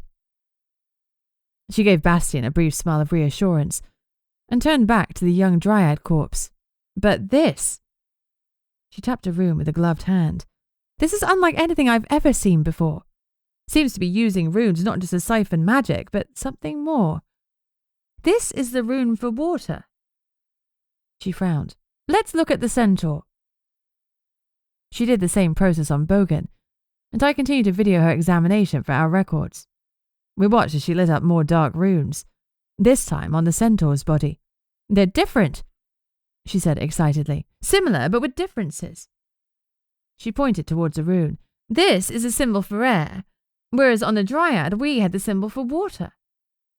Realization darted across her face, and her expression grew grim. Some have postulated that the returned dead do not have a proper connection to the earth, but renewing links to the elements would fix the imbalance and permanently anchor them to this realm. She met my gaze. There are also runes of regeneration. It appears that your killer has brought someone back from the dead, and now they're trying to make them whole again. If they succeed, they'll be undead and... She struggled for the right word. Reinforced. I would postulate that if the ritual is completed, the risen dead will be almost impossible to kill. I kept my face calm. Dragons were nearly impossible to kill, but it could be done. Just because something was difficult didn't make it unachievable. If this undead, shambling zombie became immortal, we'd work out a way to contain it. Cage or kill. That was the Connection's informal motto. Thank you for your insight, I said as I stopped videoing. I did that for 2 reasons. Firstly, I didn't want a record of our conversation because Bastien deserved that much. Secondly, if he didn't welcome my questions, I'd probably need both hands to fight for my life. The centaur appears to have been dropped from at least 2,000 feet. I began carefully. The dryads in the grove at the time didn't recall the sound of a plane or helicopter, so it's been suggested that a winged creature like a dragon or griffin was responsible for dropping him. Amber stepped closer to me and angrily raised a forefinger. If you called me here to accuse Bastien of carrying out... Not at all, I said hastily. But I'm still waiting to hear from Sherdle about whether or not any hits were taken out on centaurs in the last week or 2. Bastien, his dark eyes still fixed on me, opened his phone and dialed. Any hits on centaurs in the UK in the last 2 weeks? He asked. He listened for a response and hung up. None, he said firmly. Centaurs don't tend to attract hits because they're not usually power hungry. They don't step on toes. Okay. I kept my voice level. But could a griffin lift a centaur that high in the air? If the centaur was unconscious, yes. If they were struggling and throwing their body and weight around, it would be trickier. But still possible. Bastien considered. For the strongest of us. Yes. Griffin numbers were in the toilet. There were only 40 or 50 left in the world. That meant Bastien knew them all by name. Could Ghost have done it? I asked. Ghost had run an underground black tawny for at least a couple of years. She was certainly capable of deadly action. It's not her, Bastien said firmly. It's not, Amber agreed forcefully. She's currently hanging out with my mum in Edinburgh. Well, that drew me up short. Amber had real sprang from her father's forehead fully formed energy, so it's hard to imagine her as a kid. Harder still to see her as a doting daughter. Maybe she didn't dote, or maybe she kept her doting private. Bastien met my gaze. When Sherdle found out Ghost's identity, he threw the rulebook at her. Rest assured she'll be working off her penance for years to come. I give you my word and oath that neither she nor I were involved in this killing. He glowed yellow as his oath took hold. I sagged a little at the sight of the golden oath glow. Damn it, I'd really been hoping it was Ghost. Not that Bastien's oath meant he was telling the truth, just that he believed he was telling the truth. Plenty of people spewed lies while certain they were facts. Bastien's oath didn't rule out Ghost, but it definitely moved her down the suspect list. And he was crossed off entirely because he couldn't lie under oath about his own actions. I tried to keep my disappointment off my face. Okay, besides Ghost, are there any other griffins in this area at present? I asked. A few. Names, I ordered. Bastien glared at me, and Krieg, standing next to me, shifted a little. It wasn't anything overt. He didn't raise a mace or growl. He just moved his weight from one foot to the other. But it was enough to make Bastien grimace. I'll dig into it, he offered, his tone placating. Find out who is around, then speak to them. If I hear any alarm bells, I'll tell you their name. I opened my mouth to argue, but Amber cut in. That's as good as you're getting, Inspector. Take it and be grateful. Pressing my lips together until the urge to swear at them both had passed, I pointed out, there are 4 elements, crone. We'll have more dead on our hands soon. She looked back at me coolly. Then you'd best get moving. Hadn't you? Chapter 23. Feeling the pressure of the ticking clock, I decided to go back to the place that was at the heart of the case. Botany. It was 5 p.m, so the staff would be there, but it'd be quiet, and there would be time for questions, for pressure. And if Gideon Merrick wasn't there, I would hunt him down to wherever the hell he was and kick his ass. I was getting impatient. If I was right, there would be another death tonight unless I prevented it. And if there was another death, then it would be on me. Krieg slid me a sidelong look and pulled into a drive-through McDonald's. What do you want? He asked. Confused, I blinked at him.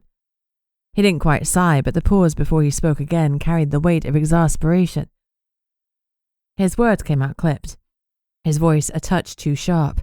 Inspector, unless I'm mistaken, the only sustenance you've had all day is a can of Dr. Pepper this morning. I opened my mouth to argue and closed it as I realized he was right. I was operating on empty and food was a good idea. I'll have a chicken wrap and fries, please. Maybe a Coke. That was a poor substitute for Dr. Pepper, but it would do in a pinch. Krieg pulled up and reeled off an order that made my eyes bulge. You hungry, big guy? I asked. Starving.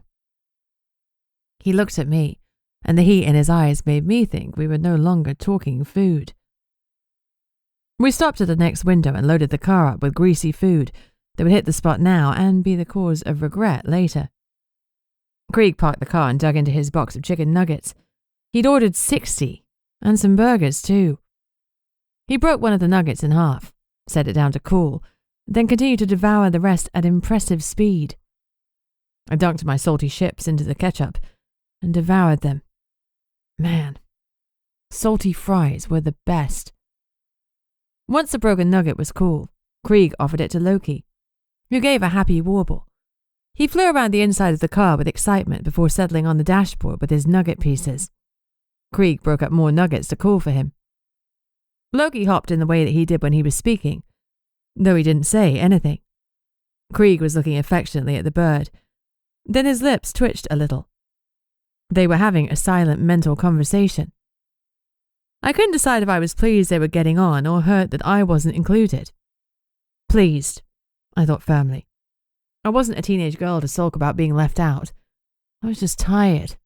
That was all. Tired and stressed. I looked around for my drink to distract me from my malaise, but I couldn't see it. Did you grab me a Coke? It might well have been lost amid his huge order. I didn't order you one, he said. He lifted up the center console, which now appeared to contain a mini fridge, pulled out a can of Dr. Pepper, and passed it to me. I closed my eyes. The sudden sting in them was surely because I was tired. You're a god amongst men, I breathed, as I opened my eyes, and the cold can. A smile tugged at his lips. Wait until I get you into bed. You're confident. I don't know whether that bodes well or whether you've just been with women who are expert at faking. He gave me a flat, unfriendly look. Inspector, I'm going to make you scream. Yes, but will it be in frustration because you can't get me there? The look of genuine shock on his face made me grin. When he recovered, he retorted, I will get you there even if my jaw locks up. I'm going to ruin you for all other men. Big words. I arched an eyebrow. You sure you're not confusing ambition with ability? You're the one who called me a god. I hope you're not one of those gods who needs constant praise and doesn't deliver miracles. His eyes glittered. I perform miracles with my tongue. Ask nicely and I'll prove it. I sighed. If only. I tapped my watch. We're on the clock. When you finish devouring 5 whole chickens, we need it at Botany. I paused. Hey, you bought me dinner. Does this count as our second date? You're counting lunch at the Panoramic as our first? Aren't you? No, by my count, that is date 5. 5? 2 dinners at your mum's house, food and gluttony, lunch at Panoramic, and now McDonald's. He grimaced. The latter isn't ideal, but it works at a pinch. 5 dates and I haven't even put out. I'm really making you work for it. All the humour slid from his face. I'm not afraid of hard work, Inspector, but you and I aren't getting physical until you're all in. I am all in, I protested. No, you're not. Not quite. You're still getting over Radcliffe being a prick to you, and you're protecting your heart.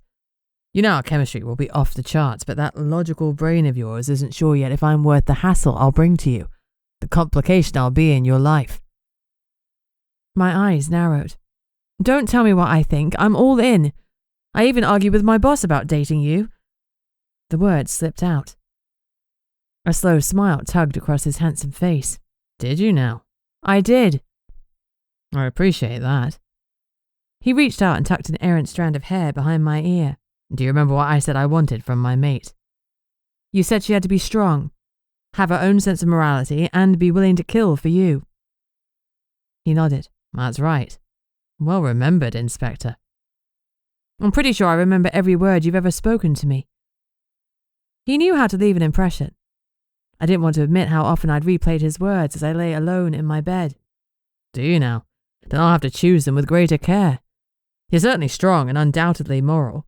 If you weren't, you constantly use your powers to slip into people's minds. Well, it's tempting, especially on a case like this. I admitted, but I promised my parents I wouldn't. If I bumble around in people's minds, one day I'll slip up, and Mum will end up in Wraithmore prison for failing to register me. He nodded. It's a concern, but you can't shy away from who you are. You're powerful. Strong. You're moral. He paused. But you wouldn't kill for me. Not yet. There was no censorship in his tone, just quiet certainty. The annoying thing was that he was probably right. Despite my role as judge, jury, and executioner, I never dealt death lightly. Never. Would you kill for me? I asked curiously. Even now? He didn't hesitate. Yes, if anyone harmed you, I'd rip off their heads with my bare hands. If anyone hurt me, I'd kill them myself, I groused. He smiled. I know. I took a long sip of Dr. Pepper. Would I kill for him? If he were attacked, I'd certainly defend him, but would I kill someone in cold blood for him? No, that wasn't who I was. If he required that, then maybe we were done before we even got started. And that just sucked. I kill for justice, I said finally. Nothing else. Justice is lucky to have you on her side. One day you might be on mine. He said it lightly, yet somehow his words weighed on me. Krieg had devoured an ungodly amount of food. He chucked the empty packaging into a bin next to the car and started the engine to take us to Botany. I ate my wrap and thought about death and killing. Chapter 24.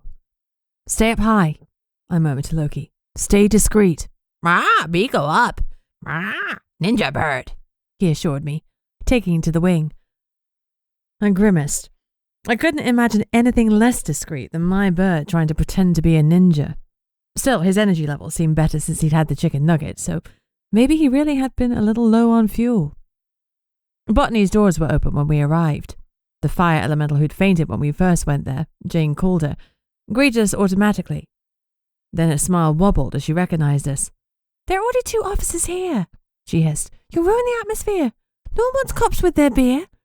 I do, Krieg murmured for my ears alone.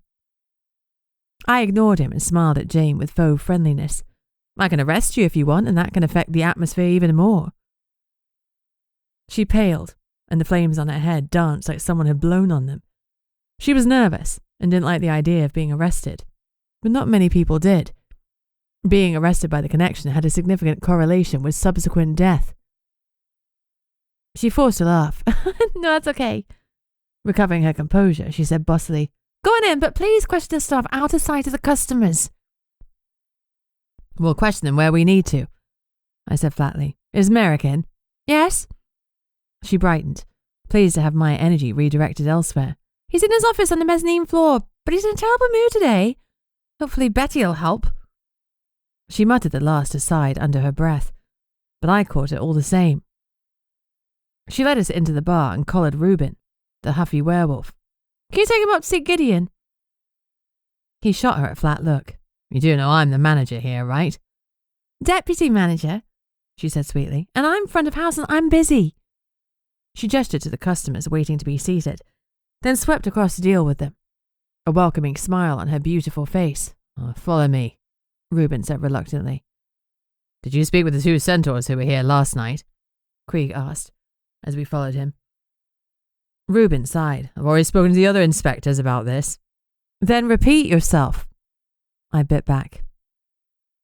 He rolled his eyes. Yeah, I saw them, the dead one and his friend. His empathy knew no bounds. They were in Jane's section, but they were getting rowdy. Samson and I had to go over and ask them to leave. And what time was that? An hour or so before close. You see they had a skinful. They were both swaying as they trotted out. Some bitch had two-timed them both and they bonded over the traumatic experience. They kept calling her the skank. As I said, they were getting loud, calling all women bitches and hoes. He shook his head in disgust. You can't let people spew that shit at the top of their lungs. A few customers complained, so we gave the centaurs the heave-ho. Did you get a name for her, the skank? Nah, as I said, they just called her Skank. Okay, do you remember the other centaur's name? I had both details on the file from McCaffrey, but I wanted to see what Reuben knew. He shrugged unapologetically. I don't remember either their names. Dead guy been here a few times before. Centaurs don't tend to be regulars. Place isn't spacious enough for them, so dead dude stuck out. His callous phrasing irritated me. The dead dude was Joe Bogan, I snapped.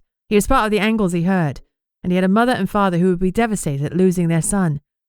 He was a person, not just a corpse. He had a degree in economics, and he wanted to move to Liverpool to live with his girlfriend. He'd come here several times before. On this occasion, he came up to surprise her and got his heart broken when he found her in bed with Centaur number 2. His last 12 hours on this earth were not good ones. My voice was so sharp that Reuben held up his hands in a placatory gesture. You're right, that's rough, but I don't know any of them. It's hard to cry a river over a dude you didn't know. He paused. Then his glibness faded. Well, it's different with Moss. She lit up the room, you know. Even the customers knew on some level that she was special. Oh, she was going to be somebody, going to sing in stadiums full of fans. I believe that. He shook his head. So fucking unfair. Joe Bogan was someone else's Moss, I pointed out. I suppose he was, but it wasn't mine. It was hard to argue with that. We'd reached the top of the stairs to the mezzanine level. Reuben led us past the empty tables to the door at the back and rapped loudly on the oak door. Boss, you got guests. I'm busy, came the grunted reply. I pushed past Reuben and opened the door impatiently. Then make time, I growled as I entered the room. One of the pot washers, a barely legal witch called Betty, was buck naked and riding her boss with abandon whilst he fed from her neck. Betty, I snapped out, you're done here. Get dressed and get out. When I'd interviewed her briefly, the 18-year-old had seemed nice, if a little vapid. But I haven't come yet, she protested. That's what vibrators are for. Out. She rolled her eyes and climbed off her boss's phallus.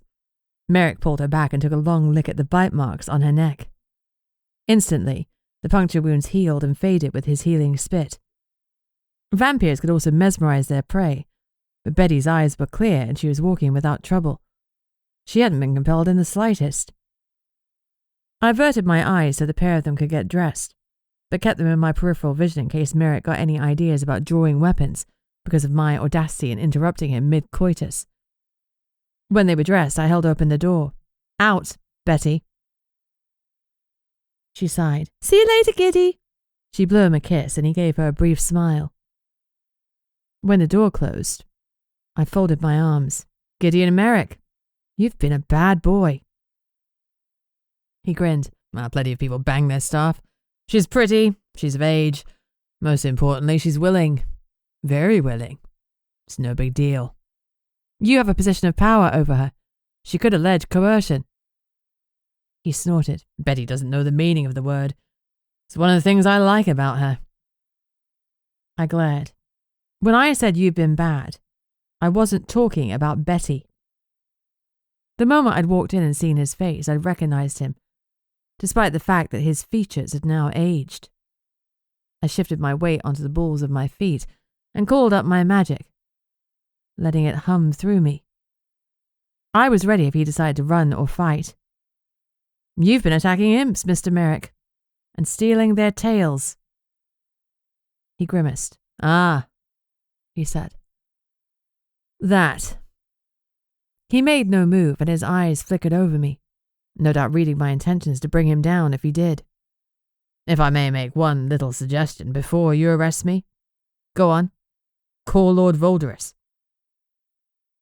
I didn't want to let down my guard to get my phone out and dial the Vampire Symposium member. Voldorus leader liked me well enough. He'd take my call and answer my questions.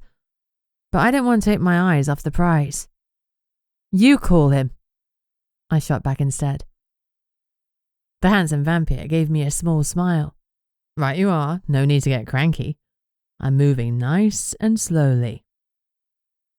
He picked up the receiver of his desk phone, speed-dialed Lord Voldorus, and put him on loudspeaker without any prompting from me. It was telling that the Lord was speed-dial number 1. Gideon, what do you need? Voldorus's voice cracked out.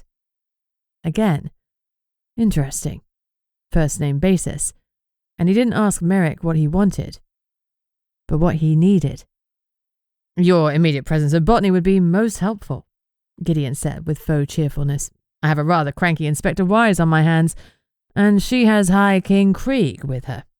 Krieg? What's he doing there? I've no idea, Gideon said. You can ask him when you're here, if you dare. I'm already on the way. Tell Wise to give me 10 minutes to get to you, and I'll be there in 5. We can get the jump on her if we need to. Gideon looked at me ruefully. Well, to show my good faith to the inspector, I put this call on speakerphone. Voldorus huffed. Next time tell me that at the beginning of a call. Wise, I'll see you in 5 minutes. I look forward to it, I drawled. But if you try and get the jump on me, now or ever, I won't hesitate to make you dust. Next to me, Krieg smiled. The connection was the police, and the symposium was the government. The symposium gave the connection their orders, and the connection was supposed to police corruption in the symposium. There was no precise separation of powers in the other, and that made it a murky place where only the strong survived and thrived. At no point could anyone ever consider me weak, or I'd be a dead woman walking. Gideon winced as he hung up the phone. You shouldn't threaten Lord Voldorus. He doesn't like it. He shouldn't threaten me. I don't like it. Well, I didn't mean to. Not directly. As Krieg moved closer to take up his preferred place slightly behind and to my left, he pulled out a blade. To anyone else it would have been a sword, but he would probably have called it a dagger. You hired Krieg as your bodyguard, Gideon mused. That seems like a good idea in the circumstances. I rose an eyebrow. Which are? He smiled again. I didn't trust anyone who smiled that often. I'll let Lord Voldorus enlighten you. Silence fell. After a beat, I broke it. I don't need a bodyguard. He looked at me. Perhaps not. We fell silent again. Gideon slumped back into his leather big boss swivel chair that he'd just been bouncing on with such abandon. Are we going to wait in silence? He said. Or... Where were you on the night of Moss Holling's kidnapping? Tuesday, the 1st of July, I asked. He blinked. We can go back to silence if you want. Answer the question. He frowned faintly. I thought you were here about the tales. My visit has more than one purpose. Well, like a woman. Always multitasking. He murmured. He thought for a moment. Well, Betty and I were entertaining ourselves up here until 2 a.m. And on the night of Moss's murder, Saturday the 4th, I took the lovely Betty to the theatre. We watched Blood Brothers and she gave me a wonderful blowjob in the second act. We were in a private box. I do so adore a young woman's libido. He looked at me, though it's supposed to be stronger when a woman is your age. As Gideon dragged his gaze suggestively down my body, Krieg gave a low, threatening rumble. Gideon's eyebrows shot up. "Oh, no disrespect intended, Your Excellence," he said hastily. "I didn't know she was yours." "I will break your fucking nose," I snarled. "I am no one's but my own." Voldris burst in at full vampiric speed, and in a beat he was standing next to Gideon with the desk between us. "Violence, Inspector Wise? How unlike you." His tone was faintly sarcastic. Although he appeared to be alone, my skin prickled with the uncomfortable sensation that told me I was being watched. I sent out tendrils of my subterfuge magic and encountered another mind, one I recognized, lurking in the shadows. I kept the knowledge off my face. I don't tolerate fools gladly. "You do not," Voldris agreed. "But Gideon is no fool. Far from it, though he plays the jester well. He is one of our best Red Guard agents. He has been deep undercover for nearly a year now, harvesting ingredients for the Black Coven, ingratiating himself into their good books. Or bad books, as the case may be," Gideon interjected with yet another too charming smile. "We are at a critical stage of the mission, and we cannot afford for you to screw this up," Voldris groused. "Back off, Inspector Wise. And that's an order. Direct from the symposium." Well, fuck. Chapter 25. Having said his piece, Voldris started to leave. "Stay," I said crisply. "Please," I added belatedly. "We're not done yet." He said impatiently, "I know nothing about the dryad's death, nor about the centaurs. No, but you know evil witches." I took out my phone and showed both vampires the video of the runes lighting up on the bones of the dead. Voldris's expression was tight. "I've never seen such a thing before." "Me neither," Gideon confirmed. "It's as if the runes are scorched on. But with runes like that, you're definitely looking at a necromancer, a witch who has slid into complete darkness." For once, the smile was gone, leaving him looking somber. Voltaire, the head of the Red Guard vampires, phased out of the shadows. The peeping Tom had come to play. I would have been startled by his presence had I not already known he was there, which was what he had intended. I'd already decided how I would play it. I drew up my intention and gathered the fierce magic within me. Every now and again, you had to remind the factions that you weren't weak, and Voltaire was about to get a front-row demonstration. Blade raised, Krieg had pivoted instantly to face the new threat. He paused as he recognized Voltaire and deduced that the vampire was unlikely to attack me. But I was pissed off at the eavesdropper, so I didn't pause. I released my magic in a hard column of air that blasted Voltaire, sending him careening back into the exposed brickwork. He hit the wall with an audible thunk. He grunted, glaring at me as he picked himself up. "Oops," I said flatly. "You startled me." "Bitch," he spat. Well, no, that wasn't kind. "Sticks and stones, Volty," I taunted. Was that wise? Perhaps not. But I was tired and cranky, and my patience had long gone. Voltaire had shown me zero respect by lurking in the shadows, so he would get none back from me. In the other realm, respect was earned. Voldris cleared his throat pointedly. "If we can all focus on business, please. Wise, show Voltaire the footage. I'd like him to see it for himself." I did so grudgingly, but Voltaire was an expert in all things necromantic. It was his life's work, and the rest of the Red Guards, to find and wipe out evil witches that slid from naughty bloodwork to animal sacrifices to human ones. Witches that became necromancers who could control the dead. The walking undead often became their lackeys, willingly or not. The dark witches subsumed the vampires, controlled them like puppets, and then discarded them to ash once they were finished with them. Unsurprisingly, the vampires disliked that immensely, and hunting down those witches was the purview of the Red Guard. Voltaire watched the footage a couple of times. "Definitely necromantic in nature," he said to Voldris. Finally, he looked at me. "Those runes are powering something dead. You're looking for a dead man walking and an evil witch doing the powering. If you find them, let me know and I'll take care of them for you."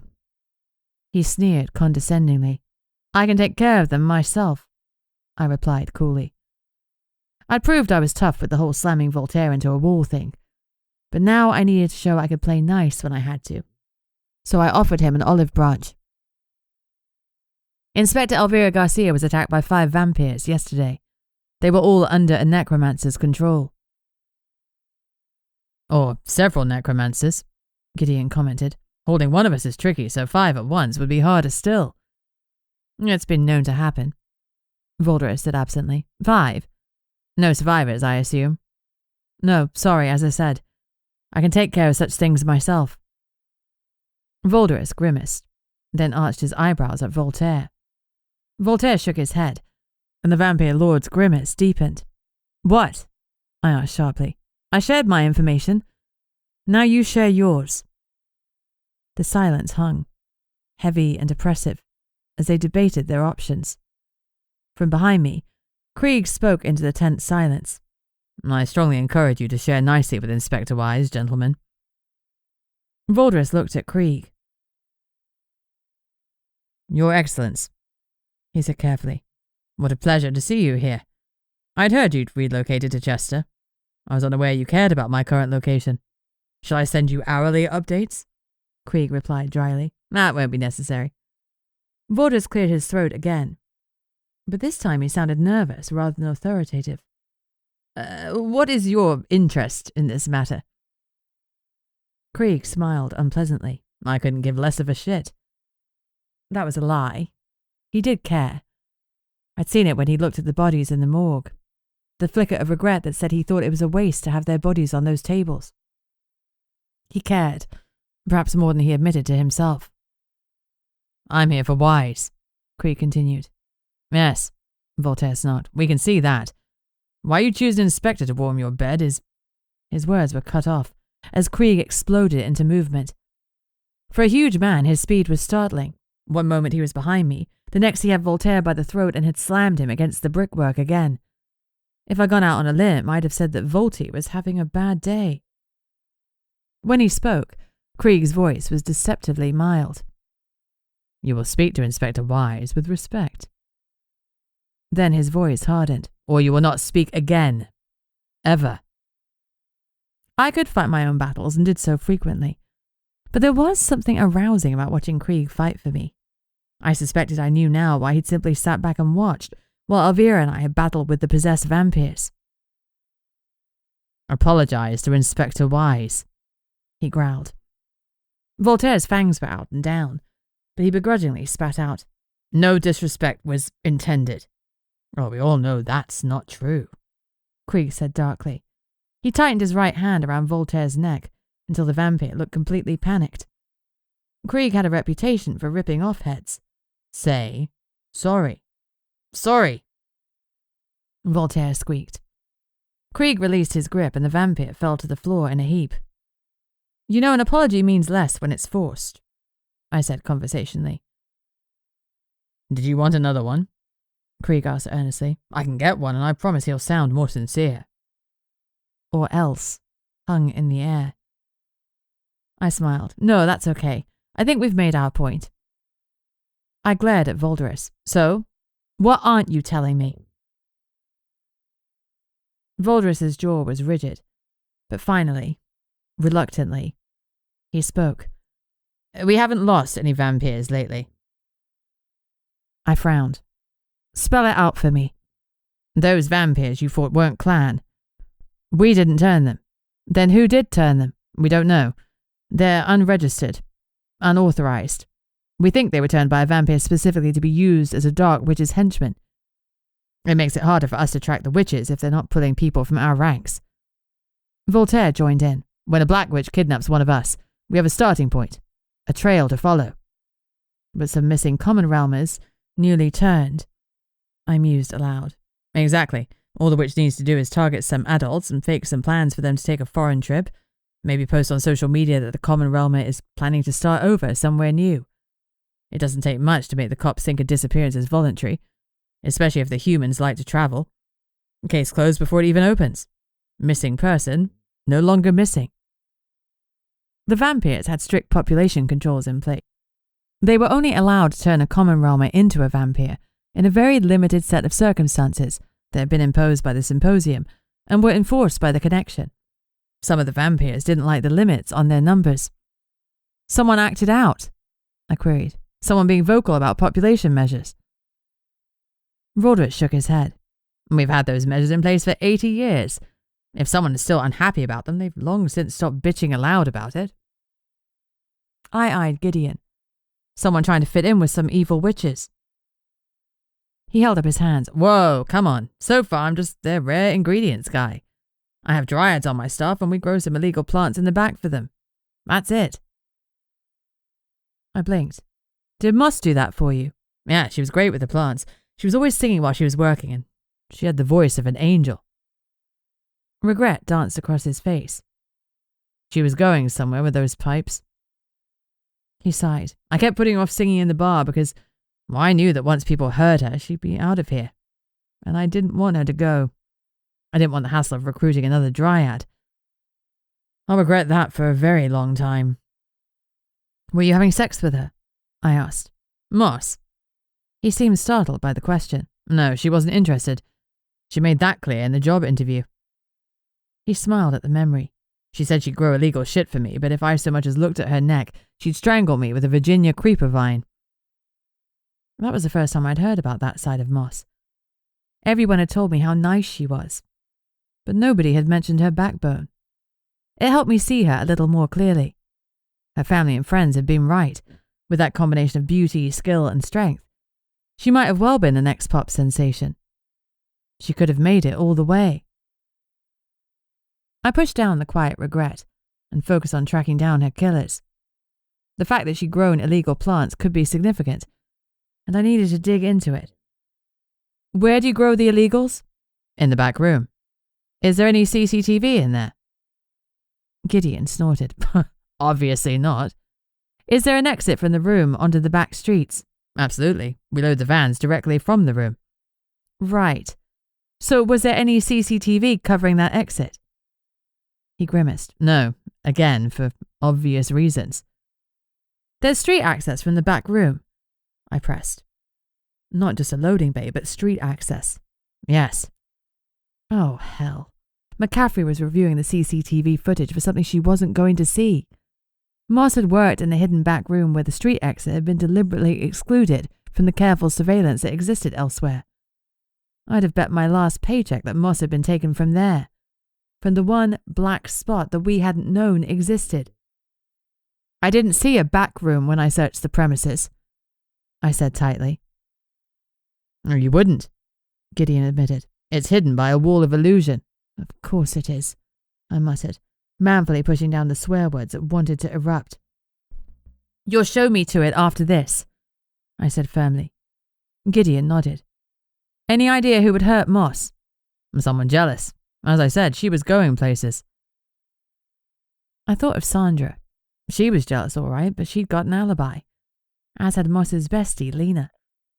I was missing something, some vital piece of the puzzle, and it itched at the back of my mind because I was sure it related to something I already knew. No more imp tales, I said to Gideon, and flicked my eyes to Valdres to include him in the command. He has to, Valdres said firmly. He needs them to buy his way in. This operation is above your pay grade, Wise. I tried to put the buyers off by telling them there's too much heat on me, Gideon admitted. This whole mess will help me deter them a while longer, but I can't put them off forever. I can't look like I'm reluctant to do it. I've just delivered one tale, so we've got some breathing room. Maybe we'll lock things down before I need another. Unlikely, Voltaire grunted. I remembered Snicklesnack, her pale skin and her tear-filled eyes. She had said the vampire had apologized, and now that made more sense. I said firmly, if you have to collect another tale, then you must deliver any imps you attack to the crone straight afterwards. Valdres raised an elegant eyebrow. You want him to add kidnapping to the mix? I want the imps to survive, I snarled. I want them to be healed, to have their tails regrown. Amber Delia can do that. If it's tails you need, I can't stop the operation. But you won't take their lives. Fine, Valdres replied tightly. Gideon, do it. Yes, sir, he said respectfully. I spoke again. As to Moss Hollings and Joe Bogan, I want you to close your bar, Merrick. Gideon snorted derisively before he could stop himself. Forgive me, he said hastily, eyeing Krieg, but I pride myself on being open 7 days a week. Everyone knows it. It's one of my unique selling points. Botany only closes on Christmas Day. Someone is targeting people linked to your bar. If you close it, perhaps I won't wake up to a new corpse tomorrow. Gideon shook his golden hair. The killer will already have their victim in mind, so closing the bar will do nothing but ruin my bottom line. Unless you bring me an order forcing me to close, Botany stays open. People will die and it will be on your head, I hissed. No, he disagreed. It will be on this necromancer's head. He gestured to my phone, where he'd watched the scorched runes appear. Do your job, Inspector, and I will do mine. Chapter 26. After Gideon showed me the back room, I called Elvira and Bland to follow me out to Krieg's car. Loki fluttered into the car, resting on his favourite spot on the back seat headrest. I, Gideon, Loki said, gyrating his groin obscenely. I shag all. I, asshole. He whistled in a derisory fashion. Asshole pooped in his coffee, he confided, making me grin despite myself. Gideon had made some noises about feeling bad about the imps he'd attacked, but he'd made no apologies about routinely fucking his way through his young and vulnerable staff. He may be trying to stop someone more evil than himself, but that didn't absolve him of leveraging his position of power over his staff to get laid. Still, Betty was a consenting adult, and unless she came forward about feeling pressured, which, frankly, wasn't the vibe I'd got, then it was just an ill-advised work relationship. Those happened the world over, whether I liked it or not. And I did not. Anything? I asked Elvira, once we were within the confines of the vehicle. She sighed. No other witches in the other staff. And no red flags, Bland added. The staff we interviewed included one other dryad who was obviously devastated by Moss's death. She said they frequently worked the back room together where plants are grown. There's something else cagey going on there. I could feel it. Me too, Elvira agreed. They're growing illegal plants for the Black Coven, not just for the front of house, I explained grimly. But that's not the focus of our investigation, so let it lie. The fewer people who knew about Gideon's undercover role, the better, even within my own team. Right you are. The rest of the staff are all wizards, Bland continued without missing a beat. Low grade, levels 1 and 2 only. All of them had alibis for the times of Hollings and Bogan's death, though not many had them for both. And regular customers? I asked. Well, that's a little more interesting, Elvira said. The most frequent regulars are the temporal guards from the bombed-out church. I raised my eyebrows. St. Luke's, known locally as the bombed-out church, housed the most important portal in the UK. It was one of a handful of portals the world over that allowed direct access to the third realm, the realm that let you play with time as if it weren't linear. Because of the place's importance, and its danger, it was guarded round the clock by Black Ops wizards who were trained killing machines. Each temporal guard was hand-selected while in his or her prime, and given a maximum of 2 years' work. After their time was up, they were thrown back into circulation to continue government-sanctioned killings. Or they became private mercenaries or bodyguards. I frowned. Trying to kidnap or kill a temporal guard would be madness. Yeah, I know, Elvira huffed. But what if one of the guards has a screw loose and decided to go on a killing spree? I considered it for a moment.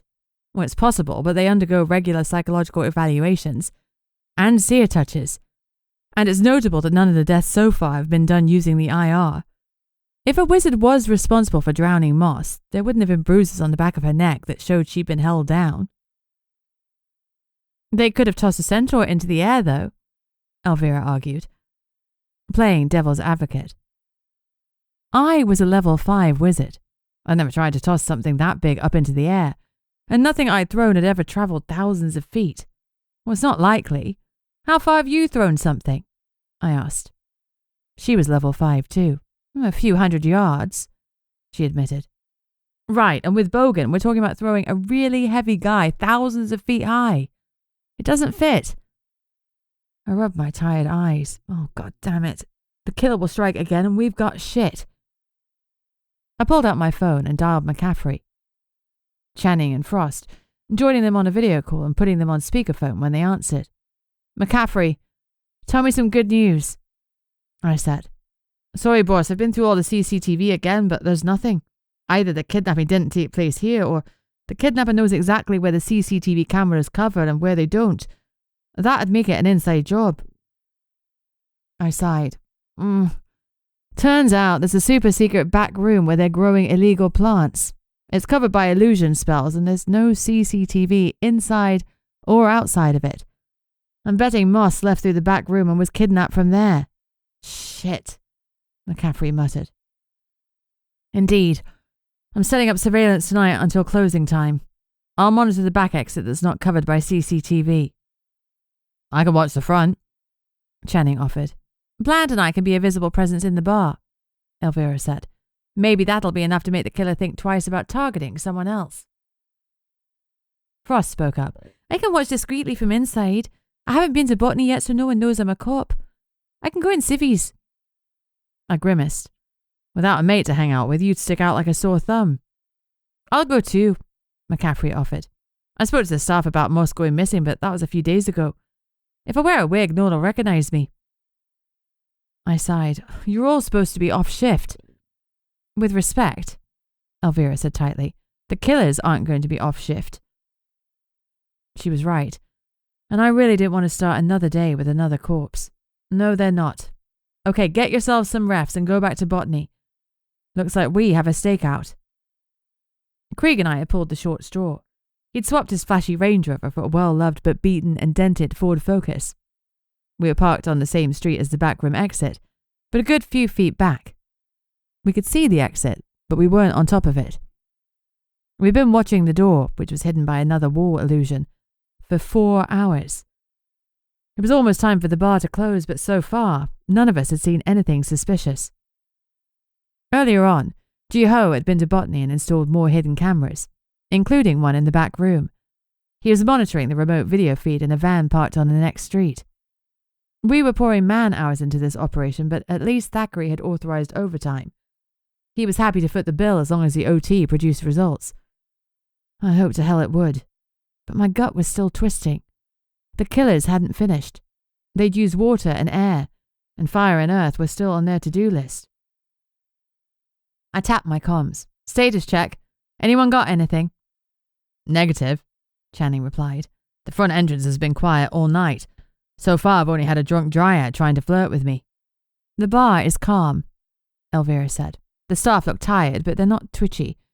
And there's no sign of any new players. Inside is boring, Frost muttered. I've counted the wall tiles twice and memorized the cocktail list. There's no sign of trouble. Same here, McCaffrey added, though I've had a surprisingly interesting conversation about kombucha and houseplants. I love kombucha, Ji-Ho said enthusiastically. My brother makes award-winning kombucha. Focus, please, I ordered him. Sorry, Shirley Locke. All quiet inside. No one has come into the back room. All right, I said. Keep your eyes open. We'll stay until closing time. Let's hope we at least spook the killers into staying home tonight. Keep the airway free. Final check-in in 15 minutes. I lifted my finger from the comms and switched to receive only so I could still hear the team, but keep my conversation with Krieg private. He gave me a look as he sipped his stone-cold coffee. This is a romantic evening. I gave him a tired smile. I know how to rock a man's world. I suspect you do, he murmured softly. You're flagging, Inspector. It's been a long day, and you're already carrying the third victim on your shoulders even though their body hasn't dropped. Damn him for being so perceptive. Gideon was right. None of this has been on impulse. Whoever is doing it has studied the regulars and the staff coming and going. I'm betting the next victim has already been earmarked. Maybe we spooked them. Maybe, I said, though I didn't believe it. More likely they changed the kidnap point. The full moon is high for the next couple of nights. It's now or never. We watched the staff close up shop and leave. "Let's call it," I said into the comms. "Thank you all for your hard work. Go home. Get some rest. We'll have another long day tomorrow." My gut twisted with fear that we'd find another body. I prayed I was wrong, but none of us would be any good operating on empty. We were done. Krieg fired up the engine and, without asking, turned the car towards my home. "Thanks," I said as I yawned. "You're welcome, Inspector." Loki was huddled on my shoulder, already sound asleep. He hadn't enjoyed the stakeout as night had fallen. To stay hidden, we'd had no lights on in the car, and I felt his small body trembling on my shoulder the whole while. When I got home, I turned on every damn light for him before I collapsed into bed. It had been such a damn long day, and I wondered when I'd be woken with the news of a new death, because I was all but certain there would be one. Elsewhere, someone was dying in the dark. Chapter 27. Reuben was tired, grumpy and not supposed to be there. Closing the bar had been Gideon's job, but as usual the vampire had vanished with Betty before the second wave of customers. The vampire was an ass, he thought, rubbing his eyes as the tills refused to balance. The amounts weren't matching. He was too knackered. "Just give an estimate," his wolf suggested. "That's not how it works, Brogue." Reuben sighed. "Has to be right." It took 2 more counts until he reconciled the figures. Someone had given a refund but hadn't put it through properly. Oh, bloody incompetent idiots. He was yawning, and Brogue was complaining as he unlocked the doors to slink out. He locked up again and set the alarm. He waited until it sounded twice to confirm it was on, before he walked away from the building. "Go for a hunt?" Brogue suggested enthusiastically, his tail wagging in Reuben's head. He considered for a moment, but tiredness won out. "Soon," he promised. "Rest first." He rolled his shoulders as he walked down the street, trying to work out the knots of tension that had been bothering him all day. It was time to move on from Botany. He was tired of Gideon taking him for granted, tired of Sandra's high-handed ways. And now the place held too many memories. He couldn't stop thinking about Moss when he saw all the beautiful plants she'd once tended. He planned on asking her out for a drink, but had always chickened out. Regret pricked at him. Life was too short. Next time, next girl he'd damn well ask. When she pulled up in her car so soon afterwards, it felt like a sign from the universe. "Hey," she said through the open window. "Want to come back to mine and get really drunk? We're not in tomorrow." She was smiling more warmly than she'd ever done at work, and he couldn't help noticing she'd undone her shirt button, allowing a little white lace to show. He jerked his eyes up to her face in case she'd seen his gaze linger for too long, but when he met her eyes, he saw satisfaction in them. She'd wanted him to look. "Mating is better than hunting," Brogue suggested, sending him a wolfish grin. He wasn't wrong. Well, why the fuck not? Reuben reached for the passenger side door. "Sure." He slid in and belted up. She passed him an open beer. "I started one for the road," she admitted, "but you can have it. Better not to drink and drive. I'll catch up at home." He took the can and had a long slug. "Nice," he commented. "Sure is," she agreed. "I love a pale ale." "Me too, it's my favourite." "I know." She smiled flirtatiously, reached out and rested her hand on his thigh. She wasn't his favourite person, but what the hell? She was pretty and she was definitely willing. Besides, he'd already decided to move on from Botany. He took her hand and slid it higher. She flashed him a grin and started to rub him in earnest as she drove. He took another long pull from the beer, almost draining it, then set it down in the cup holder and rested his head against the headrest. He closed his eyes to better enjoy the sensation of her warm hand on his crotch. But he was exhausted. Even with her enthusiastic touches, he was spiraling towards sleep. It'd be embarrassing if he couldn't get it up. She'd be the type to spread it around. She'd fucking tell everyone. He tried to open his eyes, and tried to sit up, and alarm bells rang when he could do neither. "Something is wrong," Brogue said urgently. I know, buddy, I can't move. He tried to hand the reins to Brogue to let them shift, but nothing happened. Fear spiked through them both. He tried again to open his eyes, to look at her, but all he could do was let out a vague moan. Next to him, she laughed. My alarm screamed me awake at the god-awful hour of 6 a.m. My eyes were gritty and sore, and everything in me wanted to hit snooze.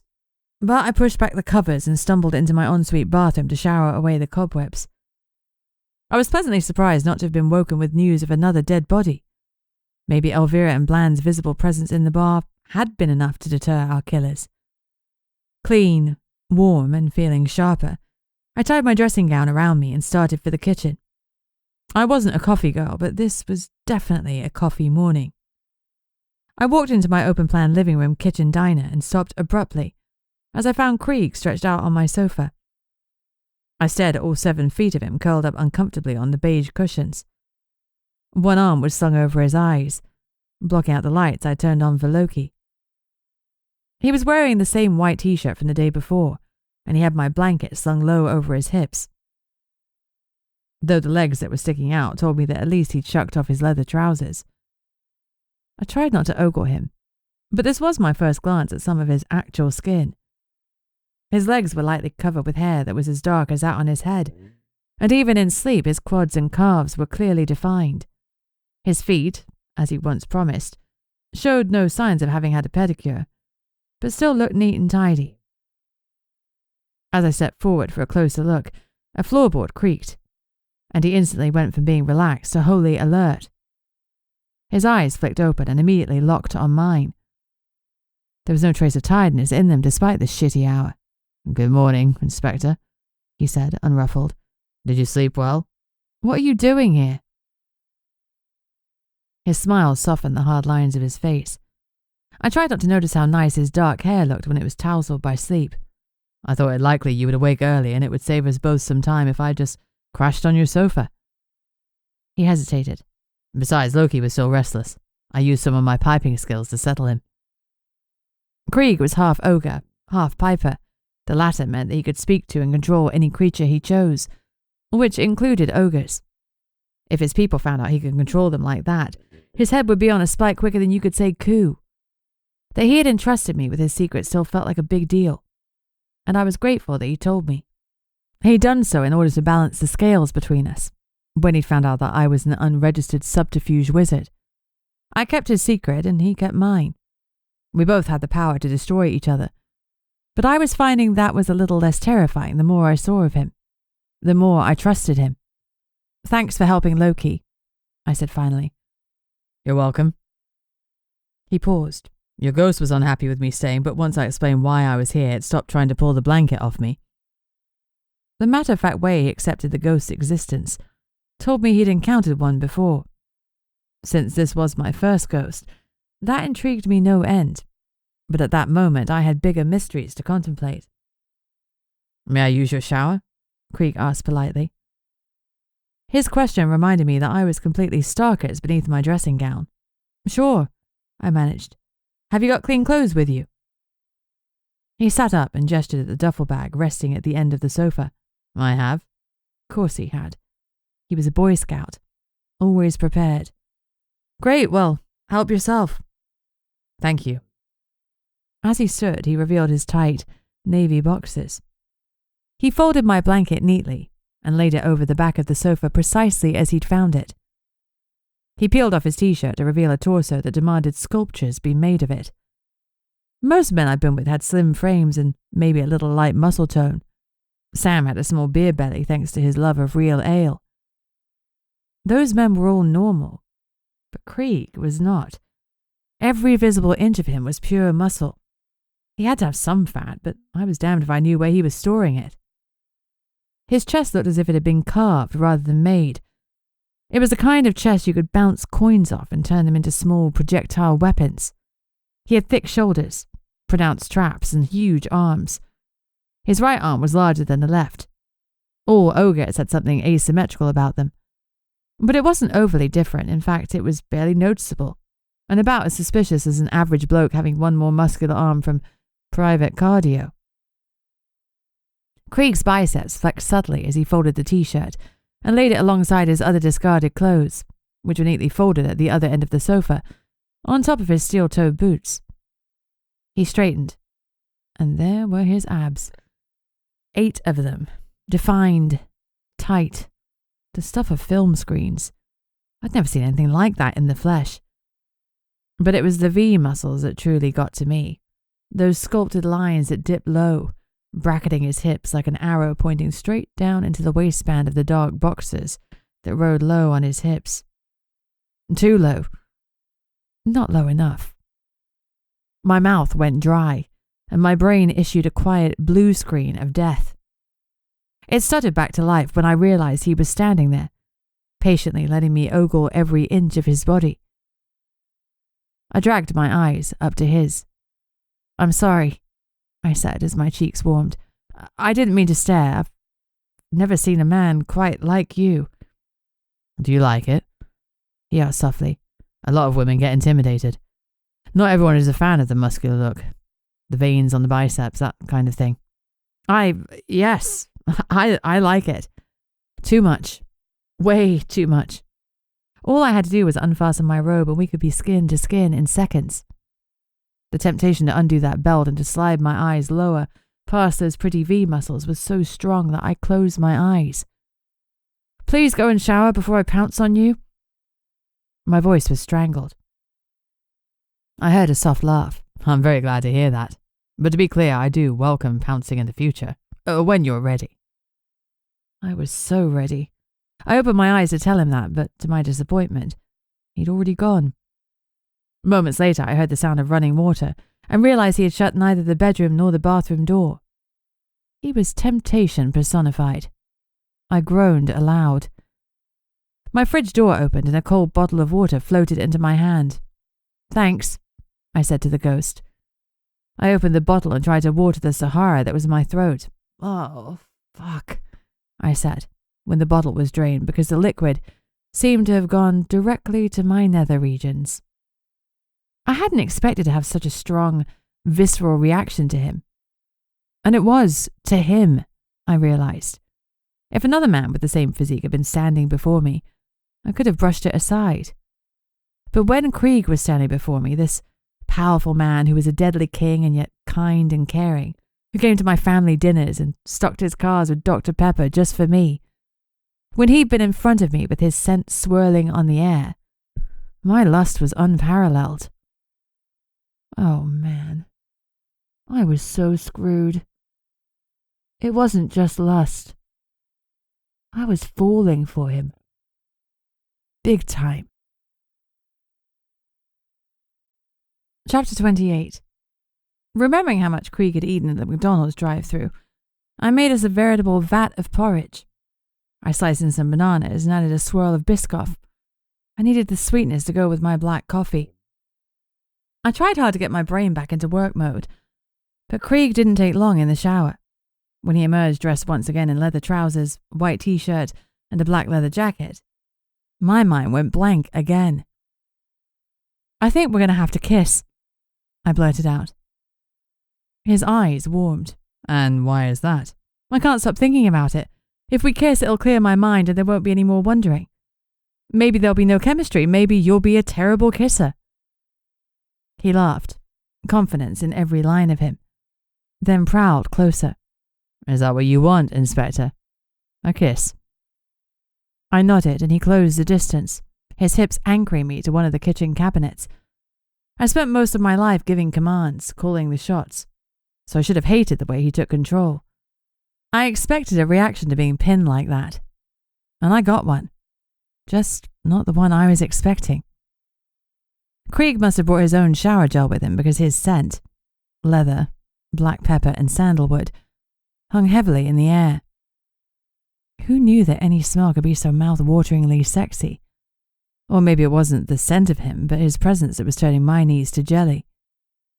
His hands rested on my waist, and then, without warning, he lifted me effortlessly and set me on the kitchen counter, putting my eyes level with his neck. It was only a slight lift to reach his lips now. He pushed my knees apart and moved closer into my body. I gulped. Fuck. He smiled. Oh, not yet. The kiss, though. The kiss we can do.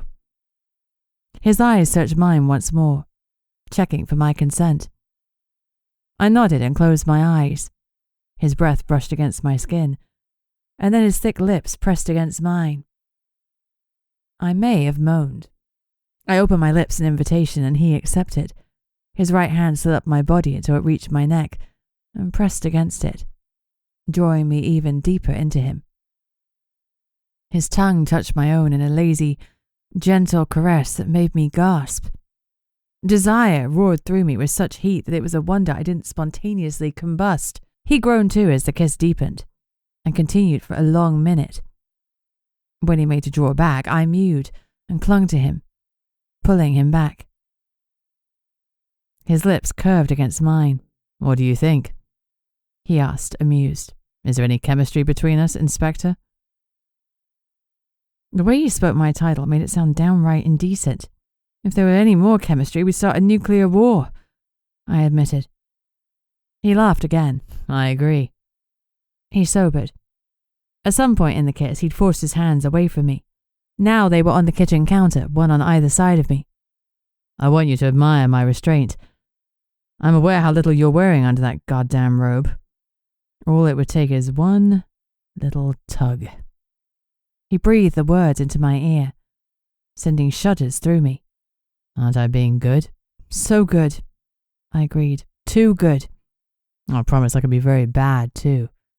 And the temptation to be so is unbelievably strong. He bit his bottom lip, his mercurial eyes darker than I had ever seen them. Then he reached out and lifted me down from the kitchen counter. Get dressed, he ordered hoarsely. Preferably in a nun's habit. Don't burn the porridge, I blurted, and ran to my bedroom. I think we're going to have to kiss. What a stupid bloody plan that had been. What a monumental mistake. What an idiotic idea. Before we kissed, I could imagine that he'd be a terrible washing machine kisser, tongue swirling round and round, but now I knew otherwise. Now that I knew the taste of him, I was so screwed. All I could think about was that tongue, all of that deliciously hard muscle focused on me. I had a second shower, a cold one this time, but the icy water had little effect on my roaring libido. After 684 days celibate, I was so hard up that if my phone vibrated in my pocket, I was starting to consider it foreplay. Frustrated, I dried and got dressed. When I walked back into the kitchen, Krieg had ladled me a bowl of porridge and made me a fresh cup of coffee. He'd found a huge salad bowl and put the remaining porridge in it, but he was sitting at the table waiting for me. Loki had woken up.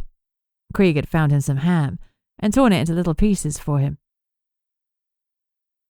Thanks, I murmured, as I pulled out the chair and sat opposite him.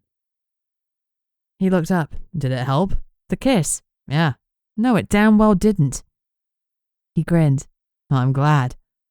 The cold shower afterwards helped a little. He looked his head. Please, don't put thoughts of you naked in the shower into my brain. I'm struggling as it is.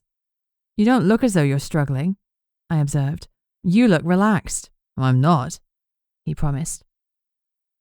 Loki looked up. Krieg and Wise, sitting in a tree. Do not finish that, bird, Krieg growled, and keep our business private. No squawking it about. Loki used his wing to mime zipping his beak shut, which was hilarious. I snickered into my porridge bowl. He flew over, landed on my shoulder, and nuzzled me. Are you okay, Loki? I asked. You sleep okay? Good, he said. No darkness. No darkness, I agreed. Krieg had slept with all the lights blazing so as not to upset my bird. And didn't that just melt me? Oh, fuck, I was so a goner. We talked as we ate, carefully avoiding discussing the case. The easy conversation gradually turned my brain away from lust, and I slid back into work mode. It must be hard to get a helicopter pilot without morals, right? I said in a non sequitur. He shrugged nonchalantly. I have a guy. Do you know any others? I can make inquiries if you want me to. Please. I need to know how Bogan fell. My money is on an other method, but I need to rule out common ones. I can't help feeling that is key information. Information I need. As Krieg tapped a message on his phone, I looked at mine. I checked the time. 7 a.m. Late enough, I decided, and rang the dragon from Sefton Park. Peter Glenn. Inspector, he said, sounding unimpressed. It's early. Murder and mayhem wait for no woman, I said primly. Did you happen to drop a centaur from the sky recently? Across from me, Krieg spat out his coffee. It didn't quite reach my fresh white shirt, but it was a close-run thing. Dragons could only speak the truth. Glenn just needed to say no, and he was in the clear. Peter didn't say no. Define recently, he said cagily. In the last week.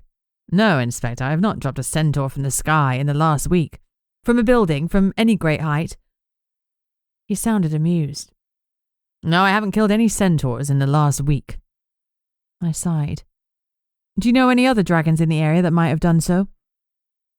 If he were here, I wouldn't have put it past Emery Elite if a centaur had threatened Jinx. But Emery's in Carnarvon at present.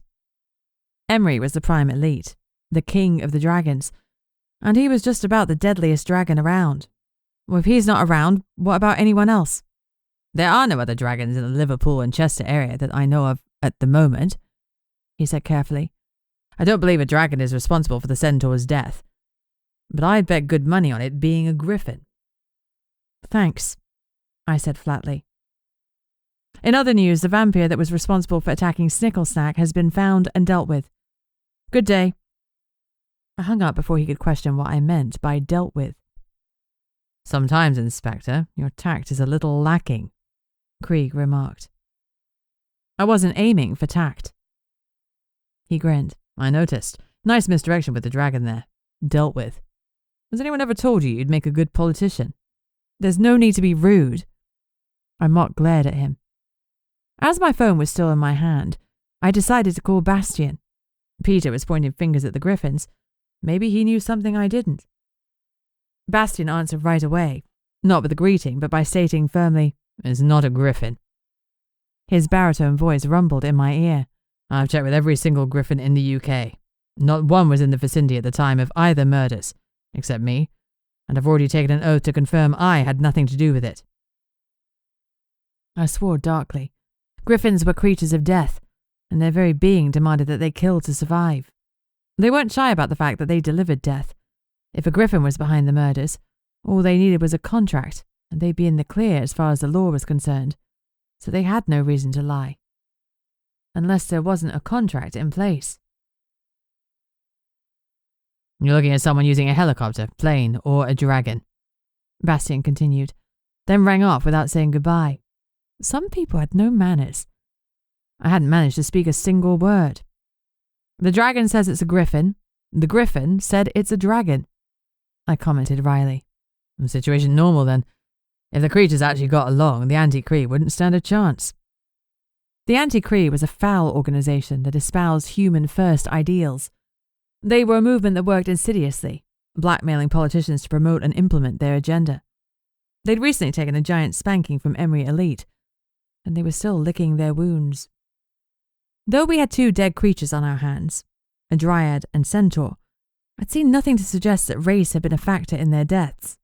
So the anti-Krieg were low on the suspect list, though they were there. Voltaire said that the runes were charging the dead, I mused. I need to look at Botany's employees and see who's lost someone recently. Someone close to them, Krieg added.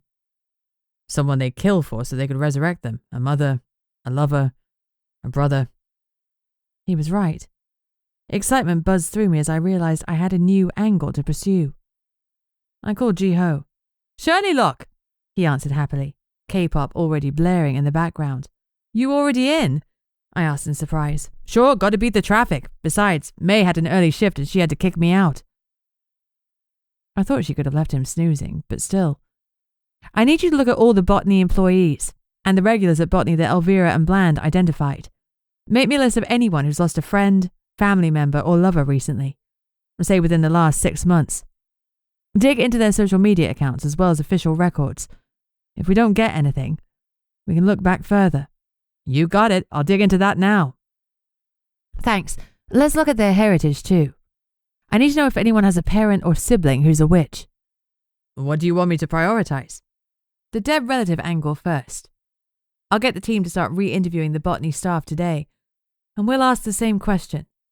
You dig into the data. My favorite thing. I could almost see the grin that I knew was on his face. Thanks, Jiho. Keep me informed. You got it. I hung up and drummed my fingers on my small dining room table as I thought.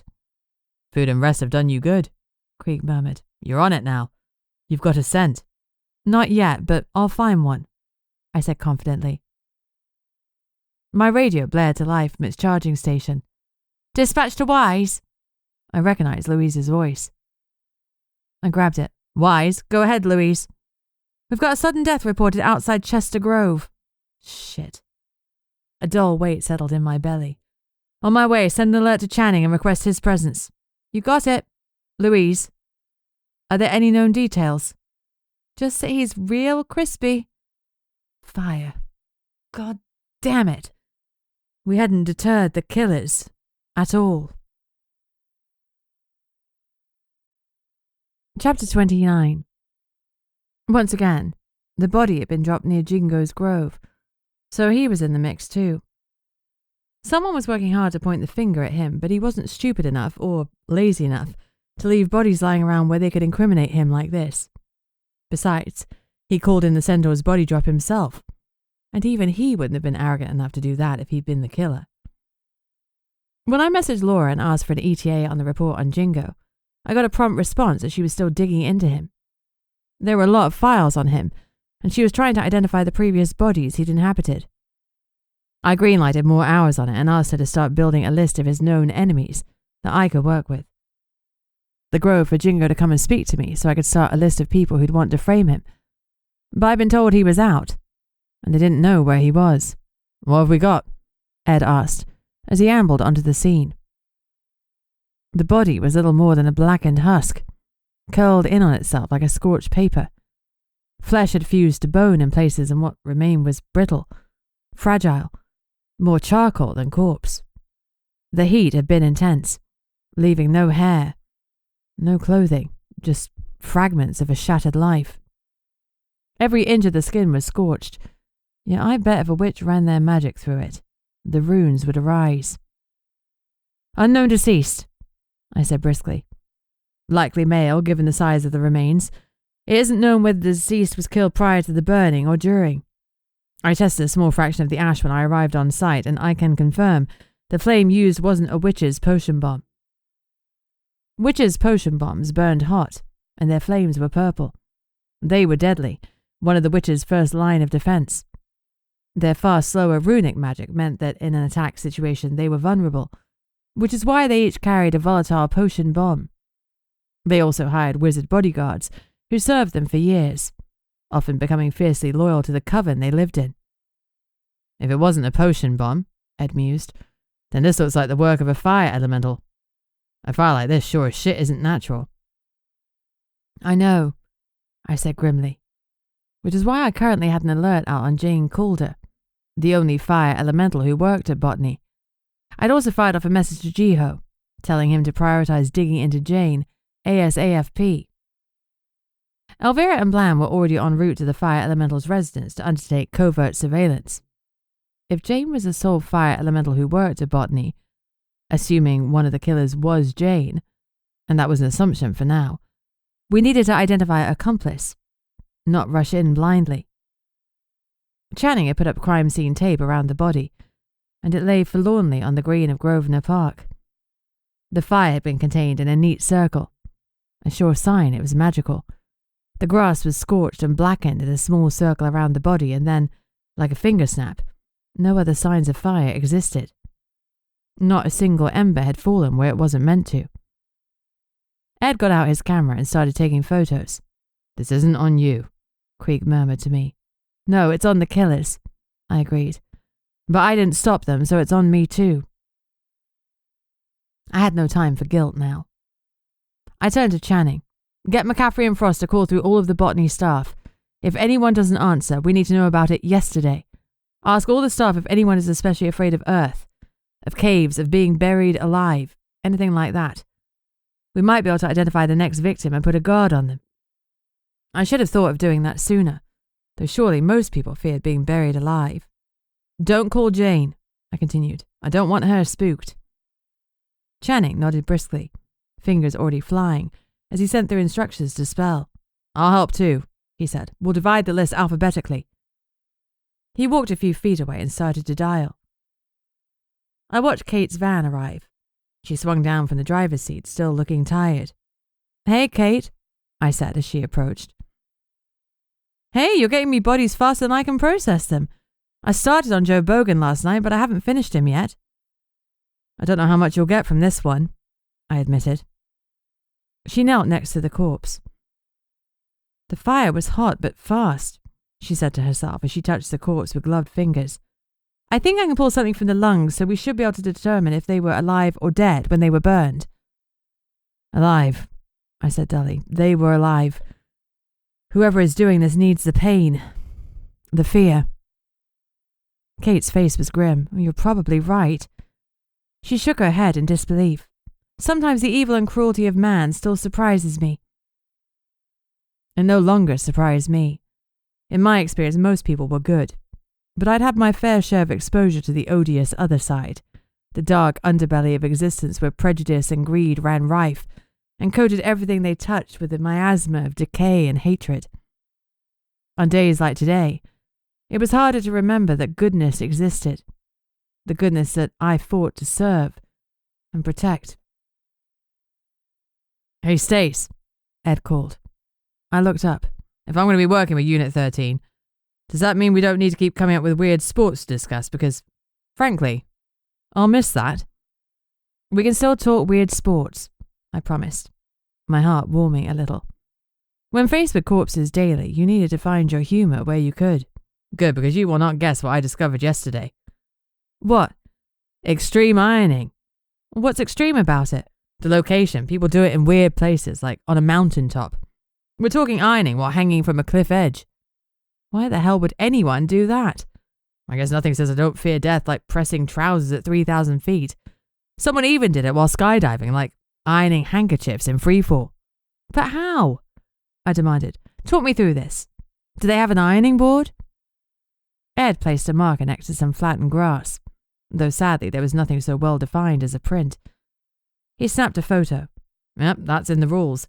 They need an ironing board, but they can modify it to their locations. If they're in the sea, they need a board that will float.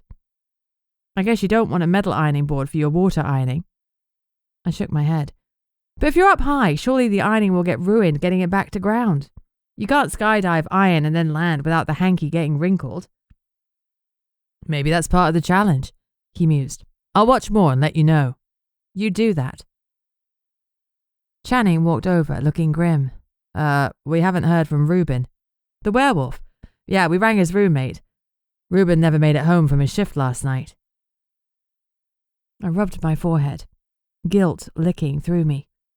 If I'd used my sub-skills to question every staff member, Reuben wouldn't be dead. Though my mum might be if I was found out, and that stayed my hand each and every time. Searching the thoughts, minds and memories of too many people was dangerous. I made the right call for myself and my family, but I had to live with the consequences, and today, that was hard. Despite our best efforts, Reuben had been taken.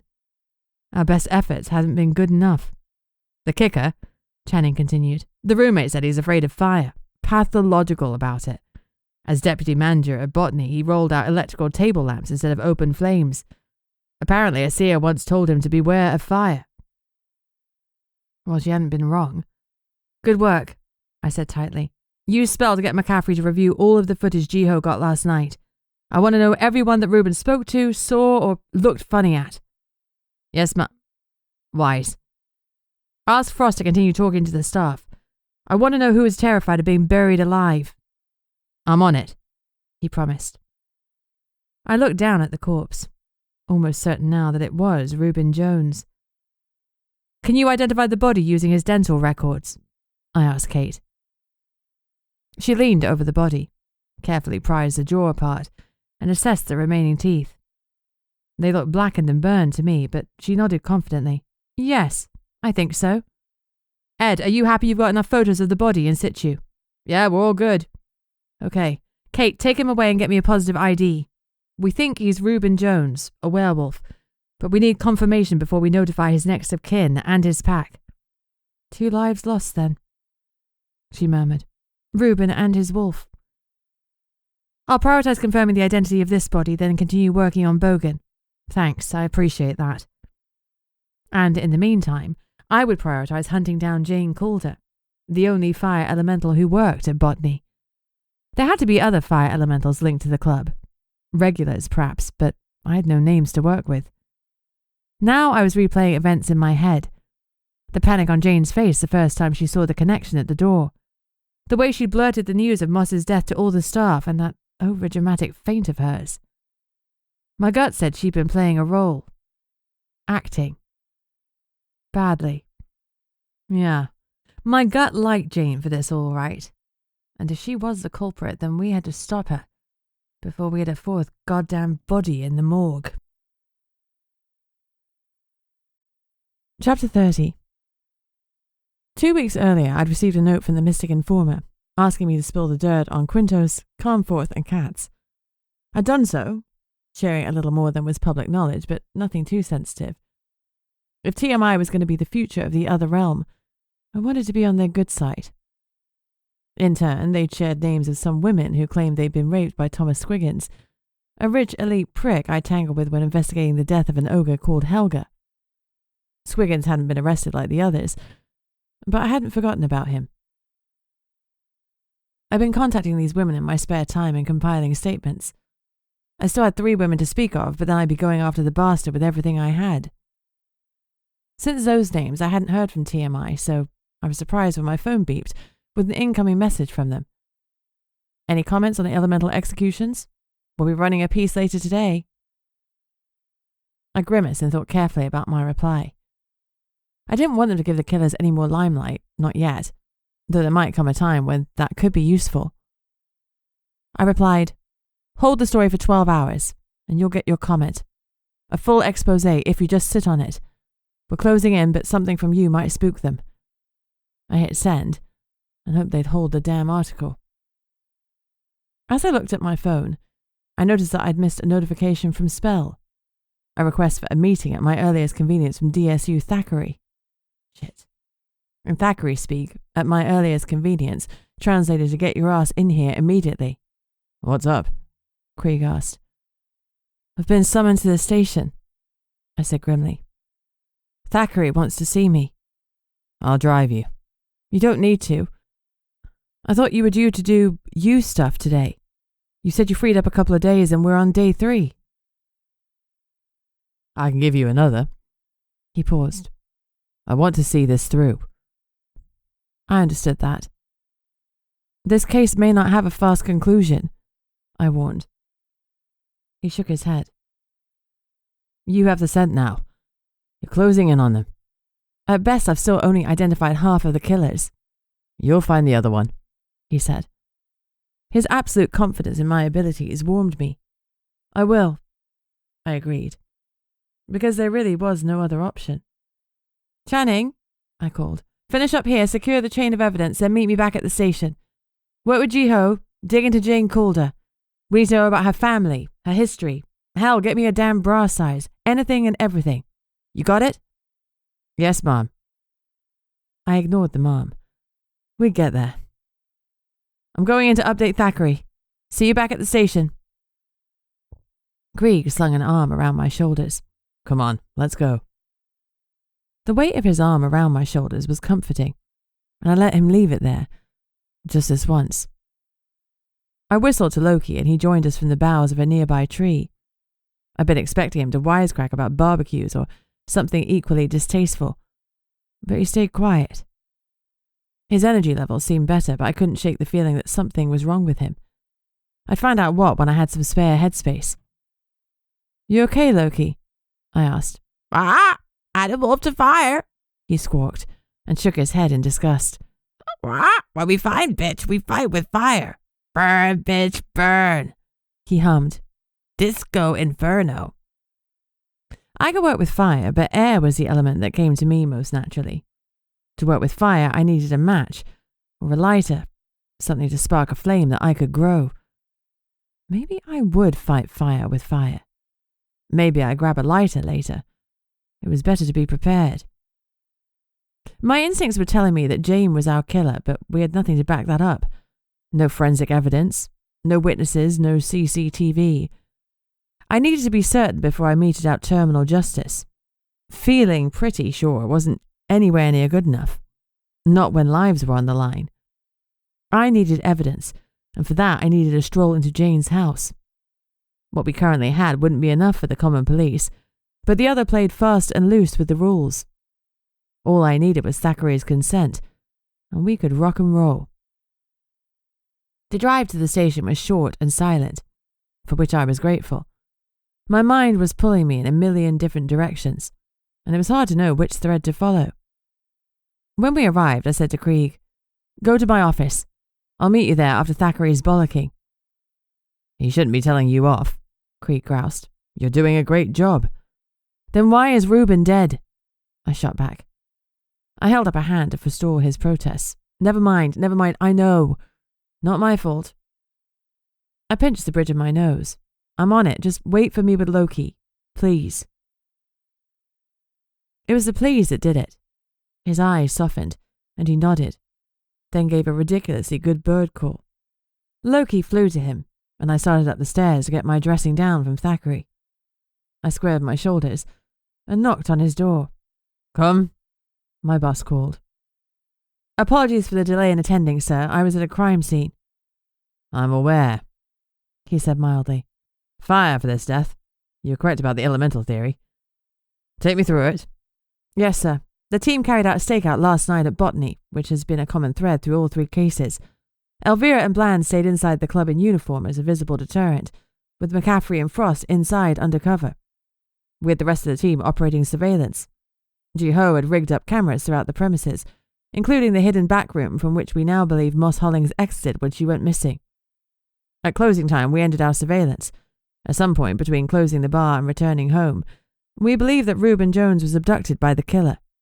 Dr. Potter is reviewing the body's dental records to get a positive ID, but there's little doubt in my mind that Jones is the deceased. He was taken to Chester Grove, set on fire using a fire elemental's flame, and killed. The dryads are coming up time and time again in this case. Yes, sir.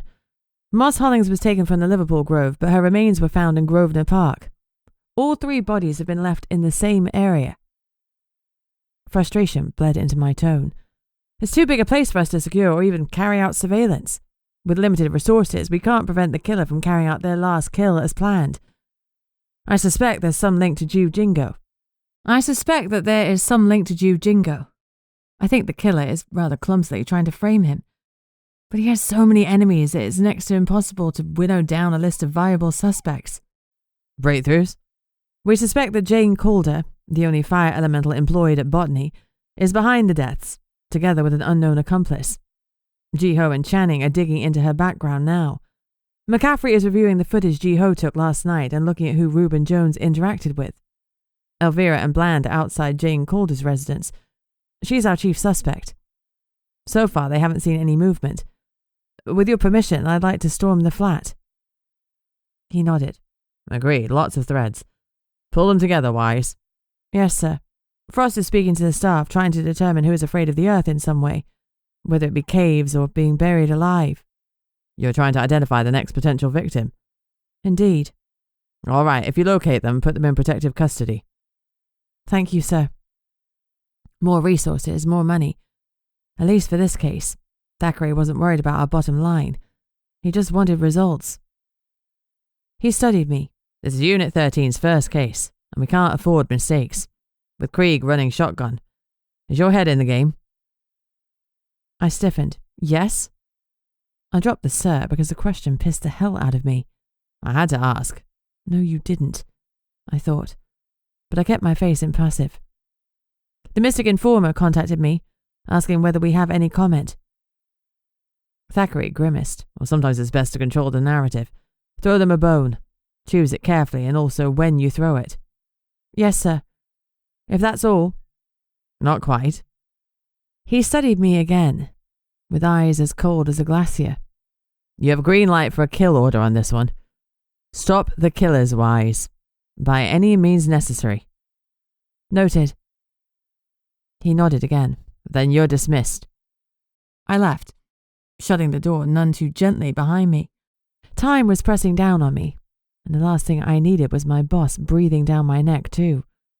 I just needed to focus on the damn job. Jane was the key. I was sure of it. And if I was right, it was time to smash this case wide open. Chapter 31. I grabbed Krieg and Loki from my office and stormed down to tech, where Ji-Ho had his music blaring, head bobbing as his fingers flew across the keyboard. Channing was sitting next to him, a notebook open full of his scrawl. What have you got so far? I demanded, without any small talk. Channing flipped back a few pages. Calder's father is a fire elemental. High up, sits on the pit. The pit was the fire elemental's ruling body, and they weren't known for being soft and fluffy. The last leader of the pit, Benedict, had made a horrific end after going on a spree and torturing people for fun with his flames. Absolutely no one had been sad at his subsequent demise. He'd been a total psychopath, and the world was a better place without him. Roscoe now headed the pit, a far more level-headed chap who'd worked as a guardian to a portal hall for years. When he'd taken over from Benedict, he cleaned house. That Jane's father still sat on the pit told me that either he wasn't a psychopath, or he'd been too powerful for Roscoe to oust. Calder's mother? I asked. Channing leaned forward. Here's where things get interesting. Her mother was a witch, a skilled rune master. She died a couple of years ago.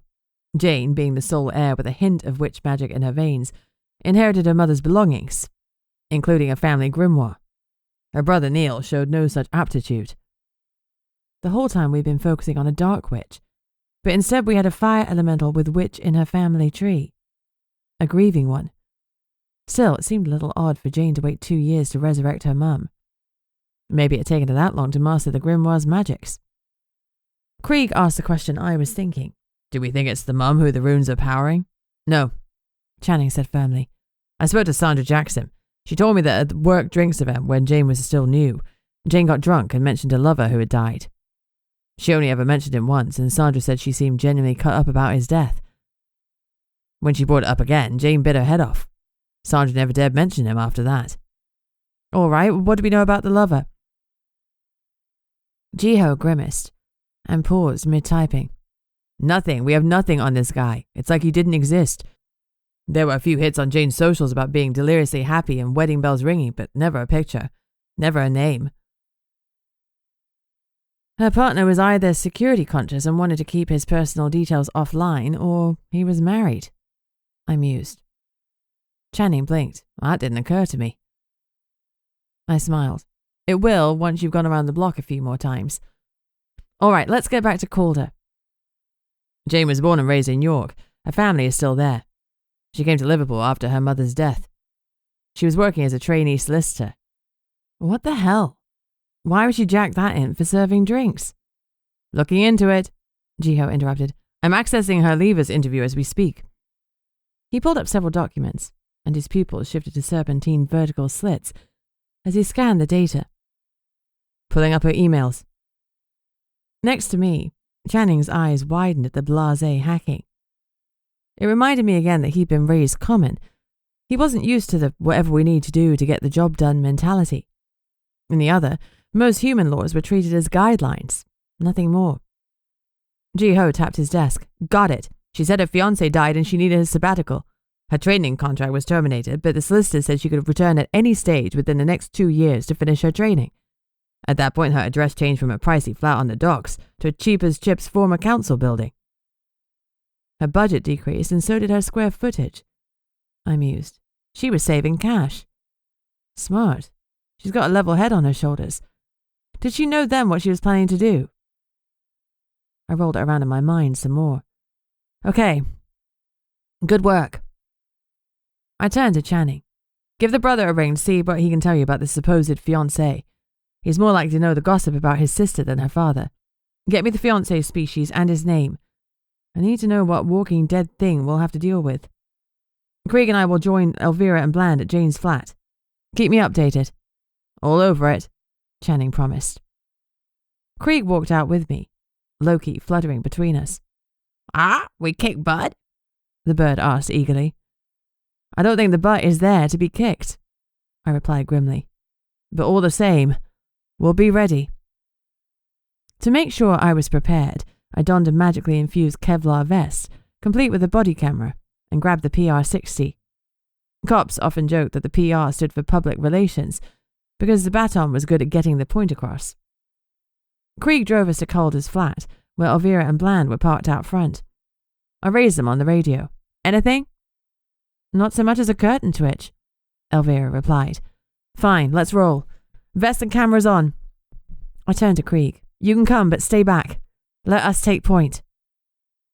He looked amused at my order, but nodded agreeably, retrieved a mace from the car boot, and zipped up his leather jacket. I guess he was good to go. No Kevlar needed. We waited for the others to vest up, then entered the graffitied tower block and ran up the single flight of stairs to bring us to the second floor. Jane's was flat 2B. The apartment block wasn't in the best area, and the dimly lit halls smelled faintly of urine. She'd downgraded her digs significantly when she'd gone from trainee solicitor to waitress. Saving money for what? My bet would be the illegal potion she'd no doubt used to subdue Moss during the kidnapping. A drugged prisoner was easier to manage. I swallowed hard, pushing aside the harsh memories. Now was not the time to stroll down memory lane. I stood to one side of the door with Krieg behind me, and Elvira and Bland crouched on the other side. Some wizards had an affinity for one element over another. Mine was air, so I released a small breath and used it to create a sharp blast of air that I targeted at the door lock. Over the years, I'd learned to channel the perfect amount of air to break a lock and open a door, but not blow the bloody door off. It flew open and Elvira took point, crouching low with Bland following. The curtains were closed, so it was dark inside. The apartment was a bedsit, bedroom, kitchen and lounge in one space. The only door led to the bathroom. It took less than a minute to clear the whole place and ascertain that Calder wasn't there. I'd been expecting it, but it still sucked. We donned gloves and started searching. I hit pay dirt when I saw a photograph on the bedside table, because I immediately recognized the man in it. Several dots connected at once, and I closed my eyes. Well, shit, I murmured. What? Elvira called from the other side of the room. I picked up the photograph and held it out to her. Her mouth tightened. Shit, she echoed. What? Bland demanded. Who is it? I don't recognize him. It's a griffin, Krieg said darkly. His name was Harbinger. Was? I sighed. He died about 6 months ago. God damn it, I should have made the connection. A couple months ago I was investigating 2 grave robberies, a wizard's and Harbinger's. What was taken from the grave? Bland asked. The bodies, I said grimly. So we could be looking at 3 assailants? I shook my head. The wizard's body turned up later, newly beheaded. At the time I just thought it was some sicko, but now I'm thinking he was a test run. Jane Calder raised him from the dead, and when she'd succeeded, she killed him again. And then she raised her lover. Elvira muttered. Precisely. Griffins were one of the deadliest species roaming the planet, and now we had an undead one to contend with. If Amber was right and Calder completed her 4-stage elemental ritual, Harbinger would move from deadly and difficult to kill to impossible to kill. We need to stop her before body number 4 hit the earth, or we'd really be knee-deep in kelpie waters. At least that answers the question of who dropped Bogan, Bland mused. Yeah, I groused. That's a real silver lining. Scour the flat. Calder and Harbinger aren't here, so we need to know where the hell they've gone to ground. We had a handful of hours to find them, or they get a 4th death under their belt, and the ritual would be complete. And then we'd be totally fucked. Chapter 32. Got something? Elvira called, holding up a book. Oh boy, do I have something. It's Jane's journal, and it details their plans. They're planning on taking Sandra Jackson tonight. I pulled out my phone and dialed Frost. She answered, Mum? I need you to get Sandra Jackson into protective custody. Now. We're already en route, Mum.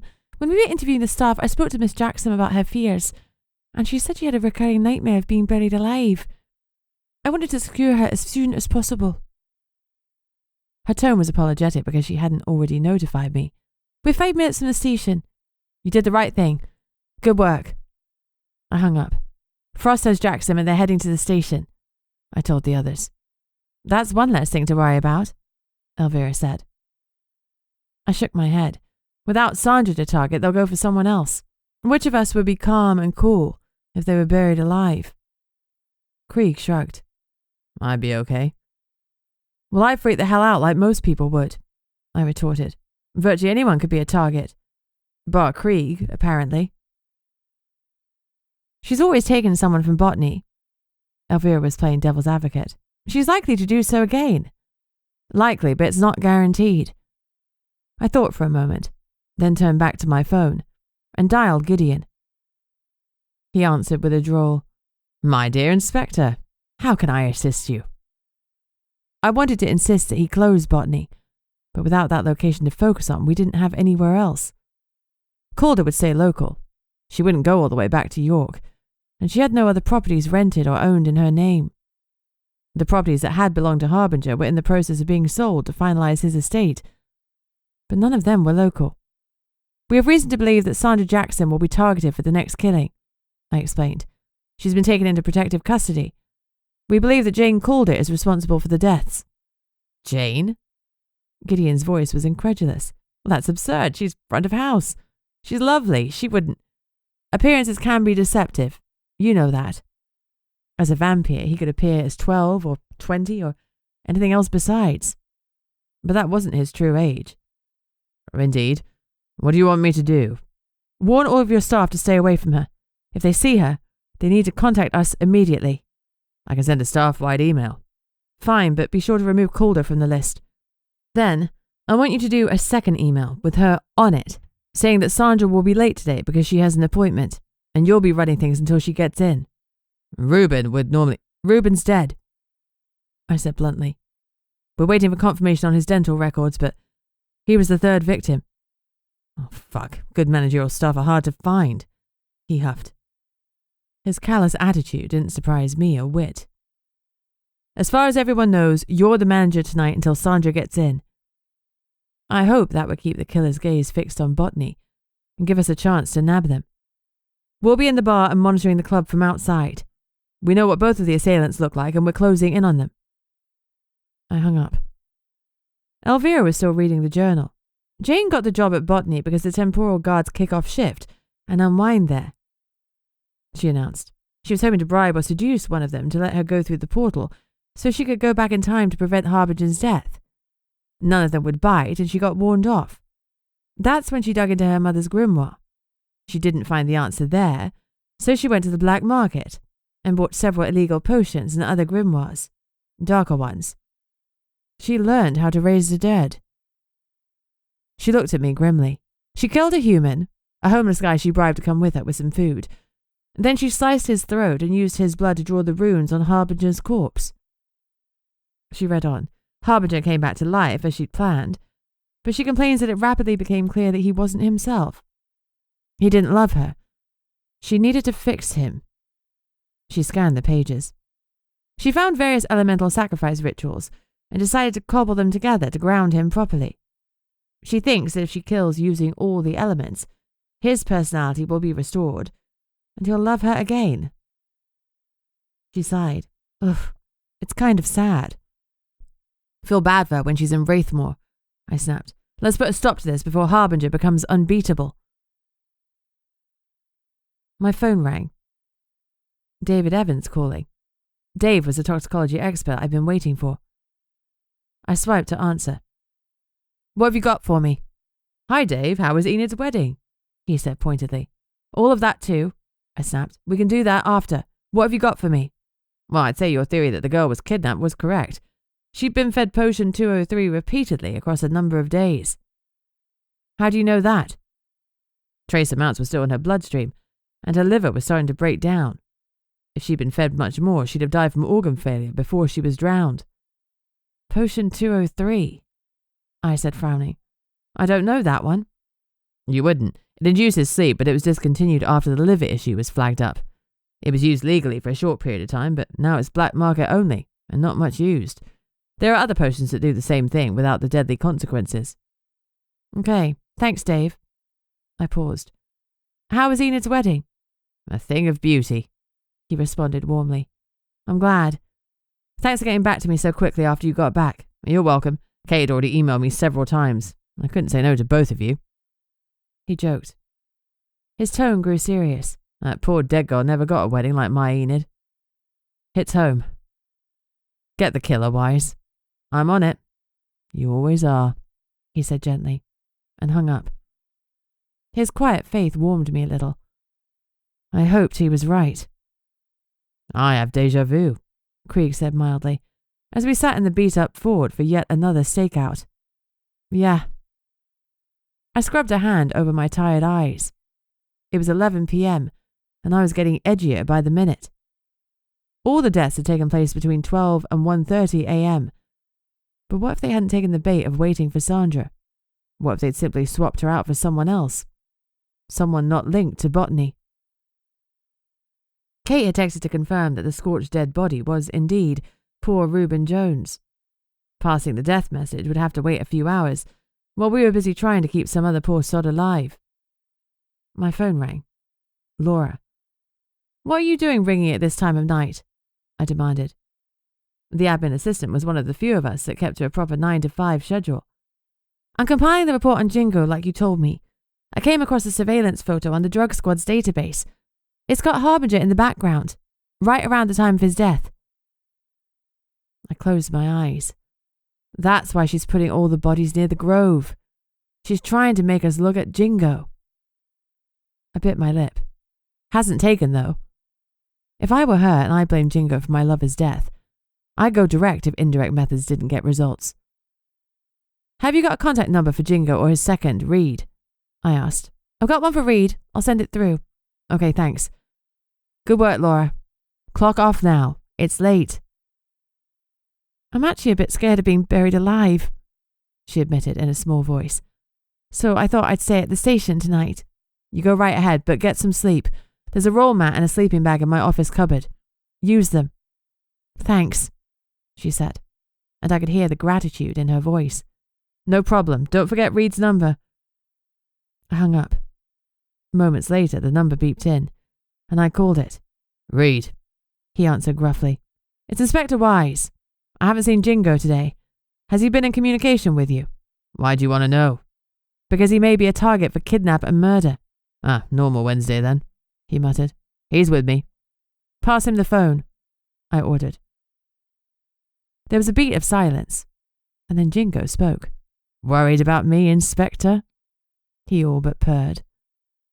I glared, even though he couldn't see me.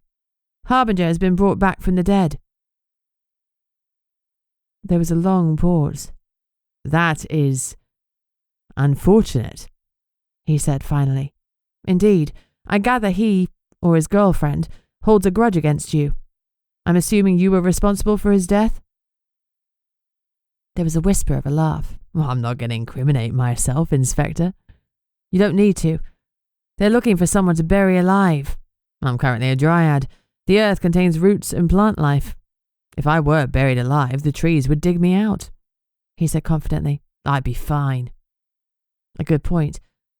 I guess I could remove any dryads from my likely to be kidnapped and buried alive list. Someone else won't be, I said darkly. But once Harbinger and his woman have killed their 4 targets, I believe they'll keep on going. More deaths, more magical energy, more power. Killing gets easier the more you do it, as you well know. I paused, but he didn't bite. So I continued. Dropping the bodies in your territory is meant to either piss you off or frame you. Either way, you're in their sights, Jingo. Why, Inspector, I didn't know you cared. His voice was warm, teasing, My glare intensified. I want you alive, Jingo, so that one day I can lock you up myself. I hung up. Nice, Krieg said approvingly. Solid mic drop moment. Despite my dark mood, his comment made me smile. Thanks. I turned the comms to open. Status check, I ordered. Nothing here, Channing replied. Nothing here, Elvira said. All quiet, McCaffrey added. We were all tense. There were no quips or asides about kombucha tonight. Frost was still ensconced in the station with Sandra. I waited for Ji-ho to check in from his van.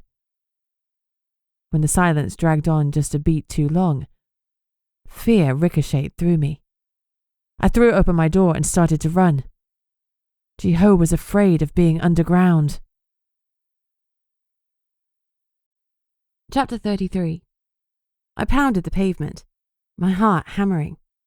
As I rounded the corner, I could see Ji-ho's van, and the sliding side door was wide open. Shit! He parked his van the next street over, so it was unobtrusive, but that had also meant that there were no eyes on it. I ran to it, praying he was just listening to K-pop at full volume and drumming the rhythm on the desk, that he'd simply missed the check-in. Maybe he'd opened the sliding door because he was hot. Yeah, I was BSing myself, but I clung to that faint hope all the same. I sprinted to the van and looked inside. Empty. Fuck. I hit the comms. Ji-ho is missing. As I slammed the van door closed, I spotted the claw marks around the door seal, and my stomach sank. Not just missing. He'd been taken. Harbinger had wrenched open the van door. Claw marks meant he was in his griffin form, and that meant wings. He probably snatched Ji-ho and was airborne, flying him to his death. Their destination had to be the Chester Grove, or at least somewhere in Grosvenor Park. Loki, I yelled, and my bird flew to me, his eyes solemn. Fly to Grosvenor Park. I need aerial sweeps. Any sign of them, you come and find me. We'll be right behind you. Ah, I see fuckers, Loki promised, and took to the air. Somehow, between one beat of his wings and the next, he disappeared. Could my avian friend teleport? Was that even a thing? But I had no time to wonder about Loki because Ji-ho's life was on the line. The others had arrived, panting, fear in their eyes. We all liked Ji-ho. It would have been hard not to because he was friendly, warm, and damn good at his job. He made our lives easier, and I wished I'd told him that just once. Even if May's parents looked down their noses at his job, we didn't. He was valued, essential, missing. Grosvenor Park, I snarled. They'll be taking him there. At least I hope so, because if not, we've got no idea where he is. Everyone head to the park. Elvira go to the north, Bland south, Channing east, McCaffrey west. McCaffrey, on your way, contact the Dryad Grove. Ask them to check in with their trees, and tell me if any of them sense a disturbance nearby. I'll hit the center. Comms on, and stay in touch. Let's move. We sprinted after our respective vehicles. Grosvenor Park, I barked to Krieg, as we slid into the vehicle. He started the engine, and I was surprised when it let out a loud roar. He smiled. Appearances can be deceptive, Inspector. It's beat up on the outside, but souped up on the inside.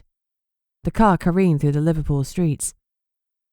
Anxiety was crawling in my gut, and I felt sick for Ji-ho, for what he was going through. We'd get to him in time. We had to. I tried to shove my emotions down because they were a weakness, a distraction. I needed to concentrate, to think, not get lost in my own dark memories. You're not going to love this, Krieg murmured, but check the glove compartment. I opened it and blinked. He was right. I didn't love it. There was a police light in there. I didn't grouse, but grabbed it and turned it on. Blue light flashing. I lowered the window and stuck it on the roof of the car. Krieg hit a button on his dashboard, and a siren began to shriek. We'll talk about this later, I muttered. Over dinner? He offered. With a glass of wine? I appreciated his attempt at levity. Deal. Impatience gnawed at me as we zoomed towards Chester. It would take us 45 minutes, perhaps 35 the way Krieg was driving, and Ji-ho had last checked in 15 minutes ago. The worst case scenario was that Harbinger was already 15 minutes ahead of us. Best case, only mere moments. Griffins could fly fast, but he was being weighed down by the victim he was carrying in his claws. We could catch up, but could we find them in time? I put a grade 1 alert on spell. One of our own taken by a griffin. Assistance requested from any and all to Grosvenor Park. I prayed we had another inspector close by who could answer my desperate plea. I was taken aback when none other than Detective Chief Superintendent Faraday replied to the grade 1. En route, ETA 25. Moments later, not to be outdone, Thackeray responded too. En route, ETA 30. Bloody hell. The brass were coming and both of them would be there before us. That had to be something. I messaged back. Start near Chester Grove. Grosvenor Park was huge, more than 20 acres, but my gut said Jane would stay true to her pattern because she wanted to give Jingo the extra fuck you. I rang both Jingo and Reed, but neither of them answered. As we tore around the streets, I silently prayed for Ji-Ho. Krieg pulled up fast, tires screeching in protest, as we skidded to a halt outside the park's east gate. I was out before the car stopped rocking, sprinting past the ornate ironwork and onto the gravel path, heading towards the centre of the green expanse. The trees loomed ahead, dark silhouettes against the light of the full moon. Huge and round, it was washing the ground with its light, and I didn't need a torch to see where I was going. Loki, I called as I ran. Nothing. He's coming, Krieg murmured as we ran. I can feel him nearby. The birds, I blurted, stopping abruptly. I lowered my voice. Can you do your thing? Pipe the birds. Ask what they can see. I can, but it'll take a few minutes, and I'll need you to guard me, he admitted. I can't see the world around me when I'm looking through their eyes. I nodded. Of course. I've got your back. Do it. He trusted me to guard him, and for some reason that meant a whole lot to me. As his grey eyes lost focus, I gathered my magic and held it ready to blast any intruders. I also pulled out my PR-60, ready to take a swing if I needed to. I protect Krieg with magic and might, and anything else I had. It was hard to stand and wait as Krieg winnowed through various avian thoughts to try and get us a clue. It felt like too long while Ji-Ho's life hung in the balance. The rest of the team checked in, including Faraday and Thackeray, who had also mic'd up. Everyone was spread apart. If one of us did find the killers, we'd have to call for backup. This was a clusterfuck. Heading central, I murmured, when it was my turn to update. No signs yet. Comms silent for 15 unless there's a development. The comms fell silent, and I switched to listen only. I hear, Loki huffed as he flew towards me. Our bird's scared. Going away. Going away from where? Krieg's eyes snapped to me. The elder tree, he said grimly. They're at the elder tree. That's what I say, Loki huffed, annoyed at being upstaged. I flipped the comms on. Everyone to the elder tree, I barked. We were the closest, significantly so. The dryad's elder tree wasn't within the grove, but set back in its own clearing. I knew the way because I'd met the dryad elders there on a couple of occasions, so I bolted west through the maze of winding paths, my shoes thudding a frantic rhythm against the gravel path. My lungs were burning, but I didn't slow. Branches snagged at my sleeves, and the moonlight dimmed the deeper I went. The trees were old here, vast oaks and whispering beeches, their roots breaking the path like bones beneath skin. Like Ji-Ho's bones might be being broken. Calder needed fear and pain. If Ji-Ho wasn't scared enough, what steps would they take? The elder tree wasn't far now. I slowed my approach. I needed the element of a surprise, and I'd lose it if I ploughed in like a drunken satyr at a party. I turned to check on Krieg. He wasn't behind me, but by my side. He gave me a firm nod, and I found I was inordinately grateful. I had backup, even if it wasn't a fellow inspector. An eerie quiet had fallen. The birds had either flown away or fallen silent. Either way, it was a bad sign for what we were about to encounter. Krieg and I crept forward, moving slowly, cautiously. Silent predators stalking our prey. Our sloth-like speed chafed, but a blunder now could mean Jiho's death. A glint of red in the moonlight made me swallow. Blood. I crouched by the smear and examined the base of the tree. Claw marks. Fresh. Deep. Bark had been peeled back like torn parchment. Harbinger had landed here. And Jiho was bleeding. Time was running out. Chapter 34. Suddenly the scent of rot was hanging on the air, and I gagged at the stench of it.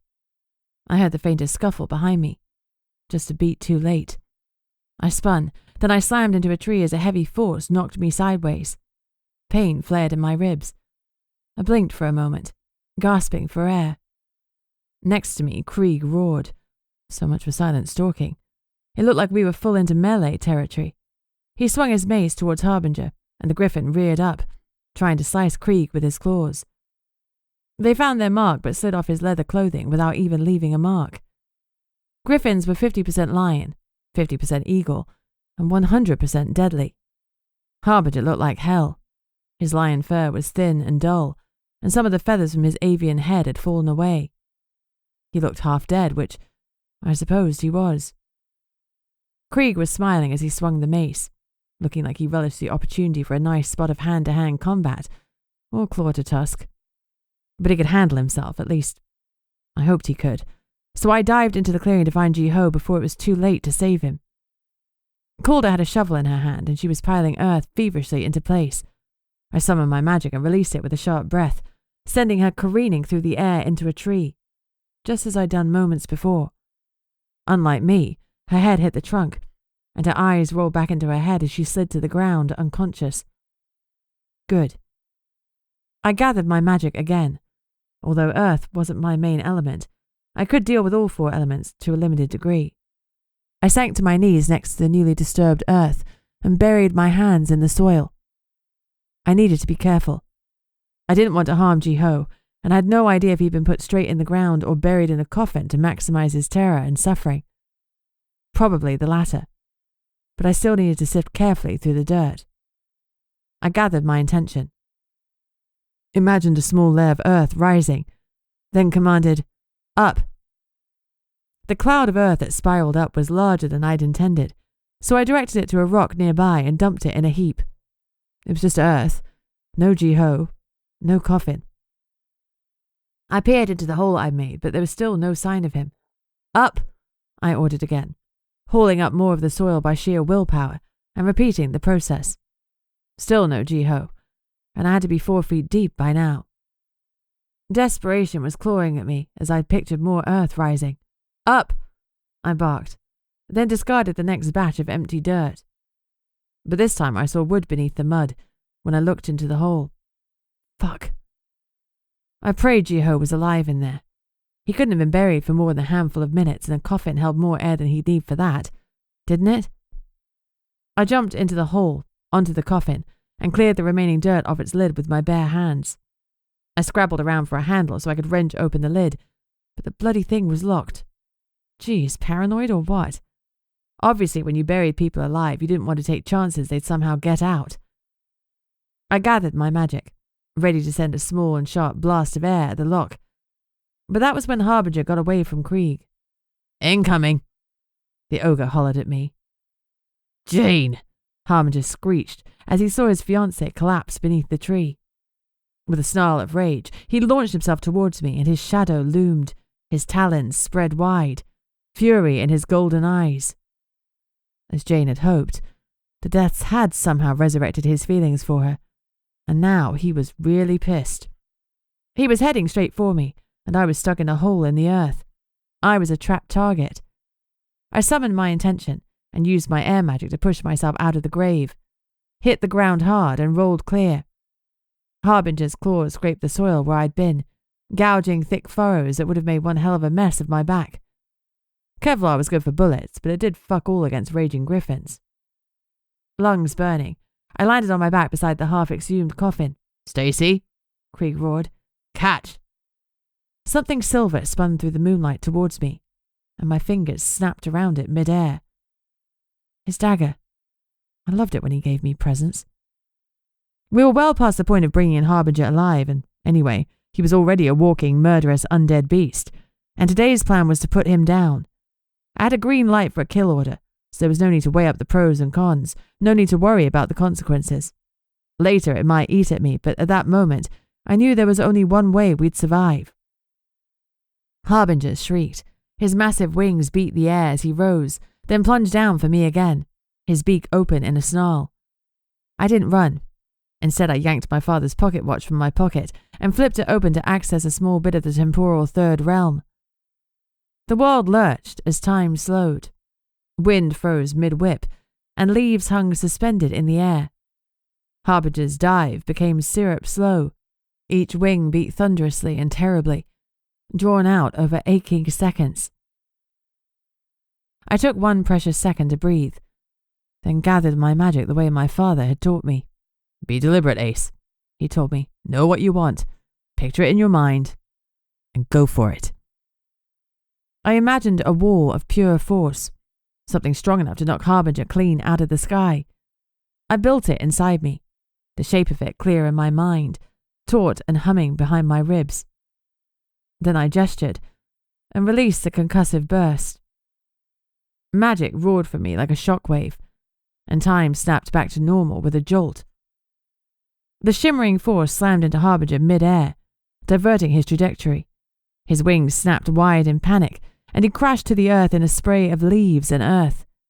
As he rolled, his massive body thrashing, I pocketed Dad's watch and raised Krieg's blade. I moved forward to finish him, but Harbinger was already up again, blood matting his feathers. His eyes locked with mine, promising death. Fuck, I'd hoped for another couple of seconds of slowed time to get him while he was down. I guessed it was time for Plan B. He lunged, and I met him with my blade. We clashed, claw to steel, and my arms trembled with the effort of keeping his talons from sinking into my flesh. Then, with a righteous roar, Krieg waded in and struck the griffin on his back with his mace. Harbinger screamed as the metal spikes penetrated his leonine fur, and he withdrew his focus and his claws from me.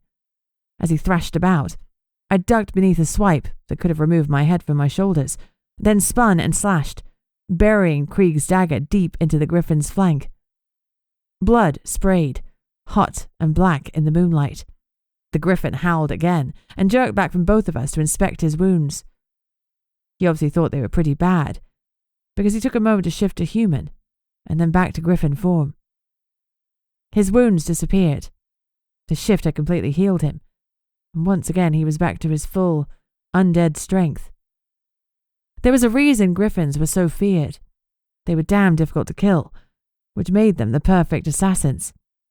They could face impossible odds and walk away smiling.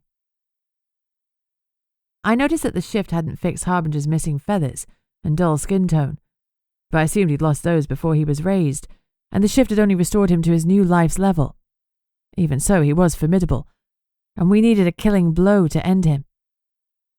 We couldn't defeat him with a war of attrition. 1,000 blows wouldn't work here. We needed one that would do the job. "Can you pipe him?" I gasped to Krieg, ducking behind a tree, as Harbinger lunged at us again. Krieg shook his head. "He's dead. I can only control the living." "God damn it. I've got a kill order," I said firmly. "Let's carry it out." He smirked. "You got it, Inspector." He swung the mace in his hand and cricked his neck, then smiled at the griffin. "Come on, birdie." "Ah, rude," Loki squawked above us, making me smile despite the situation we were in. Harbinger screamed and flew at Krieg. His claws moved like blades, and his wings buffeted the air so hard that the blast knocked me off balance. Krieg caught a brutal swipe to his trapezius, and my heart stopped.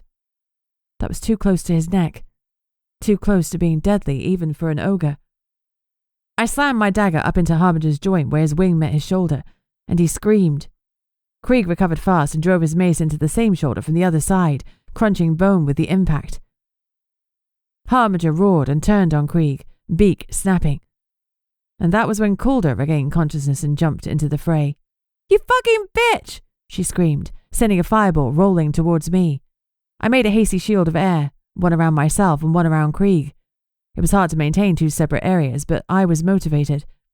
I angled the shield carefully so that Jane's flames hit it and bounced off, redirected into her half-dead lover. Jane Calder screamed as her fire slammed into Harbinger's chest and consumed him. He gave a deathly scream as his flesh burned, much like Reuben had probably done when she killed him, I thought coolly. Harbinger hit the ground, spasmed once, stilled. Calder screamed. Broken, she fell to her knees. The silence that followed was suffocating. My breath soared in and out as my chest heaved, and sweat stung my eyes. "Jane Calder," I said, when I regained my breath, "you're under arrest for the murders of Moss Hollings, Joe Bogan, and Reuben Jones, and the kidnap and attempted murder of Ji-Ho Lee." I cuffed her wrists behind her back. I prayed it was only attempted murder. I still hadn't gotten into the damned casket, and Ji-Ho's air supply had to be dwindling. "Get the coffin open," I barked to Krieg. "What does it matter now?" Jane said softly. "Nothing matters now." Tears fell down her cheeks as she walked slowly to the smouldering remains of her lover. Her knees buckled again, and she dropped to the ground beside him. Her shoulders bowed in despair. I let her have her moment. She was cuffed and I had other concerns, namely Ji-Ho.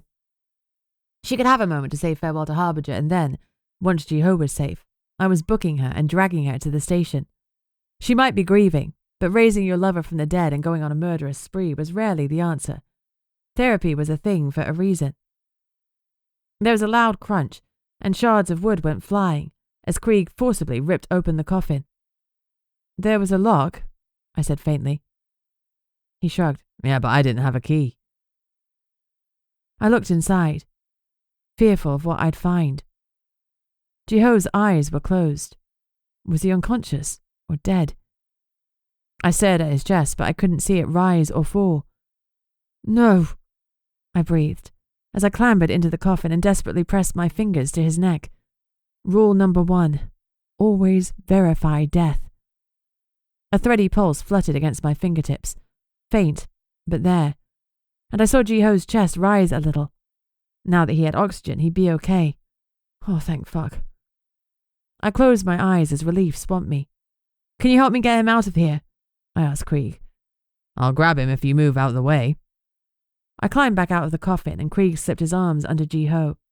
He carried him with the same care he'd shown for Helga and Moss, laid him down gently, and put him in the recovery position.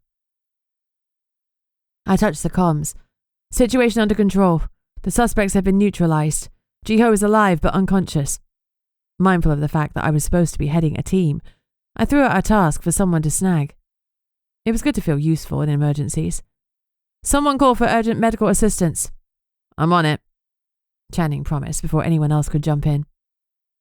The adrenaline was fading, and the pain was coming back. My ribs ached. Harbinger's claws had scored a few hits, close calls that hadn't missed by quite enough.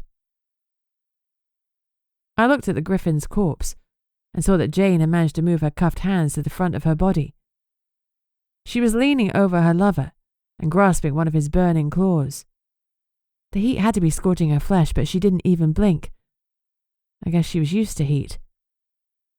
She stared into the griffin's empty eyes, then lifted his claw to her throat. And that was when I realized what she intended to do.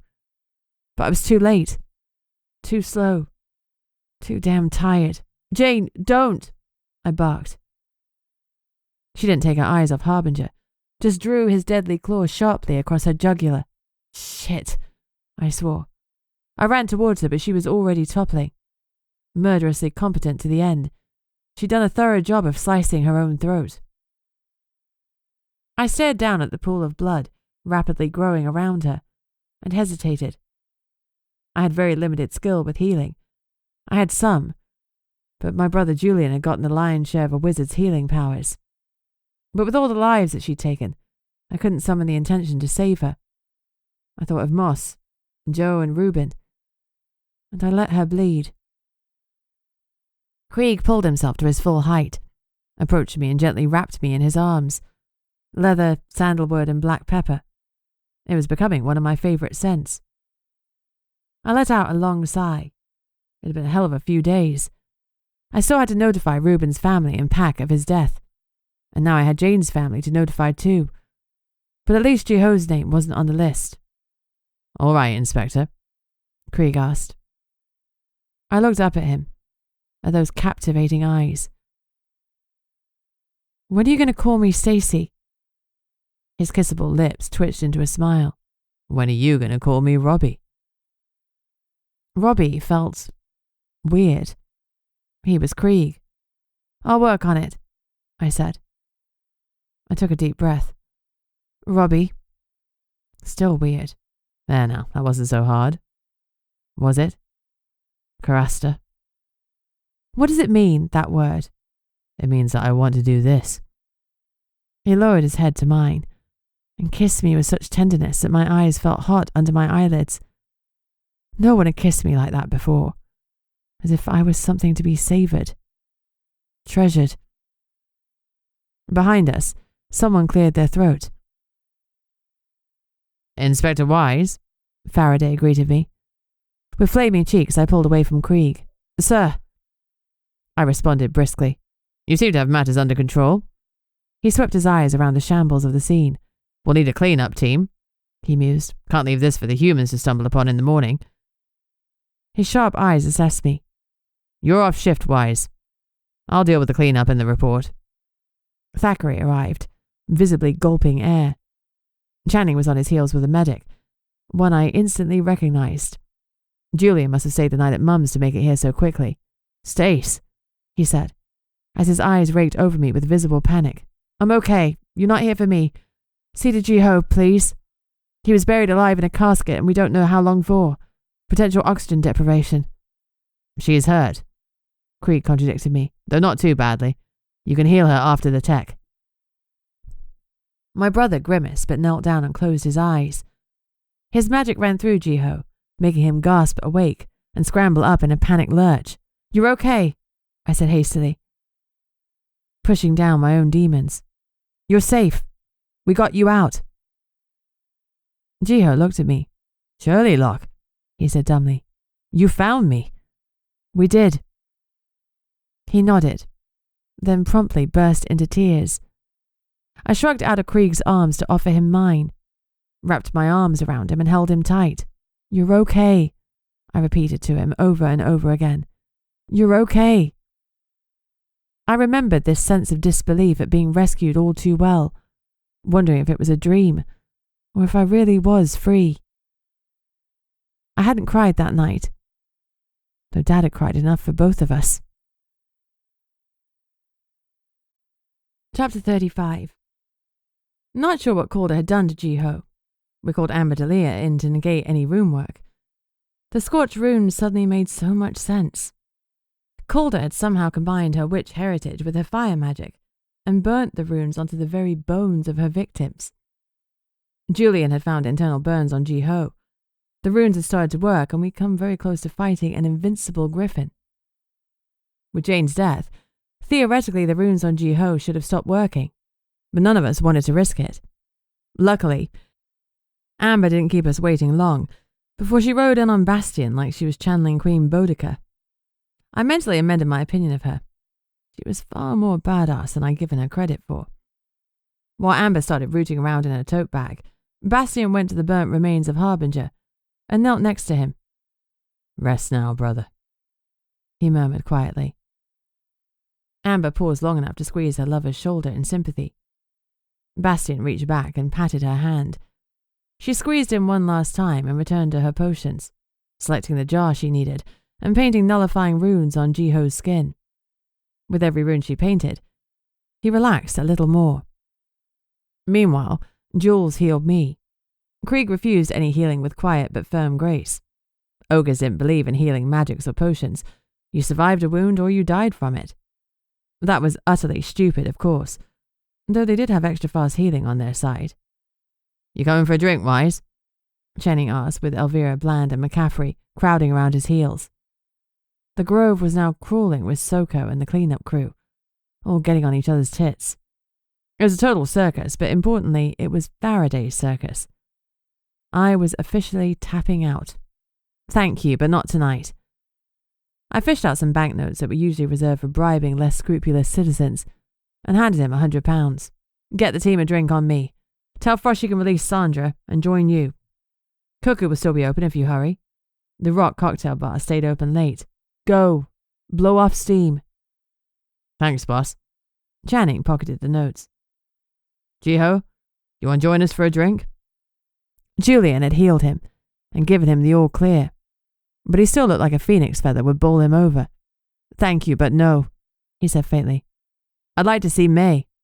Course, Channing said, clapping him on the arm.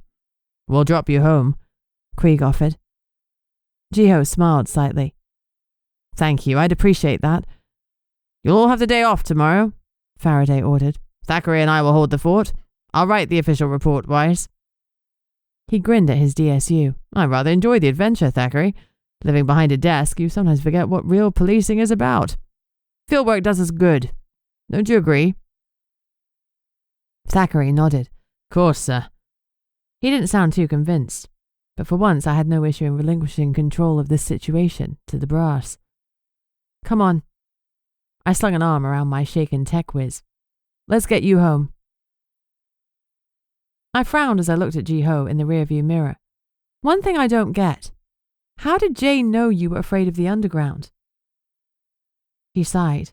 My fault. She came in while I was securing some cameras in the back room when we were doing the stakeout to try and prevent Ruben's death. And you didn't mention this because... Well, we didn't suspect her then, he said defensively. We were looking for a psychotic witch, not a fire elemental, and she was only repotting some plants. She said she didn't want to let them die because Moss had loved them. She even cried. I know now that they were crocodile tears, but at the time I felt bad for her. I made a joke about leaving the dirty work to her and said I wasn't keen on getting my hands grubby. She asked if I hadn't liked playing with mud as a kid, and I said I'd always hated it. Said I was a water guy. I guess she extrapolated my fear from that. He shifted uncomfortably in the back seat. I should have mentioned it. He should have. But he'd already been through so much. I shrugged. Don't beat yourself up. You couldn't have known. It was done now. There was no point in letting him get mired in guilt. He had quite enough shit to deal with in his own head, without adding guilt to the mix.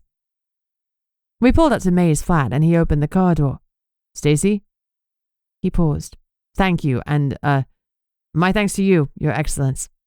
He bobbed a half bow, the gesture made extremely awkward by his half-in, half-out position. No problem, Krieg said. We'll wait. See you safely into the house. His tone was emotionless, but my heart warmed at his offer. I appreciate that. I'll be seeing you soon, no doubt. He bobbed again, then shut the car door. We watched until his front door was shut and locked behind him. Thanks for that, I said softly. No problem, he repeated, and drove me home. His fingers laced through mine. Automatic cars were a genius invention. It's late, I said when he stopped outside my apartment. It is, he agreed. No funny business, but do you want company? I'm not keen on leaving you just now. I'll sleep on the sofa. It was surprisingly comfy. That's not necessary. I'm fine. He reached out and tilted my chin. There are shadows in your eyes, Inspector. And they were in Julian's, too. I forced a smile. I'm fine, just tired. I'll message you in the morning. He pressed his lips together but nodded. Fine, I'll see you to your door. He gently picked up Loki, who'd been snoozing on the back headrest. My bird squawked a little in alarm, but settled when he realized it was Krieg cradling him. When we got to my front door, Krieg insisted on clearing the whole flat. Only when he knew it was safe did he take his leave. I locked the door behind him and turned on all the lights. Tonight, I needed them as much as Loki. Because I was a woman of my word, I texted some details to the number I had for the Mystic Informer and confirmed they had the green light to print the story. Holding my shit together with the thinnest of threads, I fed Loki. I had no appetite for food because my own demons were pressing on me, making me feel sick. I could still feel the magic-suppressing cuffs around my wrists, the knife cutting into my skin. I kicked off my shoes and climbed into the shower fully dressed. Turning the water to hot, I let its warmth soothe me. I wasn't in darkness. I wasn't in the cold.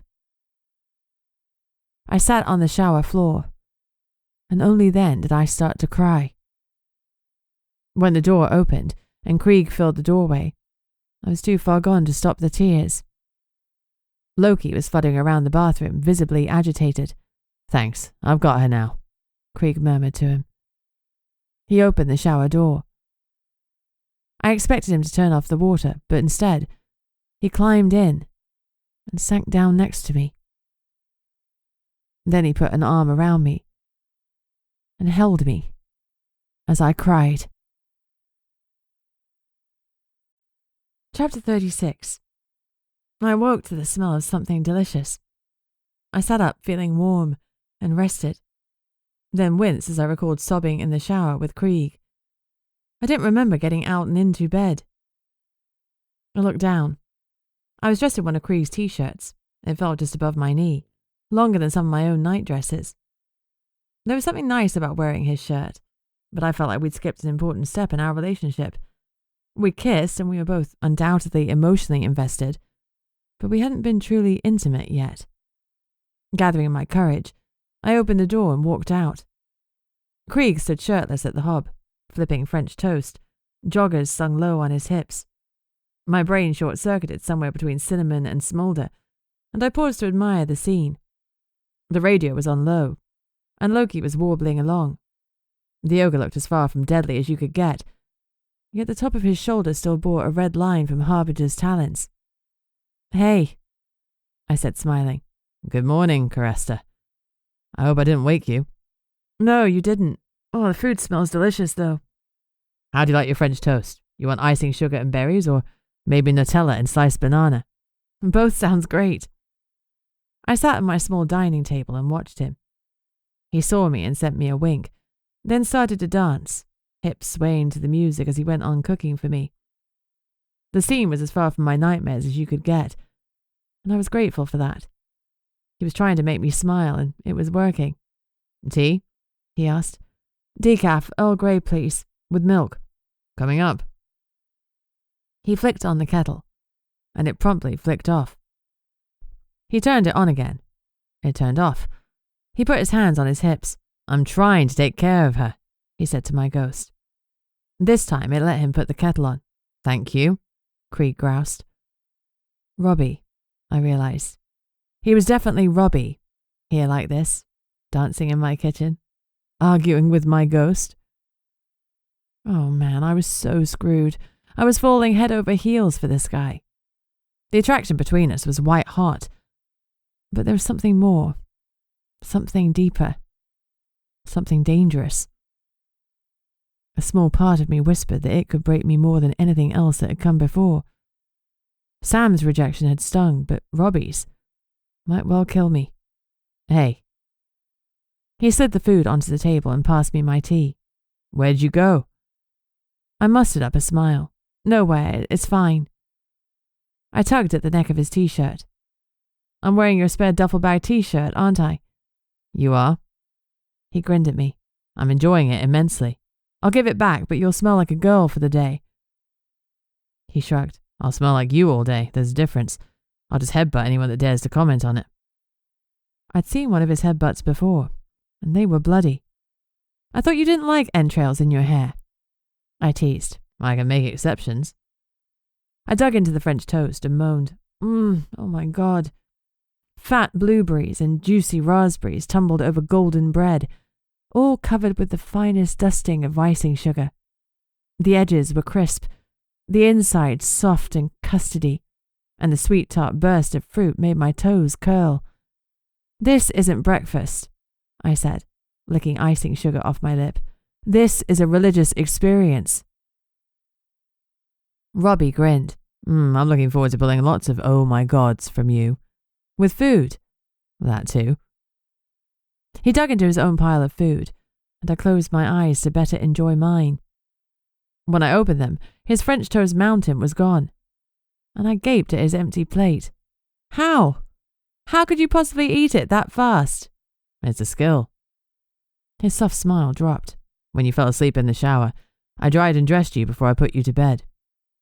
I gulped a mouthful of tea. I knew what was coming. Yes? Those scars, Stacy. I pushed away from the table and busied myself cleaning icing sugar off the kitchen counter. Robbie might be a good cook, but he wasn't a tidy one. I felt his presence before he touched me. His hands were soft on my hips as he turned me to face him. He reached out, tilting my chin so that I'd look into his silver eyes. Who did that to you? He asked, his voice a low growl. I swallowed past the rock in my throat. It was a long time ago. Tell me, he demanded. An enemy of my dad's, I said finally. Is he dead? No, he's in Wraithmore. And the thought of him escaping that prison still made the 16-year-old within me freeze with remembered fear. I swallowed hard. Can we drop this? I asked, looking somewhere over his shoulder. For now. He kissed my temple and stepped back to give me space. You're a messy cook, I said in a clumsy attempt to change the subject. Genius doesn't come hand in hand with cleanliness. Well, it should, I shot back with a teasing smile.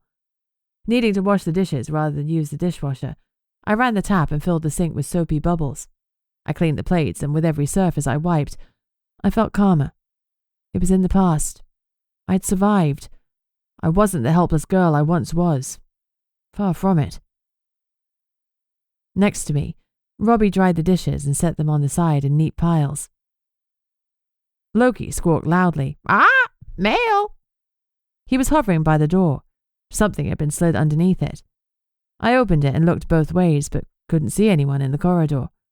I shut the door and locked it, then bent down to pick up the paper. Just bend over a little more, Robbie entreated, making me blush as I remembered how little I was wearing. Behave, I shot back. His teasing smile faded. I'll wait as long as you need. You know that, he said in all seriousness. I'm not Radcliffe. I can be patient. I have baggage. Krieg shrugged. Me too. We can unpack it together when we're both ready. His eyes sharpened on the paper in my hands. The Mystic Informer. What have they got to say? I turned to the sheet in my fingers. Unit 13 cracks elemental executions case. Chester, UK. For the first time in recorded history, a cross-realm task force has been formed. Their first case, a triple elemental homicide with links to ritualistic necromancy. Formed less than a week ago, Unit 13 is clearly an experiment to look at how the connection manages its policing staff. Dwindling budget has meant that the inspectors are stretched more thinly than ever. The connection is currently pushing a huge recruitment drive to increase policing staff. Numerous significant disturbances have continued to rock the other realm, including the recent showdown between the anti-Krieg, a human-first hate group, and Emery Elite, king of the dragon shifters. With tensions at an all-time high, we've never needed our police more, and yet the number of inspectors on the roster is at an all-time low. Can the connection turn this situation around in time? This reporter isn't sure. It feels like too little, too late, but Unit 13's formation is perhaps a step in the right direction. Heading the unit is Chief Inspector Stacey Wise, one of only 10 female inspectors, and daughter of acclaimed Inspector Marcus Wise. Stacey Wise led the investigation, which began with the murder of a young female dryad and quickly spiraled into a race against the clock to save other innocent citizens. Sources say Wise and her team quickly identified the killers and coordinated multi-directional sweeps of Grosvenor Park before locating the murderers and preventing another death.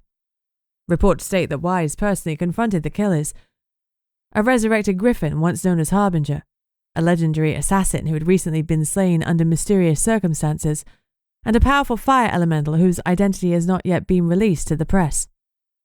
Wise and High King Krieg of the Ogres, who have been romantically linked, faced down the zombie griffin armed with magic and steel, before bringing down the ultimate judgment on both killers. The Mystic Informer will continue to monitor Unit 13's exploits, and we suggest you do the same. Oh boy, I murmured, passing the newspaper to Krieg. You weren't planning on keeping our dating a secret, were you? He scan-read the document and grimaced. It's not ideal. It'll paint a target on you for my enemies. His eyes met mine. Like your dad's enemies did. I could almost see him recoil from me. the urge to draw away to protect me from his enemies, battling with his urge to remain with me. I stalked towards him. I am not 16 anymore, and I'm no longer an easy target. Far from it. You and I just fought an undead griffin together. You've watched me kill vampires. Whatever comes at us, I'll be ready. A slow smile drew across his face. What? I snapped. You said us. I blinked. I suppose I did. I like it. He leaned down to brush a soft kiss against my lips. I like it a lot. He drew back. Now, go and get dressed so I can have my t-shirt back. I have enemies to slay. Figuratively or literally? Mostly figuratively. If any are literal, they won't trace the bodies back to me, he promised. I narrowed my eyes at him. That wasn't what I meant. He grinned unrepentantly. I sighed. You are one hell of a complication, Robbie Krieg. He tossed his hair back in an exaggerated fashion, like he was in a hair advert, and then he winked. But I'm worth it. I was still smiling when I kissed him goodbye 10 minutes later. As I closed the door, I wondered what to do with a whole day off. I eyed my bookshelf. There was a thriller calling my name. I'd started towards it, when there was a firm knock on the door. Robbie, did you forget? I trailed off, as I realized the man at my door wasn't Krieg, but Jingo. I drew up my magic sharply, ready to blast him off his feet if he so much as breathed wrongly. Robbie? Jingo murmured. Well, well, things between you and the High King are trotting along at a nice pace. Fuck you. I would love to, but alas, you seem to have your eyes elsewhere, for now. He shrugged. I'm a patient man. I went to shut the door in his face when he shoved a manila folder towards me. I've got something you'll want to see. I folded my arms. Trust me, you have nothing I want to see. Ouch, he said mildly. He held the file higher, his eyes locked on mine. You'll care about this, Wise. It's about your father's murder. Shock ripped through me like a bullet. Without conscious thought, I reached for the document. This has been Mystic Justice, a supernatural crime thriller. The Other Detective Series, Book 2, written by Heather G. Harris, narrated by Elise Gibbs. If you would like to support Heather on Patreon, a monthly subscription service, then you can do so from as little as $1 a month. If you'd like to hear about Heather's gossip, new releases and bargains, please sign up to her VIP newsletter at heathergharris.com/subscribe. And please do feel free to check out her direct store, where all sorts of goodies and merchandise awaits you.